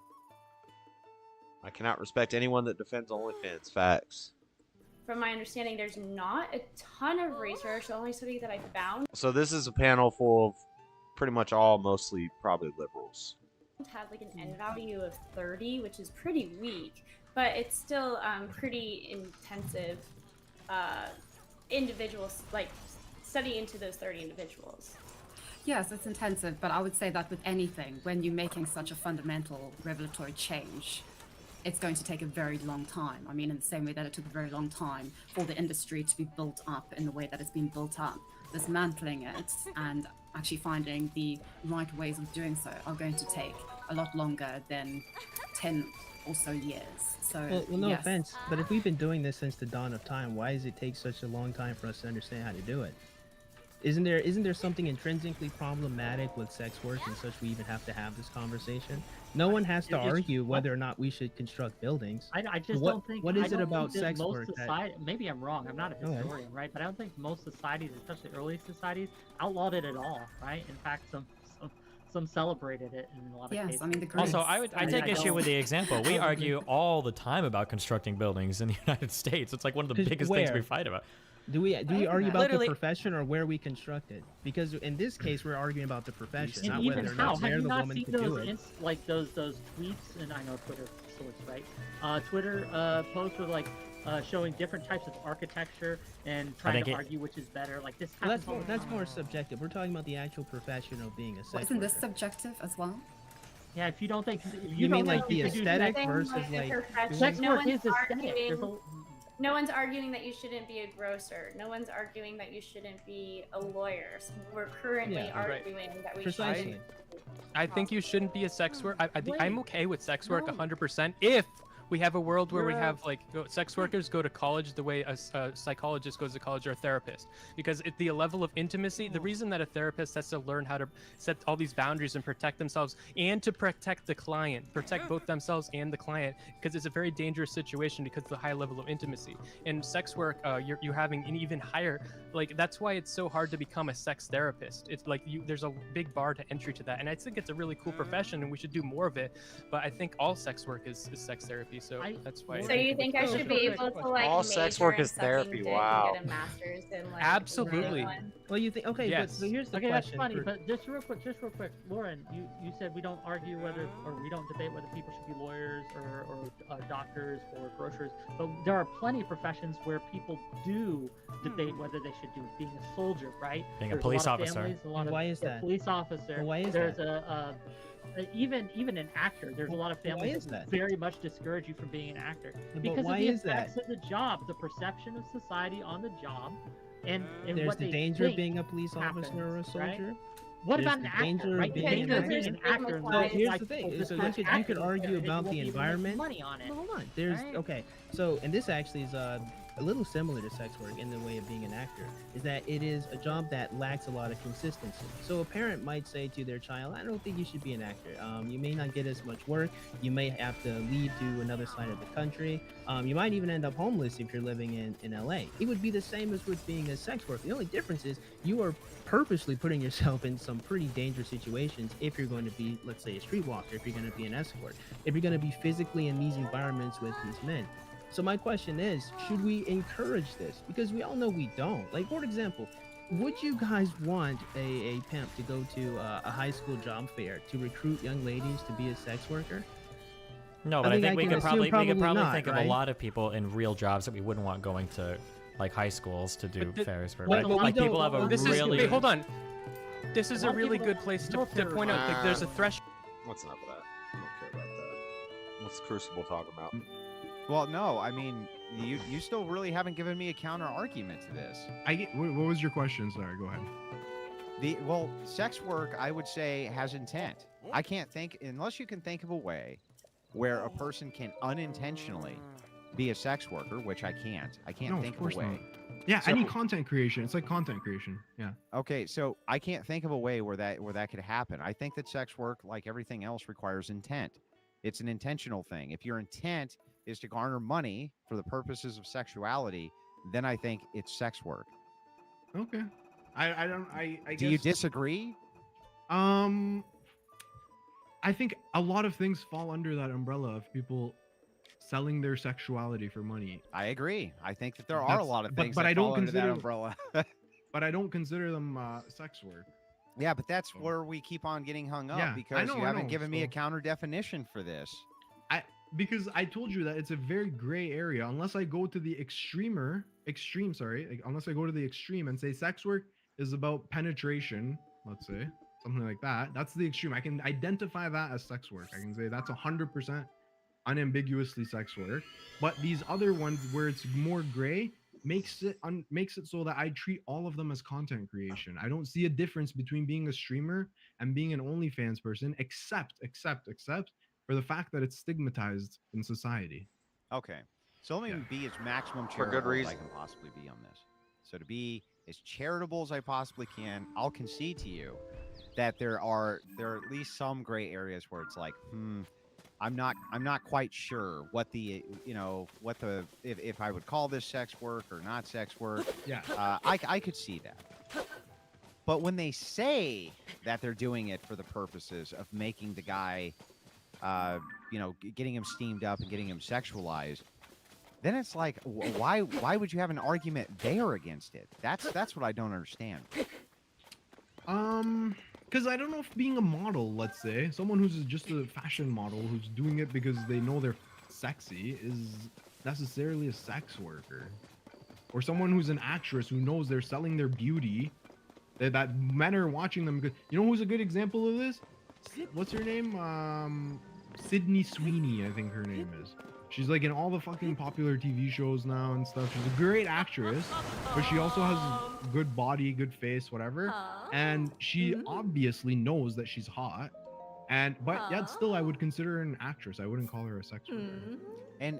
And so maybe we can concede that that's one of those gray areas. And just to be maximum charitable, I'll concede this could be one of those gray areas. But what if she comes on and she says, I made this steamy film, right, with tons and tons of sex scenes, even though there was no actual penetration or anything. They were all doubles, you know what I mean? Because I know that tons and tons of men are going to spank their monkey to me while they watch this movie. You still don't think then that it's sex work? If okay, here's a good question. Let's say it's like you said, it's just a regular old movie with no sex scenes or anything. But she knows that something she says or the way she looks, that becomes that the guys like to jerk off to that. that is she What a about sex worker what the now? debate- I guess You're she was- just changing the context of the hypothetical I asked you. Don't change. This debate. What's the debate? Should it be legal or is it immoral, unhealthy for society? They're all different arguments. I'm okay with it being legal, but it's also moral and unhealthy, as many things are. Yeah, Andrew's usually arguing from the moral or ethical standpoint, and he's not really going. But I'd assume his position would be if it's morally or ethically wrong, it should be illegal.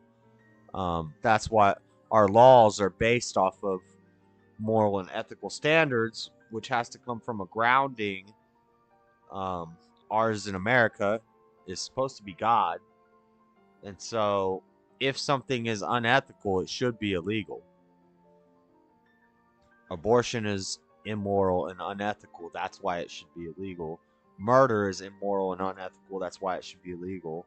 Our graping and as well as sex work, it's moral and unethical. Therefore, it should be illegal. I'm more authoritarian in that and less libertarian, that I think we should just live and let live. And if it's not hurting anybody, you can have drugs be legal and blah blah. No, they're immoral and they're unethical if they're hurting you, if they have bad effects on society. So we need to make it illegal. But what is the debate title? Where's the title at? Why can't I see it? Virtues of sex work is just the title of the debate. Is it virtuous? He's saying it's virtuous because they make money and it probably empowers women and blah, blah, blah. I don't think it's virtuous. Change the context Go of the ahead. hypothetical. Go ahead. Repeat just it ask again. to it. Go Or ahead. Answer to it. She says, she comes out and she says, the only reason I made this movie is because tons and tons and tons of men I know are going to be, spanking it to my naked body. Okay. So In is that that case, sex I work would then? say, I would say that's like a pornography, I guess. You could Yeah. say. So then here's Like the a thing. softcore But porn. it wouldn't be pornography. Well, I guess it would be pornography. But yeah, the point being though is like, so I don't But then think again, we doesn't this? Sorry, just to clarify, doesn't this kind of more support my view that like all of this stuff is kind of gray area? I don't. Well, no, because No? it once we insert intent, it no longer becomes a gray area. That's my whole point. Okay. So and you seem yeah. to agree, kind of, that once intent is served up, we know.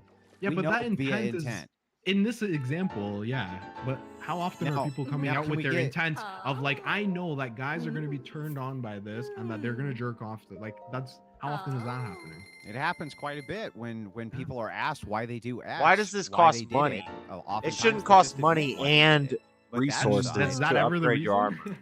You already did the quest to unlock it. Yeah, Why do of I have course to it's the pay you? reason. But Like drag there's queen, people saying this? fairy. Yeah, of course. When I'm there's people president, saying it. In Hollywood, people are saying, when I'm president, anything immoral and unhealthy goes straight to jail. Shout out, Flat Earth Sea South. I seriously doubt sex work increases the self-value of any woman who is mentally stable. Agreed. So if it's unvirtuous, it's unethical, it's unhealthy, and it's immoral, why should it be legal?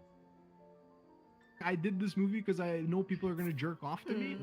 Well, Okay, hang maybe on. not Let me- in those let me- exact words, but something let me close step to it. in. Let me step in for a second. So, But I don't think this debate they're having is on legality. I think this is it's virtuous. Is it a virtue? I don't think it's virtuous in any way. You're not dang Wonder Woman because you're working the corner. No. I understand why you guys are talking about this for so long, but I don't want to keep quibbling over what the definition precisely of sex work is. It seems that you both agree that while you may not always be able Damn, to that costs identify every 500. instance of sex work, if we can establish That costs 500 rupees. that the intent is there, then it is sex work. It sounds like you've both agreed to that. Fully upgrading every piece of armor in this game is a ridiculous task. Because it costs money, lots of rupees for the third upgrade or the fourth upgrades. Wow. So That's so all in I'm order saying. in order to move forward, if we're willing to work with that definition, the topic is sex work virtuous? You know, or what are the virtues of sex work? So if you guys want to move forward on that question, I think the definition has been firmly established. Yeah, and Sure. I'm fine with that. So Okay. do you think it's virtuous? No, then, I think Dean? it's work. And be an amazing like any other dictator. work. I'm sorry that you thought that was Work the is position I was virtuous. gonna. Work is virtuous. Is it? Sure, tons of work is virtuous. Yeah, Tons of work is. I agree. But is construction work virtuous? Yes. How so? What do you mean? You're building civilization. You're upkeeping society. You're helping giving people a home to live in. How is working in any means not virtuous? It is the virtue of a man to work and build things with his hands and be able to upkeep things and fix things and take care of things. Of course it's virtuous. And it makes money, which you use that money to provide for your family or yourself if you don't have a family, to take care of yourself, to provide for yourself. And hopefully once you're taking care of yourself, then eventually you build a family, you take care of your family. And then once you are above that, you can help take care of your community and your neighbors and then your country and then the whole world. Because it would follow the tenets of virtue. Which one? Sorry. Well, I mean, do you want to go through each tenet? I think you would. No, I'm just probably curious. agree. Like, yeah, I'm just. Alcohol is one of the worst drugs ever.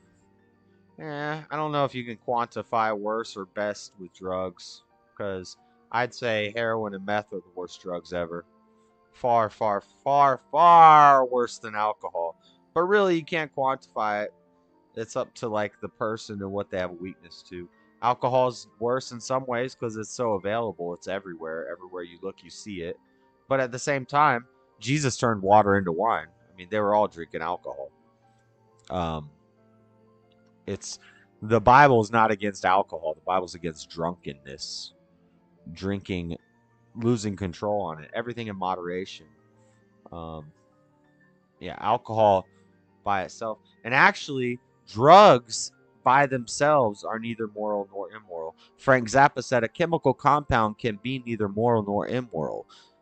It is only when the user thinks the compound endows or bestows the right to act like an asshole that it becomes immoral. So, by its nature, like this controller can't be moral or immoral. In the same way that guns don't kill people, people kill people. A gun could be used to commit murder. That doesn't mean the gun's immoral. A drug could be used in excess and to where you start doing weird stuff, doing something strange for some change to pay for your addiction and blah, blah, blah. But that's the person being immoral. It's not necessarily, the drug is just a thing. It's just a thing on a table. Like cocaine on a table never killed nobody. It's somebody snorting the cocaine. So the drug itself is neither moral or immoral. It's no different than the shelf in your house. It's just a thing. It's only when the person, so if somebody loses their control over alcohol, then they can fall into a pit of drunkenness. But at the same time, Jesus drank wine. I mean, everybody in the Bible drank wine. It says when you're to celebrate and worship and all these things, drink your wine and be merry. The Bible is not anti-alcohol. It's just anti-getting drunk, losing your self-control and not being sober-minded. But yeah, I mean, the Bible, if you can find a way, like, for example, with marijuana, everybody will say, well, marijuana is a plant. God gave us the plant, so we should all be able to get high. No, that's not true.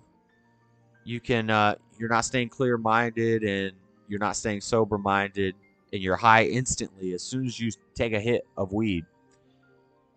That's not good. But at the same time, if they can use science to isolate certain actions of CBD and they can figure out a ratio of CBD to THC to where you don't get high, and this chemical can be used and put into a gel form that you rub on a child's lip to stop them having epileptic seizure, then yeah, that's great. So pot is neither moral nor immoral. It's only what you're doing with it, how you're using it. I mean, hemp was used to make the sails of the Mayflower in the Declaration of Independence. So if you say pot inherently is evil, well, I mean, what if you're using it to make paper? What if you're using it for textiles? Like, is that still evil? No, it's not the pot or the alcohol or the drug that is evil. It's the person using it that's evil. John the Baptist didn't drink, Josh. Fact. Okay. Where does it say that? I never read that.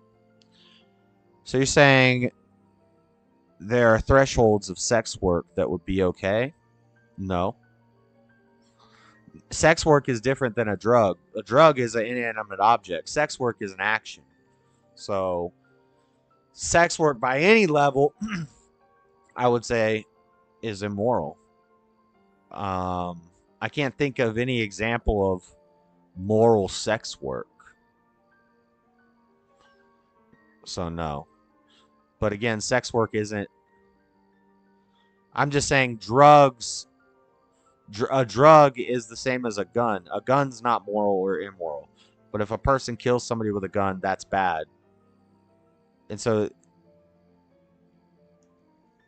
that's how they use that to like do gun control.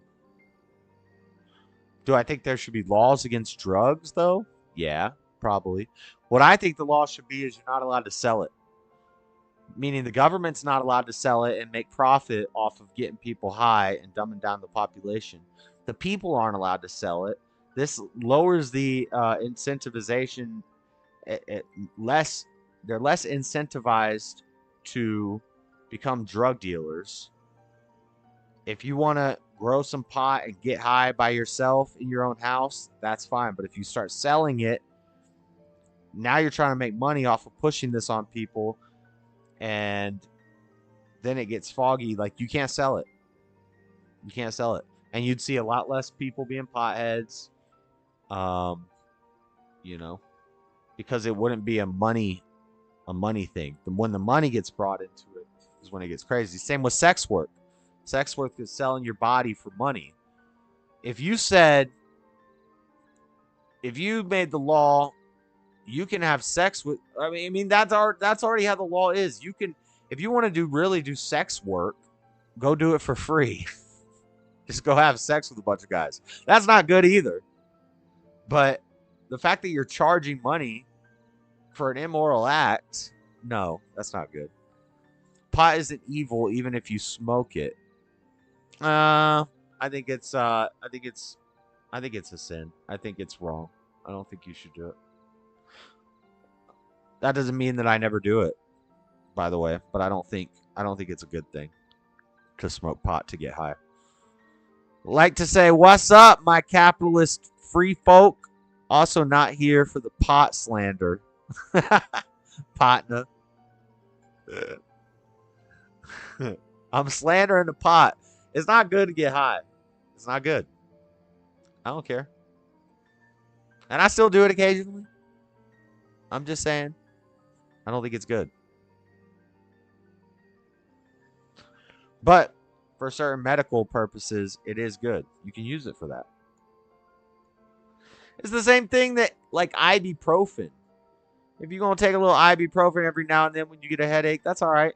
But if you're taking 10 ibuprofen every day because you're a hypochondriac and you're just so used to popping pills to fix all your problems, that's not good.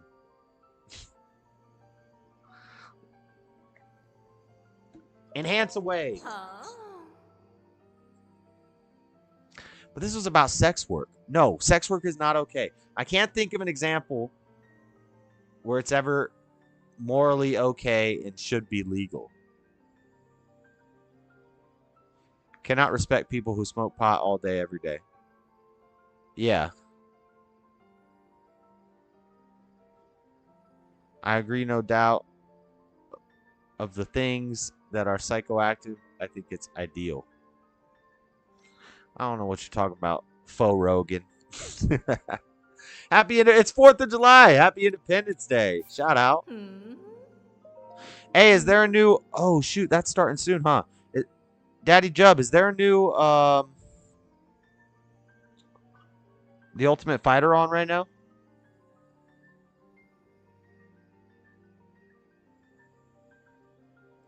Tough? Is there a new Tough on right now?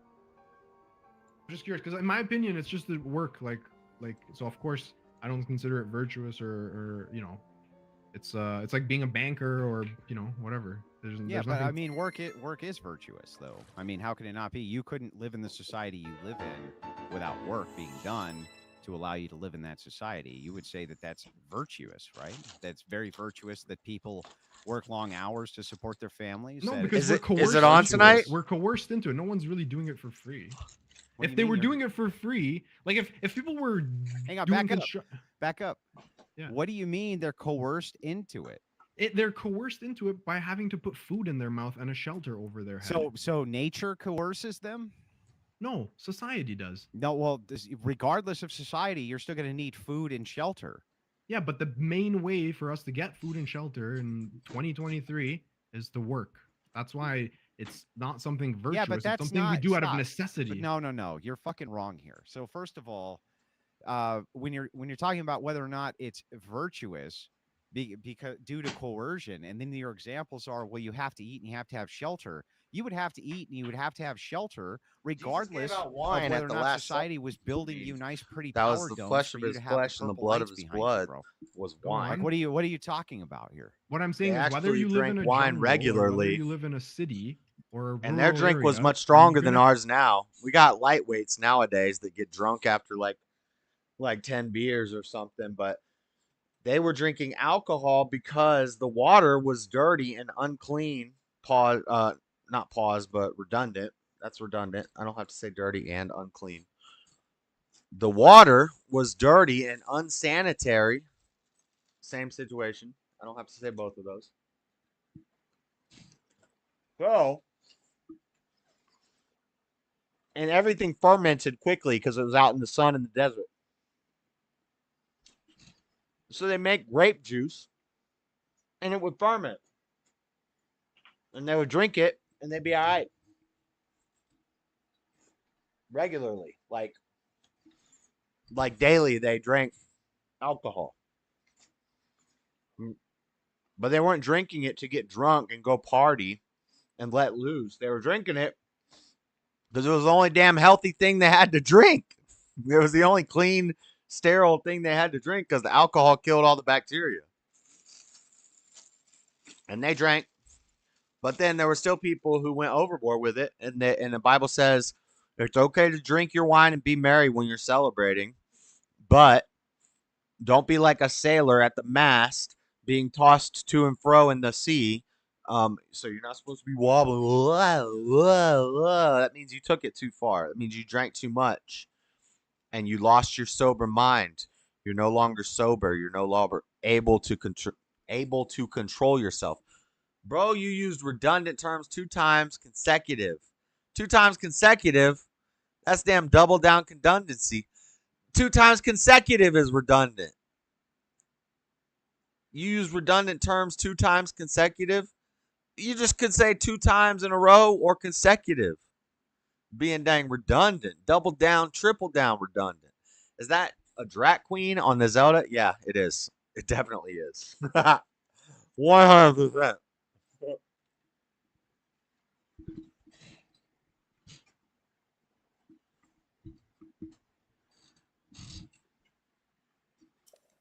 Yeah. Yeah. Definitely a drag queen fairy. Daddy, jump higher than a kite right now.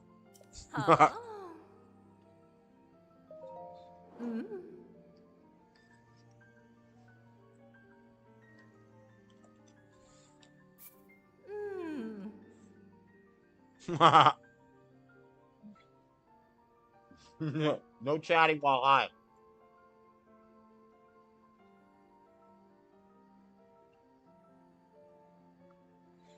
Josh been smoking pot.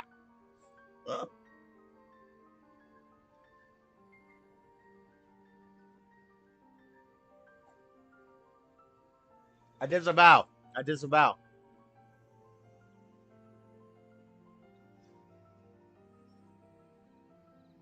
Movies and TV. Where's YouTube TV? Oh, wait. I just got to click right here. The Ultimate Fighter is on.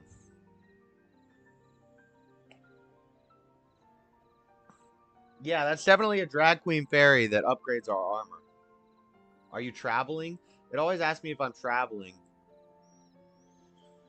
Ultimate Fighter.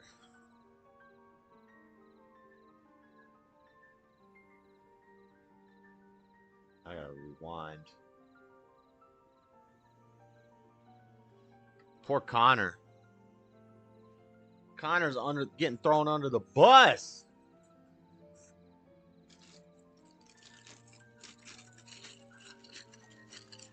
You always tell me record it. It's got ultimate DVR capacity. Record it. Record it.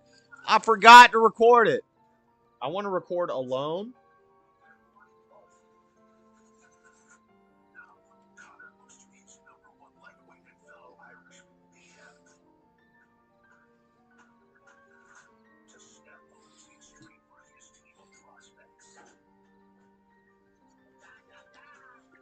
Never higher than a kite. Only a bowl or two to smooth the corners.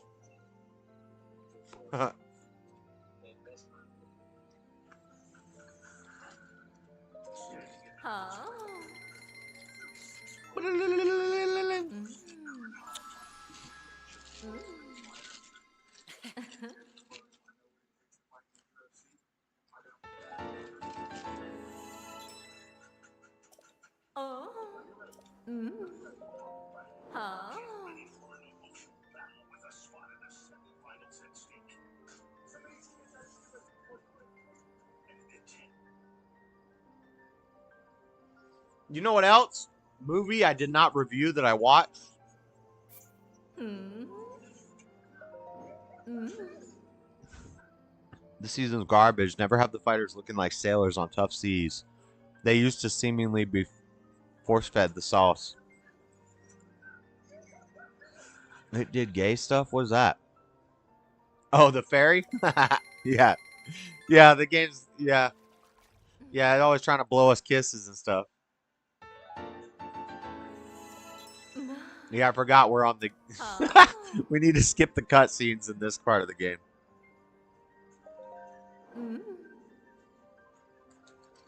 Damn, I had a whole thing of crackers and egg salad. That's white. That's white.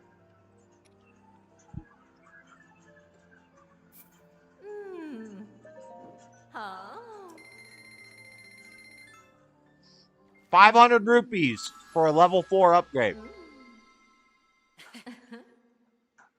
There's 136 pieces of armor. 136 times 5.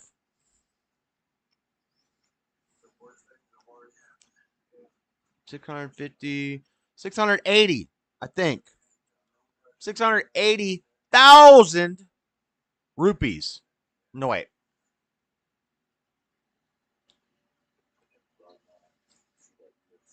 Mm,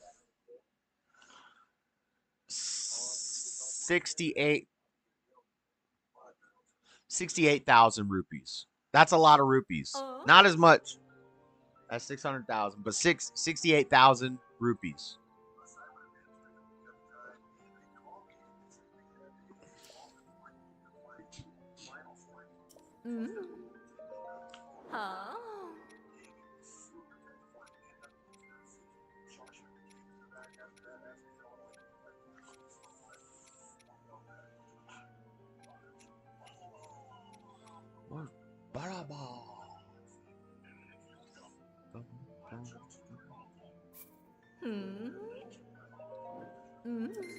Only a second upgrade on that one. Oh, the patriotism going up. That's right.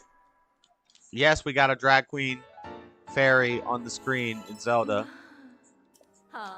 Just try to ignore it right now. Damn, that's using all my stuff.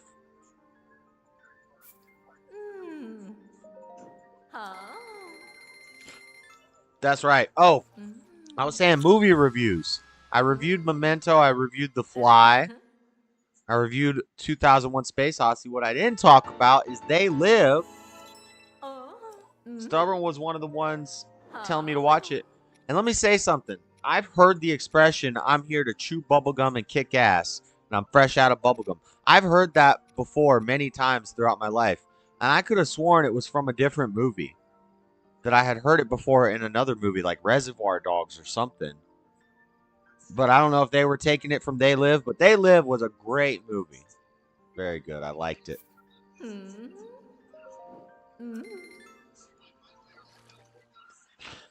Like aliens living amongst us with disguises on to cover up their face. Ah.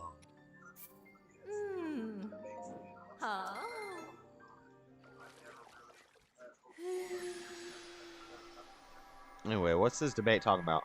Look at this Milnimba deck. Look, guys, I'm crowdsourcing right now for a tournament. I need 2 copies of this card and 1 copy of this card. These are $11. These are $17. Send it to the Cash App. We need the money. 2 copies of this. That's $22. 1 or 2 copies of this. $17 a piece. For the Janemba deck. To go helmet style at this tournament. With the dang Janemba deck. Piss people off. Everybody will get mad. We play this deck right here. Everybody's getting mad. I might play it anyway, even if I don't get those cards. Happy Independence Day. Shout out. Don't forget to also acknowledge June 4th, the day Marvin Heemeyer drove his armored bulldozer in the name of righteous men everywhere. I've heard that story of the guy with the armored bulldozer. June 4th. That was last month. He picked the wrong month to do it. Get out of here. Quit blowing me kisses, Drag Queen Fairy.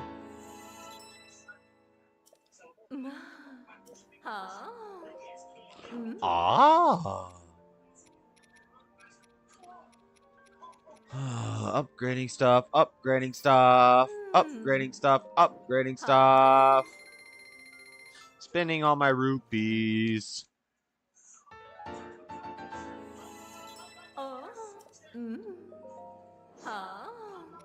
Ah.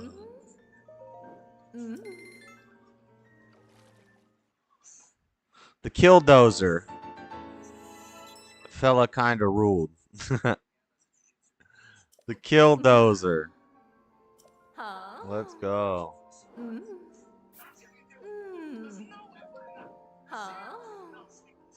Dude, Connor is so skeeted in this show.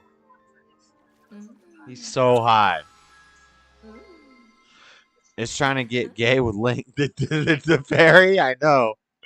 Always blowing kisses. And then in one part, they like hug you and take you under the water. And you pop up. Link's getting tore up right now by this fairy.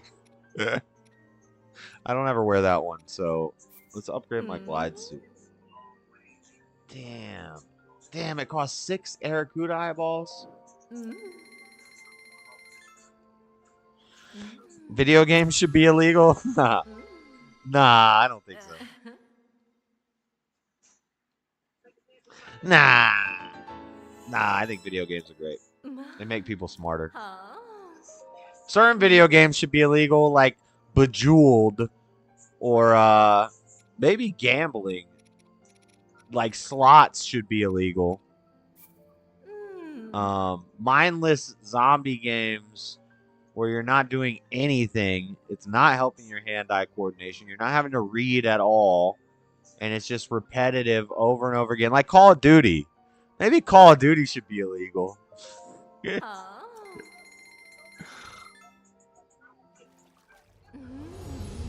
Quit kissing me, fairy. Link's like, no. No, don't do it.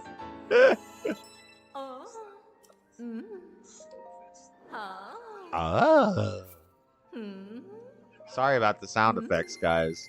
I have to upgrade my armor, and this is the only way to do it. It takes a very long time. Link does not like it, and I do not like it. I heard when the fairy takes Link underwater, he does the same scream he does when he dies. I haven't got that far in the game yet. We can figure it out right here. We can listen. Because I think it's on the 3rd upgrade that the fairy takes you underwater. There's a different animation for each level of the... Nope, this is the kiss. Okay, and then I think the 4th level... Okay, no, wait, that was the 2nd level up. No, that was the 3rd level upgrade. If I can get a 4th on it, yes, I can. I can get the 4th on this. So, 4th level upgrade, I think, is when he takes you underwater. Yeah! That was the death sound. He went, ah, ah! That's the same sound when you fall to your death.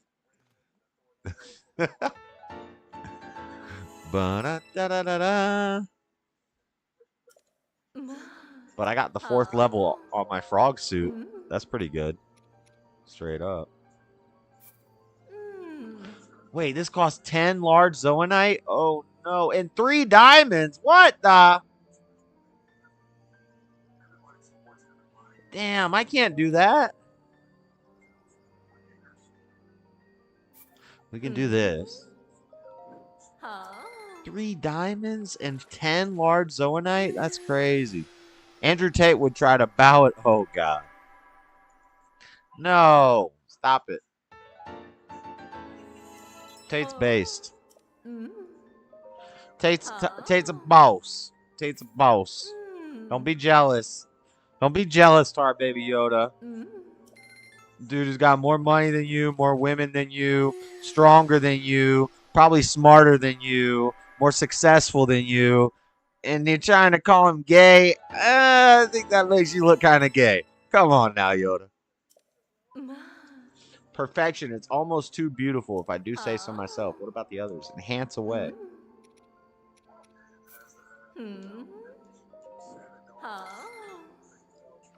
You can disagree with him on some things, which I do. But he's got some things right. Quite a bit of things right. No, I'm rooting for Louisiana boy. That's Florida's brother. Which one? This guy on this horse? Oh, look at that little horse. He's having a crawdad ball in Louisiana, boy. Let's go. Oh, my God. I've been craving Cajun food for 6 years. For real, I've been craving real Cajun food. I'm talking about the table where you got the checkered tablecloth. What this guy's doing right here in The Ultimate Fighter. You got corn cobs, taters, some onions in a pot with some crab and with some crawdads and with some lobster and with some Italian sausage. I can't just say sausage because Tar Baby Yoda will think something gay. I'd have to say pause. We can't just, speak about eating meat like men do. Or people are gonna think it's gay. But some sausage up in there, some Italian sausage. Ooh, cook that thing up. You just dump it on the tabletop. Oh, I've been craving that for like 8 years. And I just haven't had good Cajun food to satisfy my craving. Like, since I was married. Because I remember talking to Floor when we were married and when we were together about, let's go to this Louisiana place where they serve Cajun food and a bunch of different beers. And we never went there. And then I never went to a Cajun place. So I'm still craving dang Cajun food.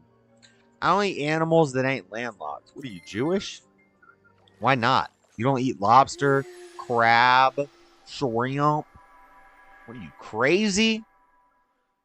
Oysters, calamari, sushi, fried catfish, grouper sandwich?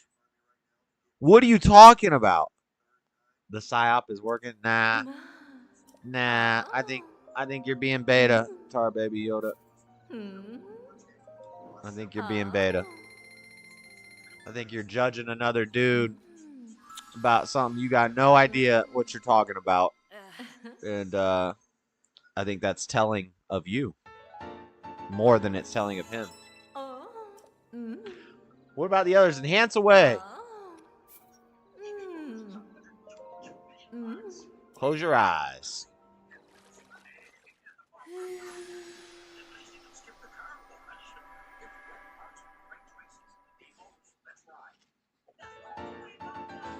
Ba-dum-ba-da-da-dun. Flawless. What about the others? Enhance away.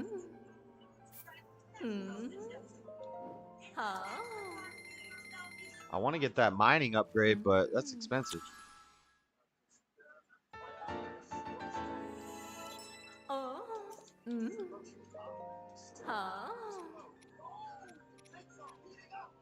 Ruby, large zonite, 10.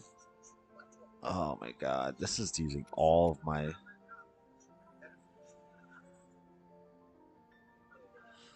This is using all my resources for this stuff. This is crazy, using all my resources for this fairy. This dang drag queen taking all my money. Alright, that's enough. Let's go.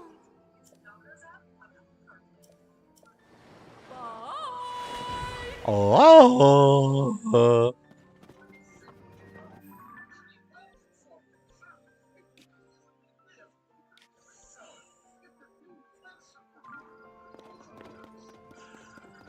I don't like Tate.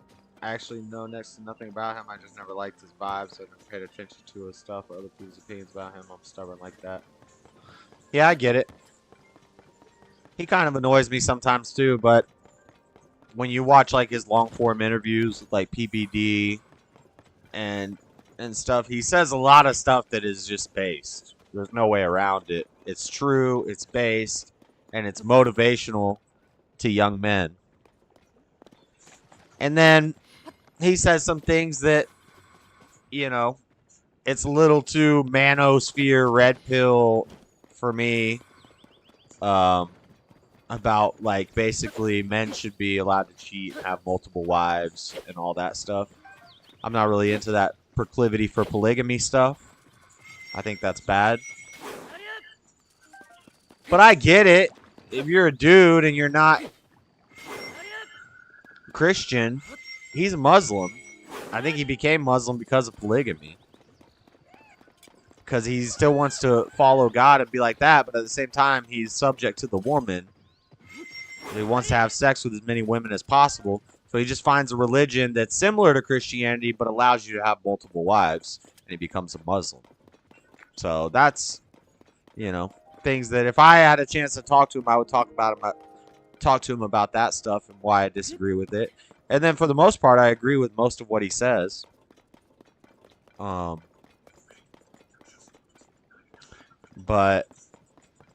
as far as calling him gay, that's beta. That's straight beta. A lot of guys call everything gay. Which I get it. When we were younger, we said it all the time too. Just to mean like not cool. And if that's how you mean it, then that's fine. But if you're conjecturing about his sexuality, you're probably wrong. And you're probably not a very good judge of character. If you think that he's a homosexual, which isn't even a real thing.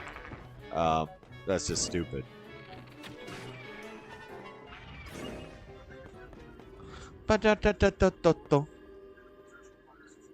You did call him gay.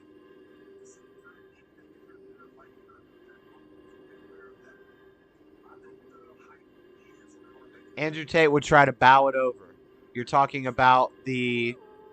Okay, hold on. Let me scroll up for Tar Baby Yoda. First off, don't tell me what to do, because I'm about to make you look foolish. Andrew Tate would try to bow it over, and you were referring to the drag queen fairy. So what you're saying is Andrew Tate would try to have sex with a man fairy. You're probably talking about the Blair White and the Buck Angel comment that he made, which is a setup that liberals try to use against conservatives to call them gay. And so that since he answered the question and you didn't like the way he answered it, now you're calling him a homosexual. So that is what you're doing.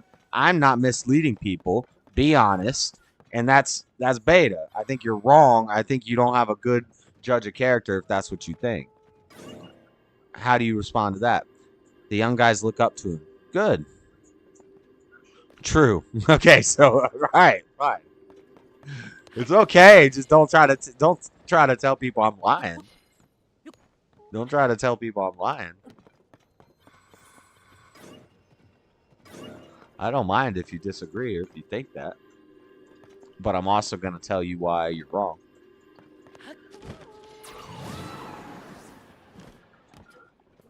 If you just don't like him, I get it.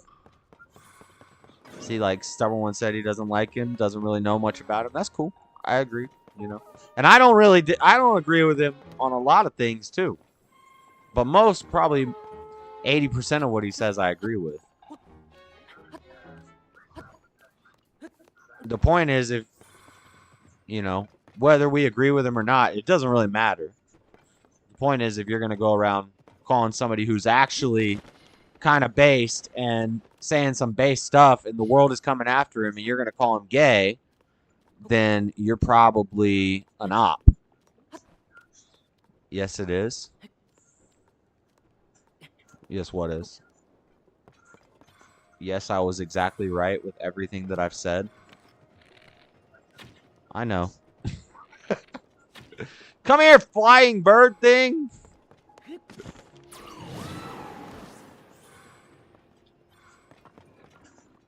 I'm not even watching Ultimate Fighter. I'm distracted. He had a treasure chest in his hands.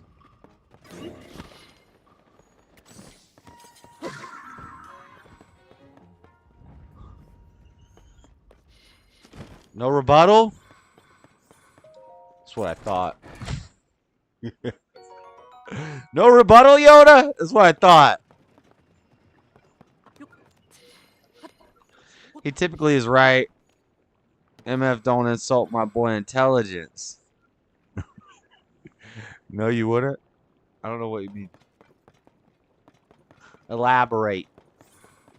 Except when he's talking about he has good internet. I do have good internet.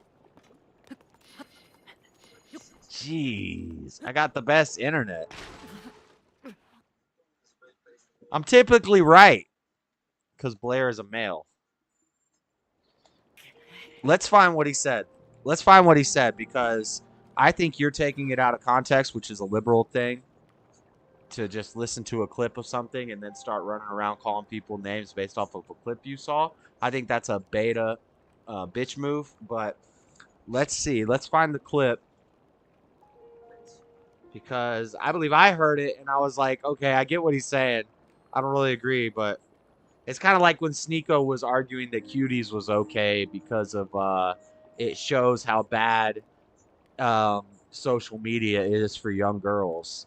It's like, I get what you're saying. I wouldn't really say it like that. I don't agree, but you need to, instead of just taking a clip out of context and believing it, run around saying, you know, this dude who's way better than me in every way is gay. Like, that's beta, dude. Come on now, that's whack. Andrew Tate about Buck Angel and Blair White. See, you're not original, bro. I knew exactly what you were talking about, exactly what you were referring to. I've heard it. I've already seen trolls talking about it. And then here's even Blair White, the framing of Andrew Tate with receipts. You know, where is the interview where he says that?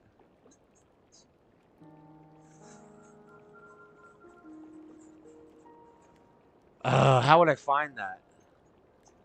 I wish I had a community like Destiny's community where I could say, I need this clip, send it. And it just appeared. I need the clip of Andrew Tate answering the question, which is, this is a liberal question that liberals ask conservatives to set them up. Because they'll say we're transphobic and all that stuff. And they say, would you rather... Now, and here's the simple answer. Neither. The answer is neither. I don't have to have sex with either one of them. Okay, that's the easy answer.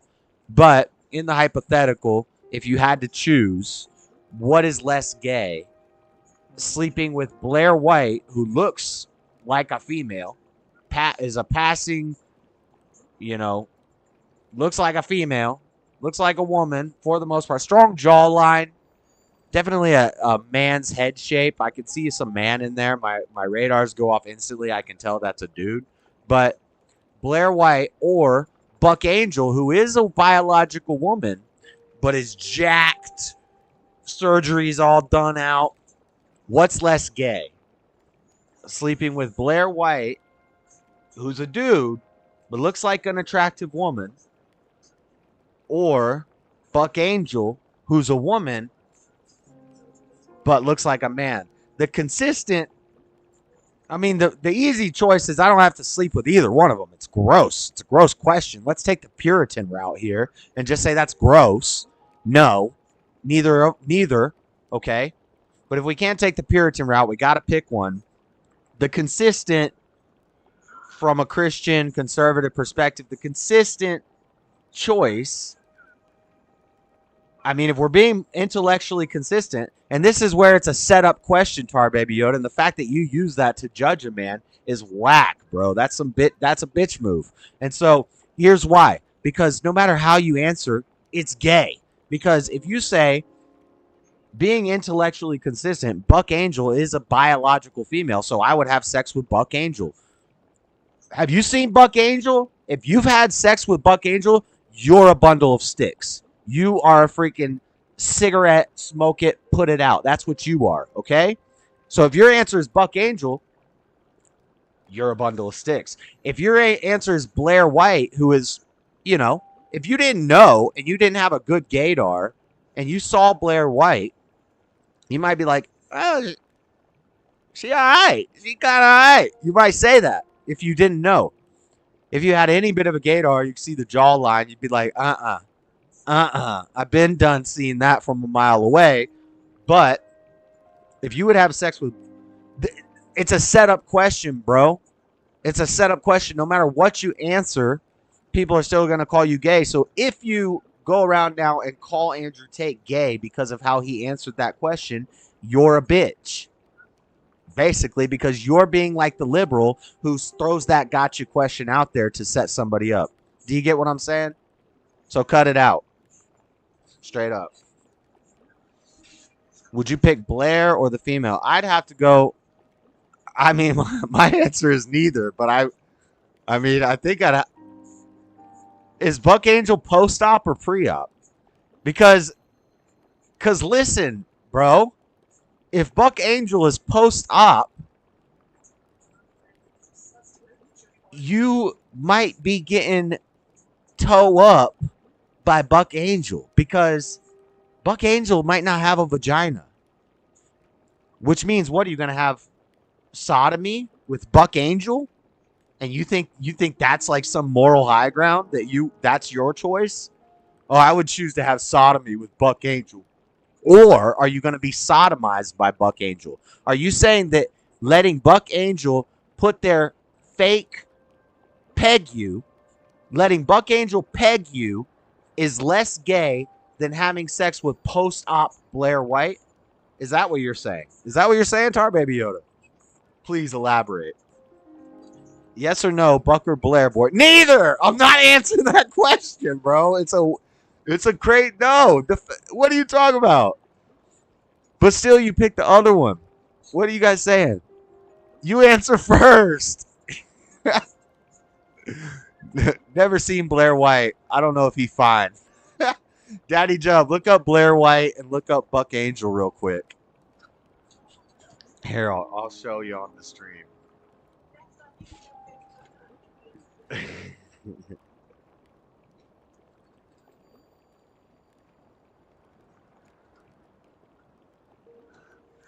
I mean, you can tell it's a dude, but why are we showing this? This is your fault, Tar Baby Yoda. This is your fault. You got me doing this. Are you saying if Blair White's post-op, doing it with Blair White is somehow less gay than you getting pegged by Buck Angel? What are you talking about, bro? Neither way, there is no proper way to answer this question. Either way, your dick will have to be cut off and burned after the encounter. What are you talking about? Lord have mercy. So stop it. We're not gonna call Andrew Tate gay because he answered that question. However, there is no proper answer to that question. Don't be like the liberals who made that set up question. Tar Baby Yoda. Stop it. Wait. Why do I keep falling in the mud? That's the question. I can't pick neither. I'm not picking. No, I don't like that. I'm not engaging in that hypothetical. I will not engage in that hypothetical. I'm not doing it. I haven't even been watching the dang fight show.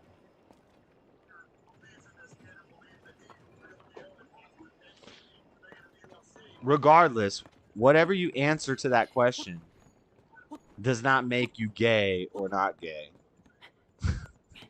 There is no correct answer to that. That's the point. It's a setup. It's a gotcha question. And the people who are using it as a gotcha question are feminist liberals. So if you're going around saying, oh, they got him, he's gay because look how he answered this gotcha question that's a setup, then that's a bitch move. I'm sorry. I got to call it like I see it. All like I see it. Wish you never met you. Wouldn't want to be. Pussy ass ninja, I don't want your gonorrhea. Pussy ass ninja, I don't want your gonorrhea. Yeah. That's what I think about that.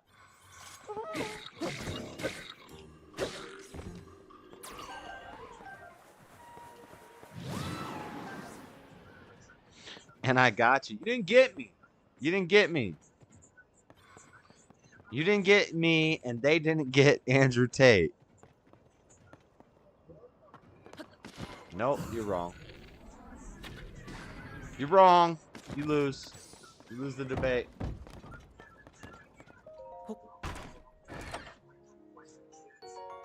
You lose the debate. Tate's a G. He's not the top G. God's the top G. But he's a G. He's respectable.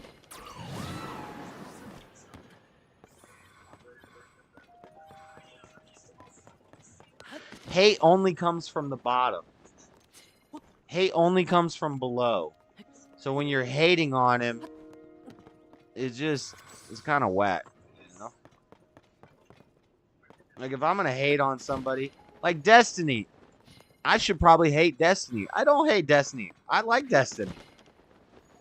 I like his content. I disagree with everything he says, but I got to respect the hustle. He just signed a 7-figure deal with Kick. Like, I got to respect the hustle. And he actually does gay stuff, but I don't go around saying Destiny's gay. You know? I'll disagree with him, and I'll contest his views where I disagree with them and come up with better, smarter arguments. But yeah. I'm just here to ask about your treasure hunt. Oh, the treasure hunt. Oh, the treasure hunt. I haven't worked on the treasure hunt. I forgot about it.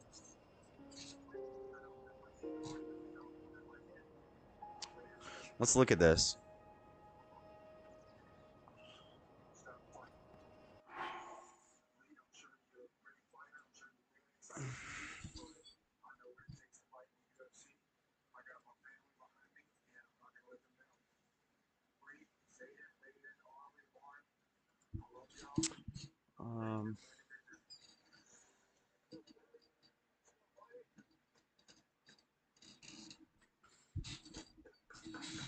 Utah treasure hunt.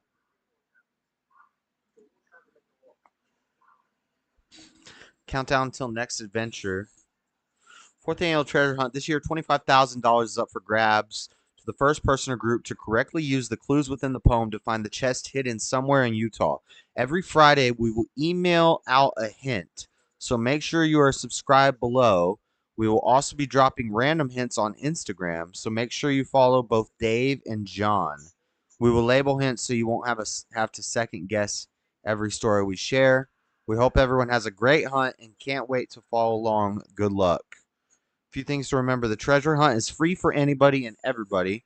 We picked this year's location with safety in mind. You follow a trail almost the entire way there. Once you step off the trail, it's not dangerous whatsoever. No rock climbing, mountain goating, crazy bushwhacking, or digging is necessary at all.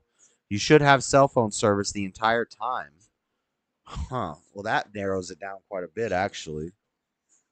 Remember to take enough water and sunscreen with you. The summer is going to be hot, so take care of yourselves. For more safety info, click here. We love you guys and want everyone to be safe and have fun.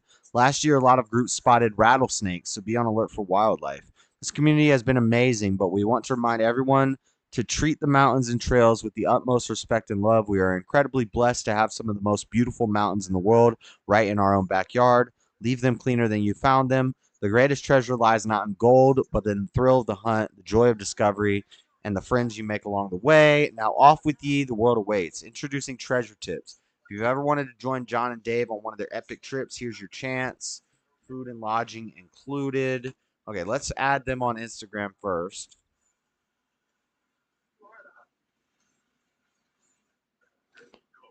Follow.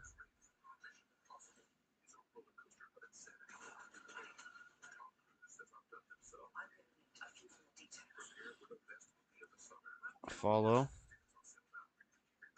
Joining $25,000 treasure hunt.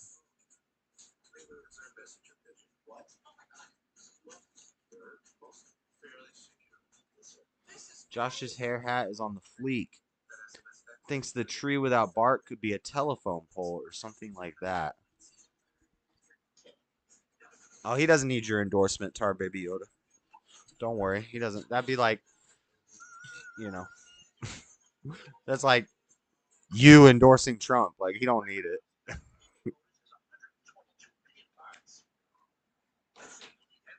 He's going to be all right without your endorsement.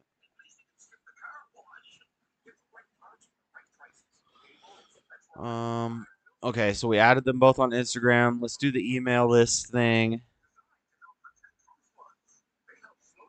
Let's see. Let me.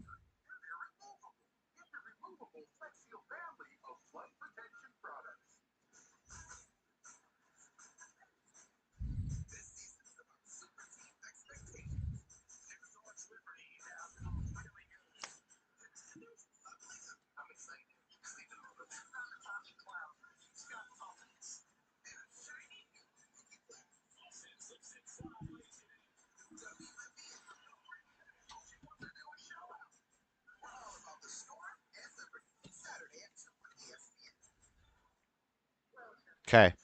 Begin your search where time was transcendent.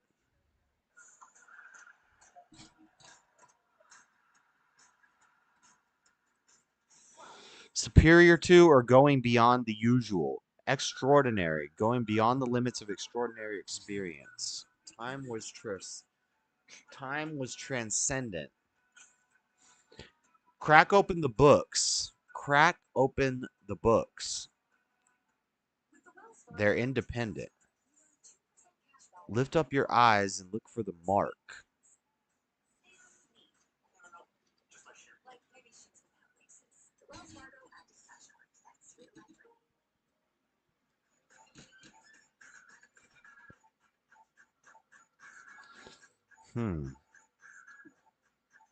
Flat Top Mountain.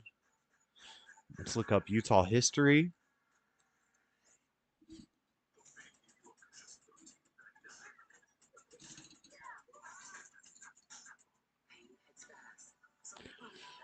Archaeological evidence dates the earliest habitation of humans in Utah about 10,000 to 12,000 years ago. Paleolithic people lived near the Great Basin, swamps, and marshes, which had an abundance of fish, birds, and small game animals. Big game, including bison, mammoths, ground sloths, were also attracted to these water sources over the centuries. The megafauna died. This population was replaced by the desert archaic people who sheltered in caves near the Great Salt Lake. Great Salt Lake. Let's go back to the hints. Fight starting. Where's the chat?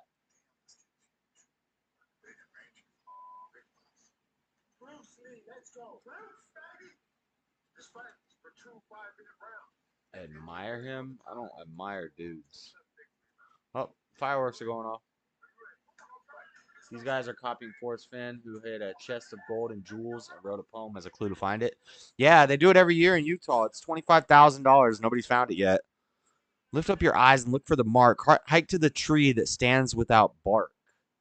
Hike to the tree that stands without bark. So, but where are we hiking from? Lift up your eyes and look for the mark. Crack open the books. They're independent. Past the grain tower that looks out to the west. Utah grain towers.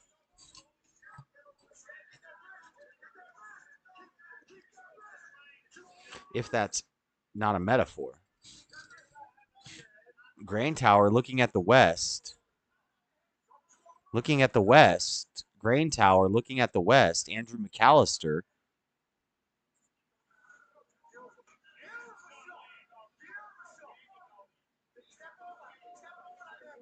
Ghost Rock.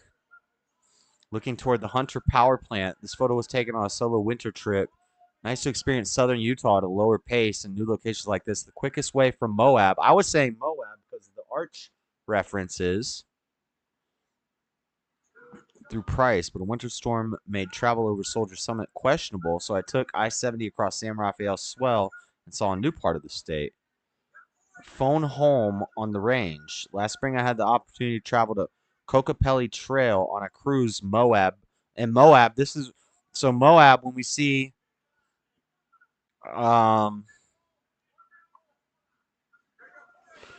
you'll know you're close where it's time to frown. What points towards heaven but is upside down.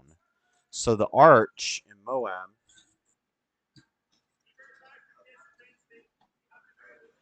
is right here. This is the arch. It looks like a frown. It's a smile that's upside down, but it still points to the heavens because it's a rock sculpture. It's up in the sky. But that seems so basic. So we go from Moab to the grain elevator. 2012, I wrote about a grain elevator in Preston, Idaho that burned down and how it seemed to have changed the identity of the town. This year, I explored the idea, created a series of images. I'm missing this fight.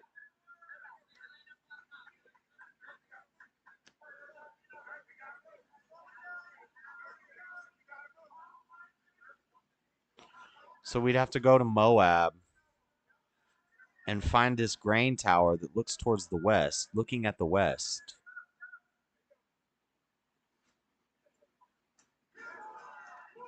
Grain elevator. Is there a picture of it on a map?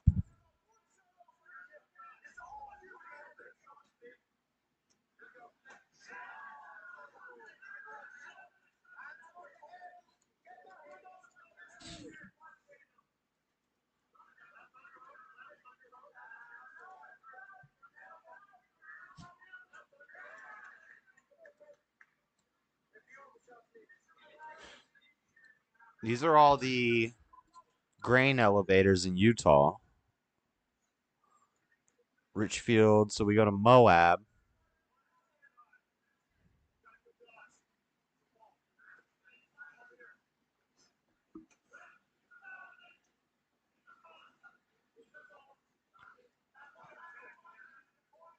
But they said it's not in a national park. So it would have to be, we have Canyonlands National Park. We have Achilles Arches, or we have Arches National Park.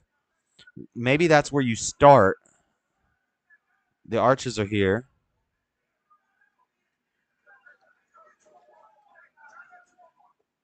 Oh, it's road trip time. So I think you'd need to look for a grain elevator. We have all the grain elevators mapped out right here in the Salt Lake area from Provo up to Clearfield and Ogden. But it's not showing us any grain towers in Moab. Never eat soggy waffles west. The only western grain tower is Smithfield Hog Production Mill, which is quite a ways away from Moab. I don't see any grain towers in Moab. Oh, I just X'd out one of the things. This fight's actually going around too. A lot of these Ultimate Fighter fights. See, Connor's there, Joey. Connor's there. He's tweaking out of his mind. Skied it up. Past the grain tower that looks out to the west. Grain tower. So I put grain elevator. Let's do grain tower.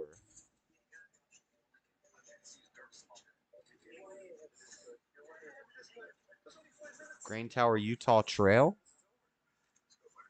Old grain silo. No, that's too far away.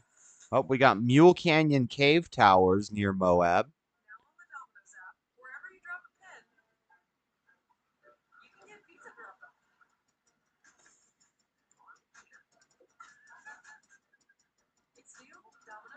Could that be it?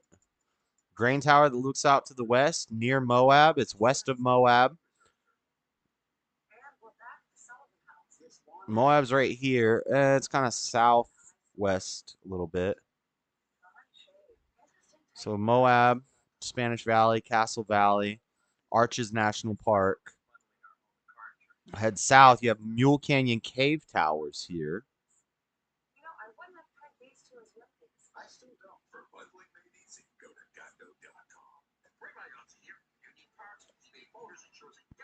Hike to the tree that stands without bark.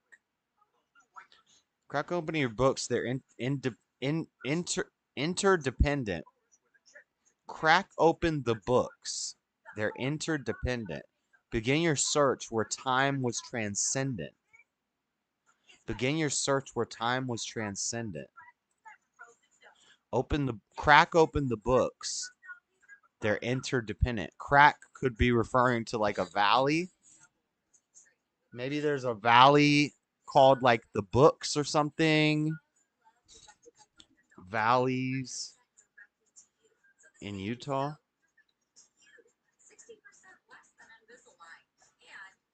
Antelope Valley, Pine Valley, Long Valley, Cedar Valley. Spanish Valley, Skull Valley, Scipio. Salt Valley, Utah, Snake Valley, the Great Basin, Beaver Valley, Beaver Bottoms, Antelope Valley. The books. Open the books. They're interdependent. Open the books. They're interdependent. And the Irish dude split his knee open somehow. Daddy Jub, we're trying to find $25,000 right now. Do you get that? Crack open the books. They're interdependent. Begin your search where time was transcendent. Begin your search where time was transcendent. Time was transcendent. Is that like an expression? Time was transcendent. Utah. See, other people have searched this too. And then on Reddit, they're talking about it. The transcendental time perspective refers to individual capacity to cross the limits of earthly life to mentally traveling. Was transcendent. What's Reddit saying? Google search time transcendent. The transcendent time perspective refers to the individual capacity to cross the limits. Blah, blah, blah. Mental traveling in eternity. Time traveling back to the future. Transcendental literally means to climb beyond or across, but spiritually it means to cross over or surpass natural limits, which opens a world of possibilities. We all toss around for weeks, blah, blah, blah. Since they said the first line refers to BTTF and crack open the books refers to doing some research on the movie, what's BTTF? Back to the Future. The last hint they gave said it is referring to a most perfect movie, Back to the Future. So time transcendent has something exactly to do with that movie. The dates could be GPS coordinates or dates in Utah's history or something synonymous with a character or place in the movie. We're all going crazy at this point, by the way. Okay, so they're saying this has been confirmed. Begin your search where time was transcendent. And then points towards up. Got to get off the road in the airplane without wings.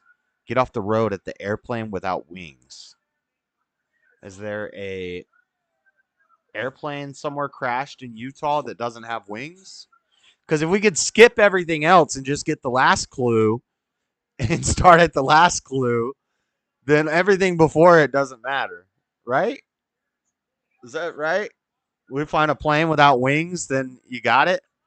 Search from the shoulder and fortune it will bring. Is there a museum or something? Transcendent time perhaps means withstands the test of time. They're saying on Reddit that it's been confirmed that it has to do with Back to the Future. They said Back to the Future only refers to one line in the poem, and it should be obvious.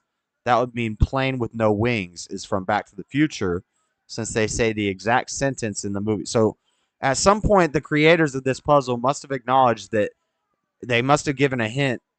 I need to find the list of hints, actually, because there's more hints that have been given out.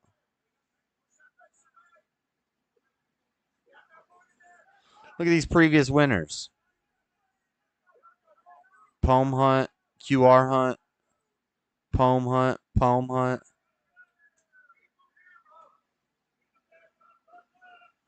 Bro, let's get it. Let's get it.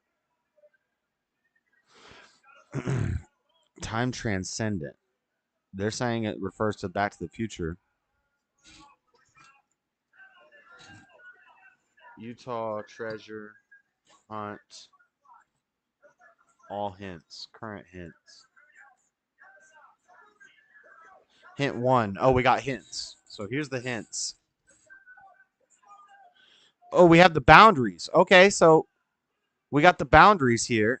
Oh, that narrows it down. So it was not in Moab. I was already off. I was already looking in the wrong spot. Treasure boundaries. Can I zoom in on this picture? There we go. Not a small area. But when we lay this with our grain tower map, we see all the grain towers are in that area.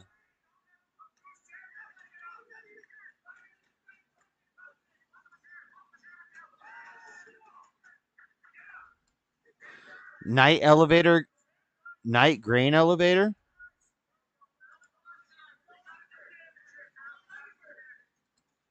That's a grain tower. Let's go, Brandon. Somebody wrote, let's go, Brandon on it. Let's go. Nice. Let's go, Brandon on, and it looks out west. Out west this way. I'm liking. Ooh, is it over? Dang, Connor's team is getting destroyed, bro. Connor's team is losing. So, Saratoga Springs, that would be this area. Just west of Lehigh. I'm thinking it's right in here. When I look at that, and I look at this,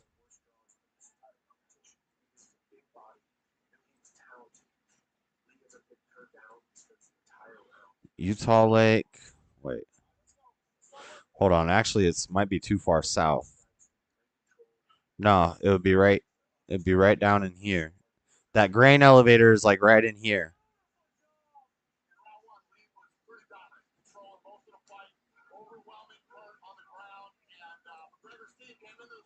We got more hints.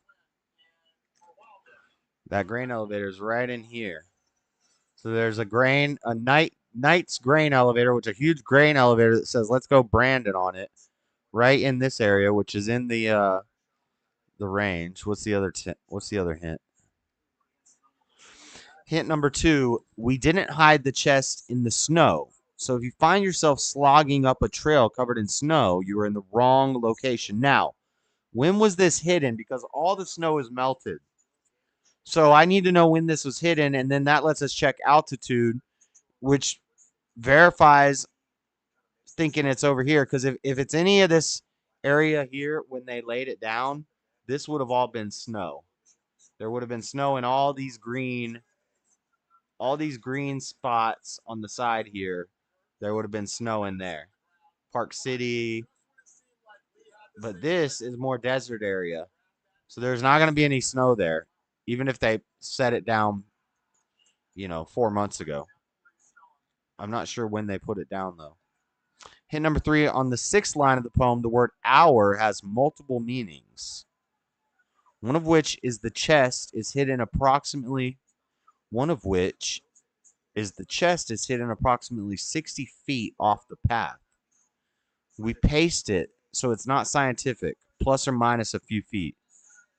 So 60 steps. 60 steps.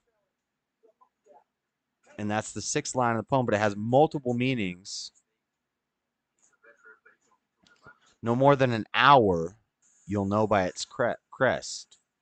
Past the grain tower that looks out to the west, no more than an hour, you'll know by its crest. Look down at your map to not wander with thirst. So it's in the desert. Remember two less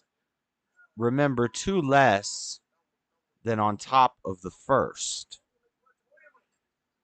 2 less than on top of the first would be second. If you're on top of the first, 2 less than that would be right behind the first, which would be second. Remember 2 less than on top of the first. Remember second. Second as in first and second as in time, as in 1 second. You'll know you're close where it's time to frown. What points towards heaven, but is upside down. Get off the road at the airplane without wings. Get off the road. The DeLorean? Or search from the shoulder and fortune it will bring. Fortune from shoulder of the side of the road. Airplane without wings. Hint number 4. The chest is not inside a cabin, shed, or any kind of structure. A lot of people have asked us this. The chest is hanging out in nature, waiting for you to find it. The entire hunt takes place within the boundaries. Many people have asked if the chest is inside the boundaries, but other clues in the poem are not. The entire poem takes place within these boundaries, okay? And there's our boundaries again. Hint number 6, there have been a few reports about bear traps set in this area, which is the Galena Sunaki Preserve, to which some hunters have had some close encounters with. As a result, a free clue is that the treasure is not located in this preserve. Where is this preserve? Galena Sunaki Preserve.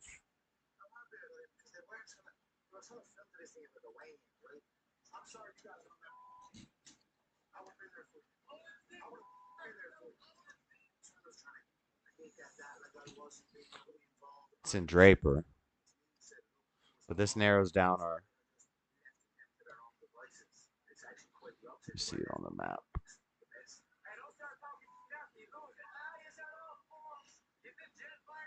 Okay. That's all right. That's north of where I was looking anyway. So the Galena Sunaki Reserve is in this area. It's not in there. I'm thinking down in here. Somewhere in this desert area. It's talking about thirst. It's talking about the grain silo, which is located right in here. It's in our range. This is a lot of desert. Is there a crashed plane in...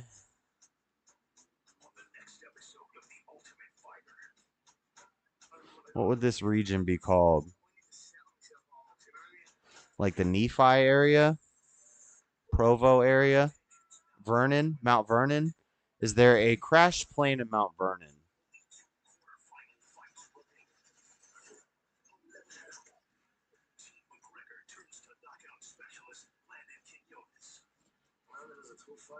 List of Utah plane crashes. Heber City, Utah. Spanish Fork. Payson. Was there a plane crash in Utah? Pilot injured. Small plane crash upside down in southern Utah. That's not really where we're looking, though.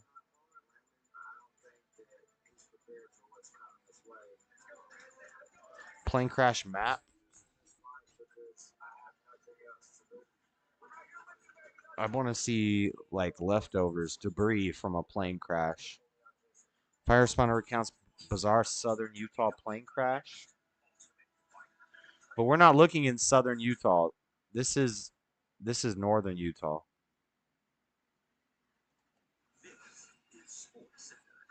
Provo, shout out Fletch.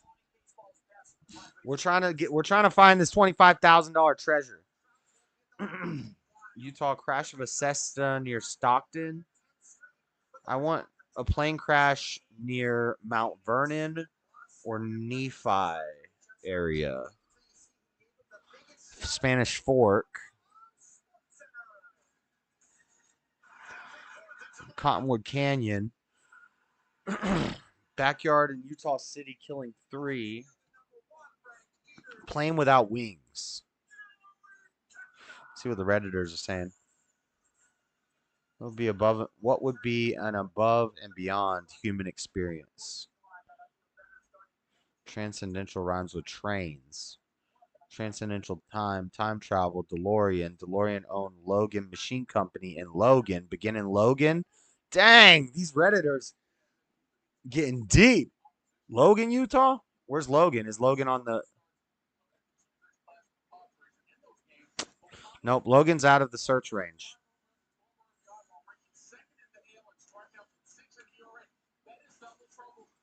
Logan is out of the search boundaries.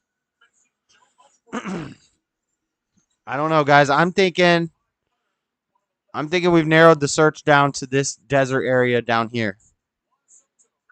The thing about thirst, the thing about the grain silo to the west, you could start in Spanish Fork. Doesn't they say something even about a fork or something? Well, it points towards heaven, but it's upside down. Get off the road of the airplane. Look down at your map to not wander with thirst. Look down at your map to not wander with thirst, to find water. Look down at your map in order to find water. Desert. No more than an hour, you'll know by its crest. Past the grain tower that looks out to the west. Hike to the tree that stands without bark. Lift your eyes, look for the mark. Crack open your books. They're interdependent.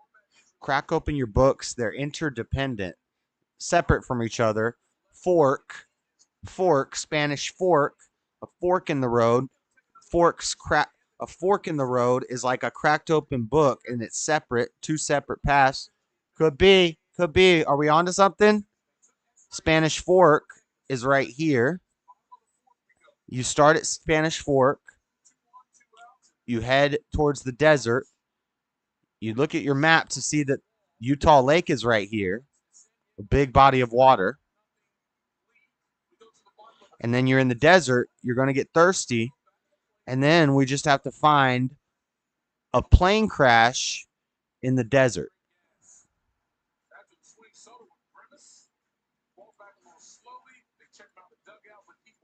Is there any more clues? Oh, we got more. As we head into the weekend, we'd like to travel through time and recommend a movie that's not only a timeless classic, but will help you on your quest. We invite you to revisit one of the few perfect films ever made, Back to the Future. So Back to the Future, we need to watch Back to the Future. Look, there's another hint about Back to the Future. Oh, there's a lot of hints. The line in the poem that says, crack open the books, is not referring to any particular books. It's just trying to convey that finding the chest, some research is going to need to be done. I'm doing my research right now. So that messes up my Spanish Fork idea. Crack open your books. Transcendent. In case you missed it, make sure to watch this video posted by Element United. It might shed some light on the order of things. Element United, I'm excited to have the opportunity to give you today's clue. Now, some of you guys have been asking if the order of the poem matters. So, here is the correct order of the poem as read by you. Begin your search where time was transcendent. Crack open the books, they're interdependent. Lift up your eyes and look for your mark. Hike to the tree that stands with no bark. Past the grain tower that looks out to the west. Dun dun dun. Not more than an hour, you'll know by its crest. Look down at your map. Do not wander with thirst. or to less than on top of the floor. They'll know you're close where it's time to frown. What points towards heaven but upside down? Get off the road at the airplane without wings. And search from the shoulder and fortune it will bring. Now, I'm not a tall man. I'm 5'10", 5'11" on a good day. Is that my shoulder? Or is that some little short guy's shoulder? Because I know John might be a little bit taller than Dave. So, whose shoulder are we measuring here? Well, all right. I hope that clue helps you guys. But listen, if you would like to help Element United solve some major problems That wasn't a happening in the clue. world right now with child labor, slave labor, environmental destruction, and That wasn't a clue. mining world, we use blockchain technology to solve a lot of these problems. And the best part is that you can be rewarded for being part of the solution. Go to elementunited.com and we'll show you how. Thank you. I wonder if there's a hint there. I wonder if there's a hint at elementunited.com. All right, what else? Back to the Future movie is only relevant for one line of the poem. And it's either got to be the transcendental thing or the plane without wings. I read it, they were saying the plane without wings because he's in the DeLorean that flies. Meaning, what, is there a DeLorean out in the desert somewhere? The chest is not hidden in the city or anywhere urban. We get most of our hint ideas from frequently asked questions. And this one has been asked a lot. It's not in the city. I'm saying it's in the desert. In line 5 of the poem, passed by the grain tower isn't referring to a literal grain tower, but it is referring to something man-made. A grain mill, exactly. I'm thinking you're talking about the night grain elevator, which is this. This is in the search area. Bolter Peak, Mammoth, Silver City, Alberta, Goshen. We got Spanish Fork. There was a plane crash near Spanish Fork. Fairfield, Eagle Mountain, Cedar Fort, Rush Valley, Vernon, Faust, Black Crook Peak.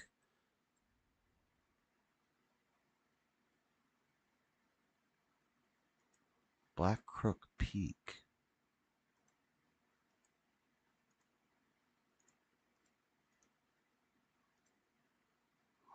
Huh. Vernon.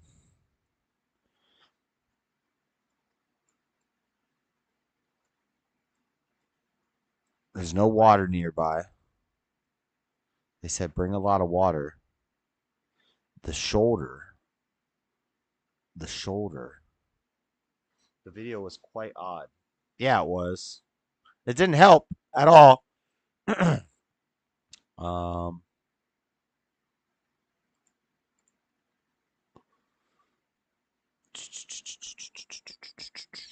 me see. Pretty darn lucky. Pilot hiked 6 miles after surviving plane crash.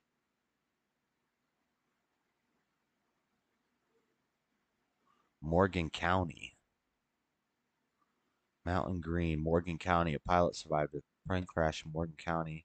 Hiked roughly 2 hours to call for help. 7 miles up Cottonwood Canyon near Durst Mountain. Mountain Green fire. The plane had taken off in Morgan County. Pilot miraculously walked away from the crash.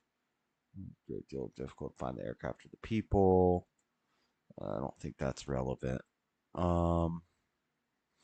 Let's see. So past the grain tower, I think it's referring to this night's grain mill. Let's keep going. Hint 13. In line 7, when it says, oh damn, it's almost 10 o'clock. I gotta go soon, guys. In line 7, when it says to look down at your map and not wander with thirst, this line is stating, if you haven't solved the poem up to this point, you are going to wander aimlessly because everything before this rhyme could be figured out without leaving your home. In line 7, when it says to look down at your map and not wander with thirst, this line is stating if you haven't solved the poem up to this point, you're going to wander aimlessly because everything before this rhyme could be figured out without leaving your home. Line 7. 4, 5, 6, 7. So basically, you need to get all this figured out in your house. This will narrow you down to the right location. We got the grain tower. Hike up to the tree that stands without bark. Tree that stands without bark. Tree without bark. Fireworks are going off. Echo's freaking out.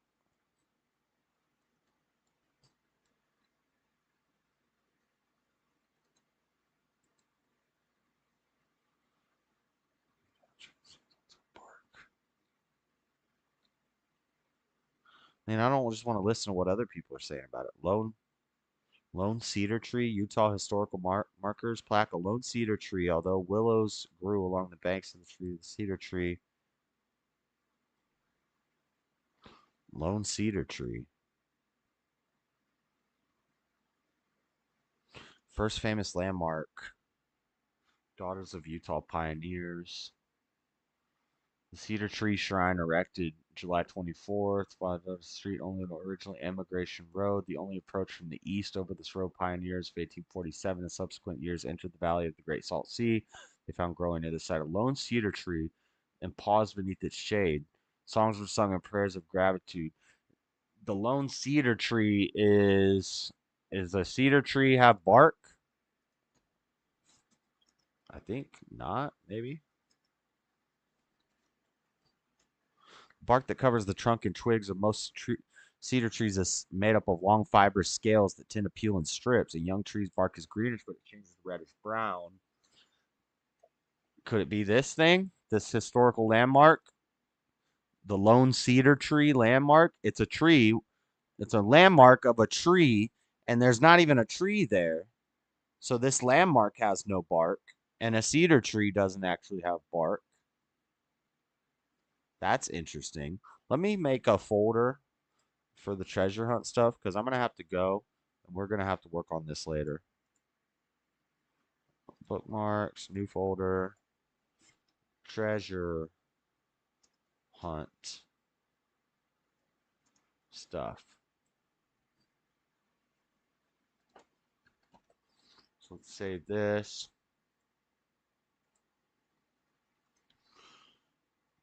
Utah mountains in Utah. History of Utah. We'll spend some more time. I've totally forgot about this. Thank you for reminding me. I would have spent more time figuring out this riddle.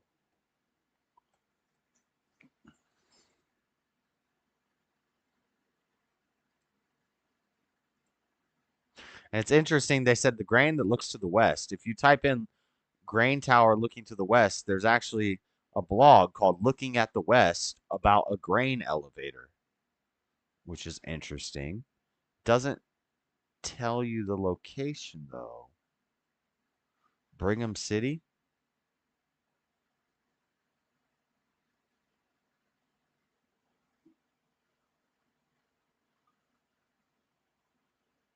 Where?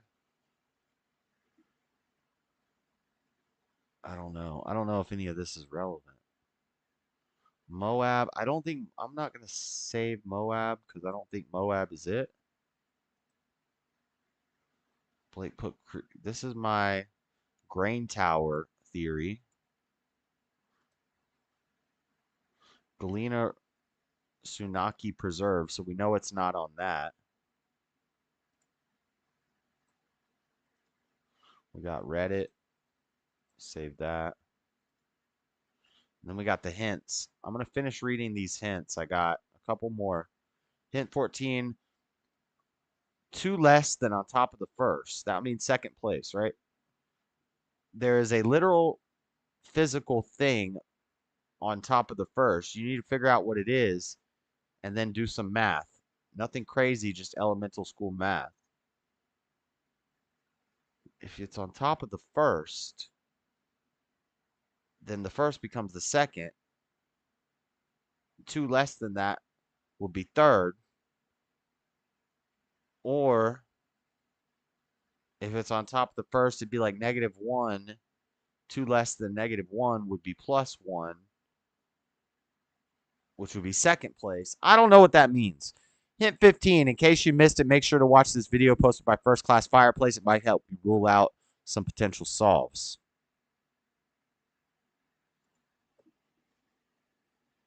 Gotta go do some fireworks with the kids. Have a good night. All right, we're about to end the stream soon. I'm just gonna read these last few clues, and then I'm out. And next time I stream, I forgot about this. We're gonna work on this. Nothing like fishing. Damn, that's loud.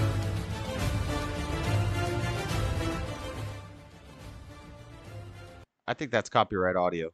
What is this saying? Official 2023 treasure hunt clue. First class fireplace. Nothing like fidgeting up a company on fire to clear your head from the treasure hunting madness, but wait.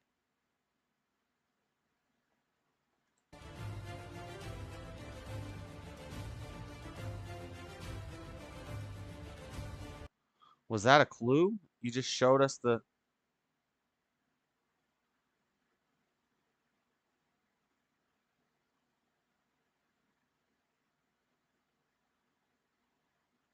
What is the point of this?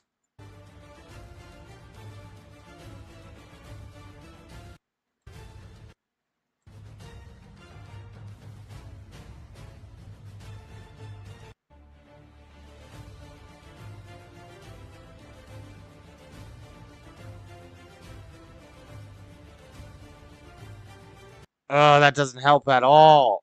Is he showing the area from his backyard with that fireplace? And then also, is this symbol, when it makes a new circle, is it narrowing down the search area? Because then,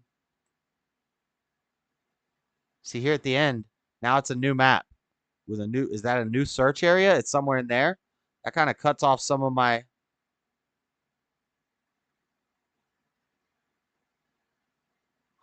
Those mountains, man. That's definitely more southern. It's definitely down here. I didn't see any water, so I didn't see Utah Lake. Let me see this one more time.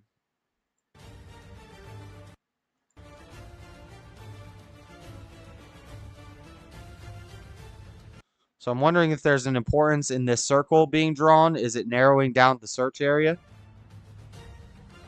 But I want to see this. What mountains are these? Where is that? I don't see water. I don't see Utah Lake.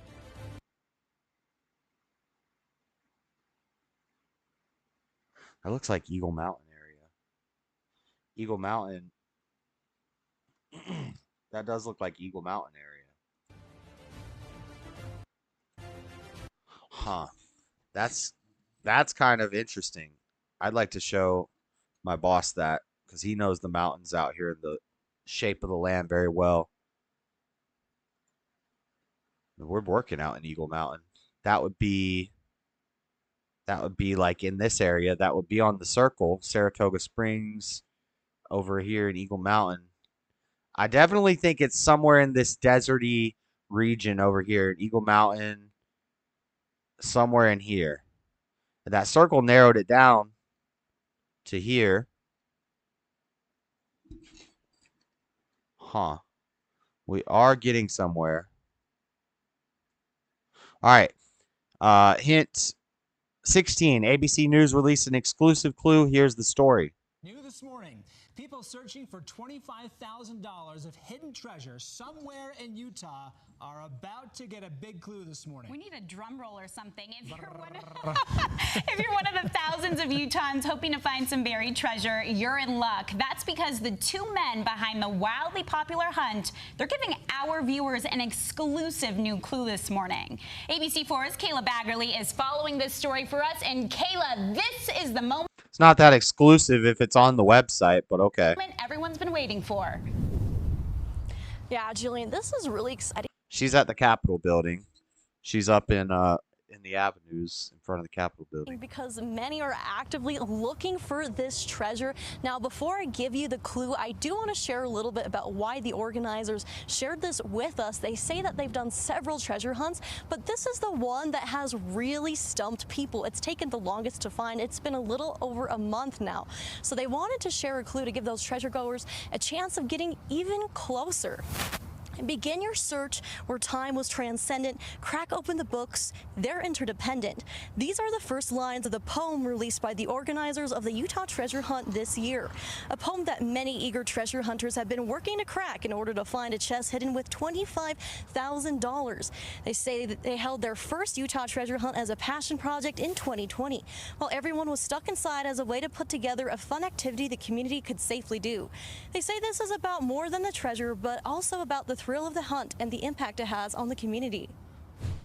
We all grew up on Indiana Jones and the Goonies and just like that sense of adventure, which in our modern world, sometimes it's hard to find that. And I think what people love about our hunts is that we always make sure that they're free and open to anybody. Oh. So anybody could just... It said updated boundary map. It did say that. Okay. I didn't see it said that. But yeah, the ring got smaller. So that narrows the search area down quite a bit. But I'm still thinking it's over there near the Eagle Mountain area in that desert area by Utah today, Lake. figure out the poem and go find hidden treasure. Now, for the moment you're waiting for, every Friday they do release clues to help searchers get closer to finding that treasure.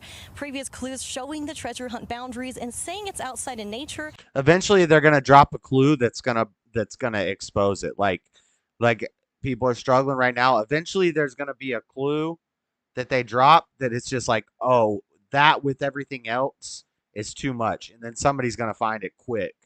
So we got to get to it before that. And now here at ABC4, we have a new exclusive clue. It reads, you may know research is required, but where best to begin? The hint is to brush up on your Utah history. Okay, so I got to learn about Utah history.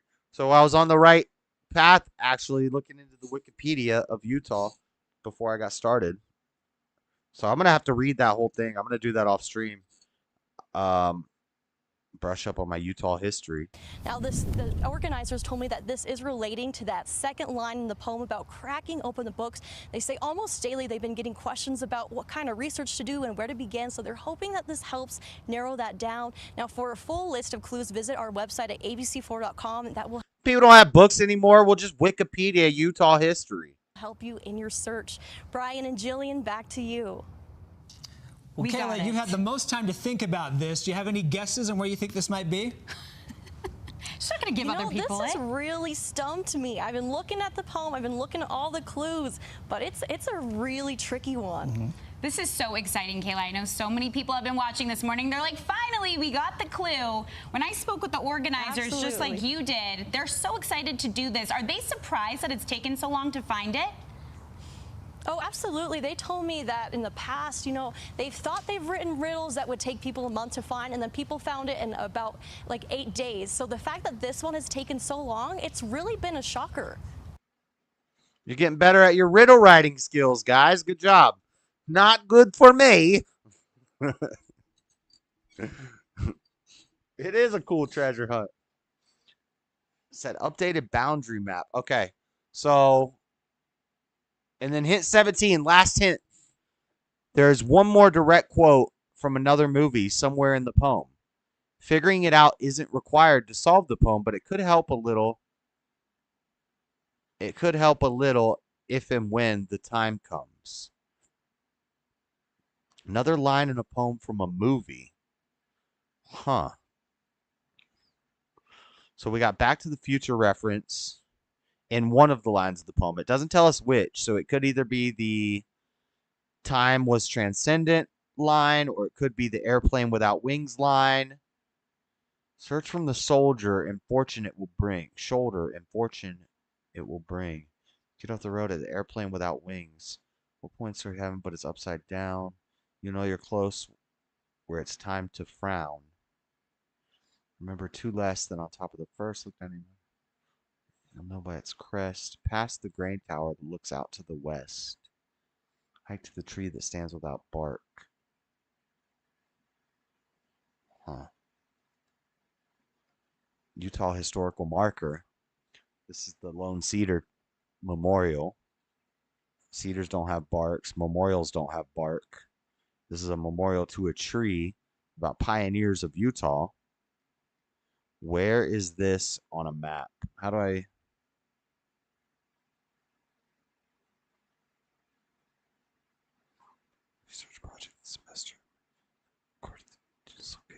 There's text. Does not tell me where it is.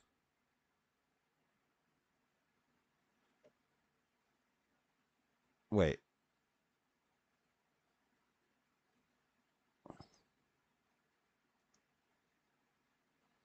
Lone cedar tree.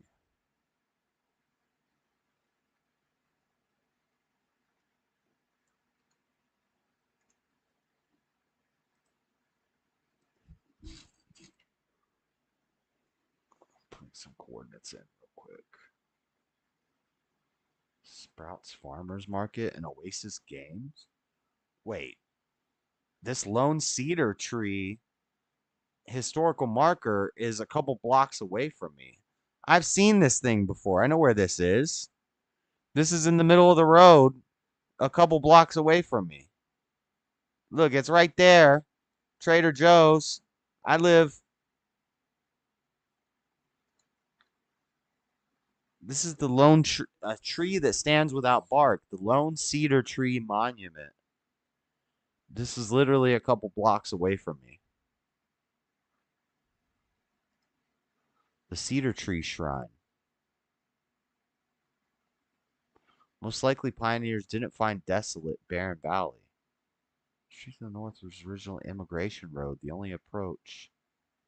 Daughters of Utah pioneers. Valley of Mormon pioneers west. Desert area that was Huh.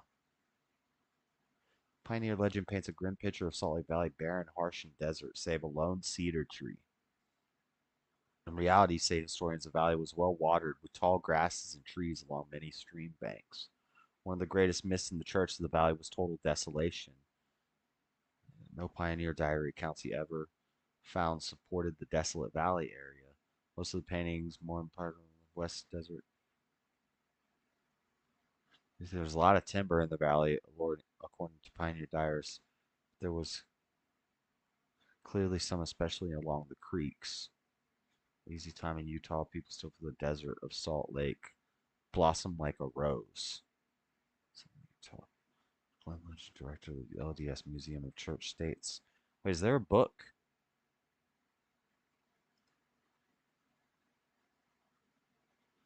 Is there a picture of a book on this? No. Huh. Interesting. Interesting. Now that's walking distance. That's like a couple blocks away from me.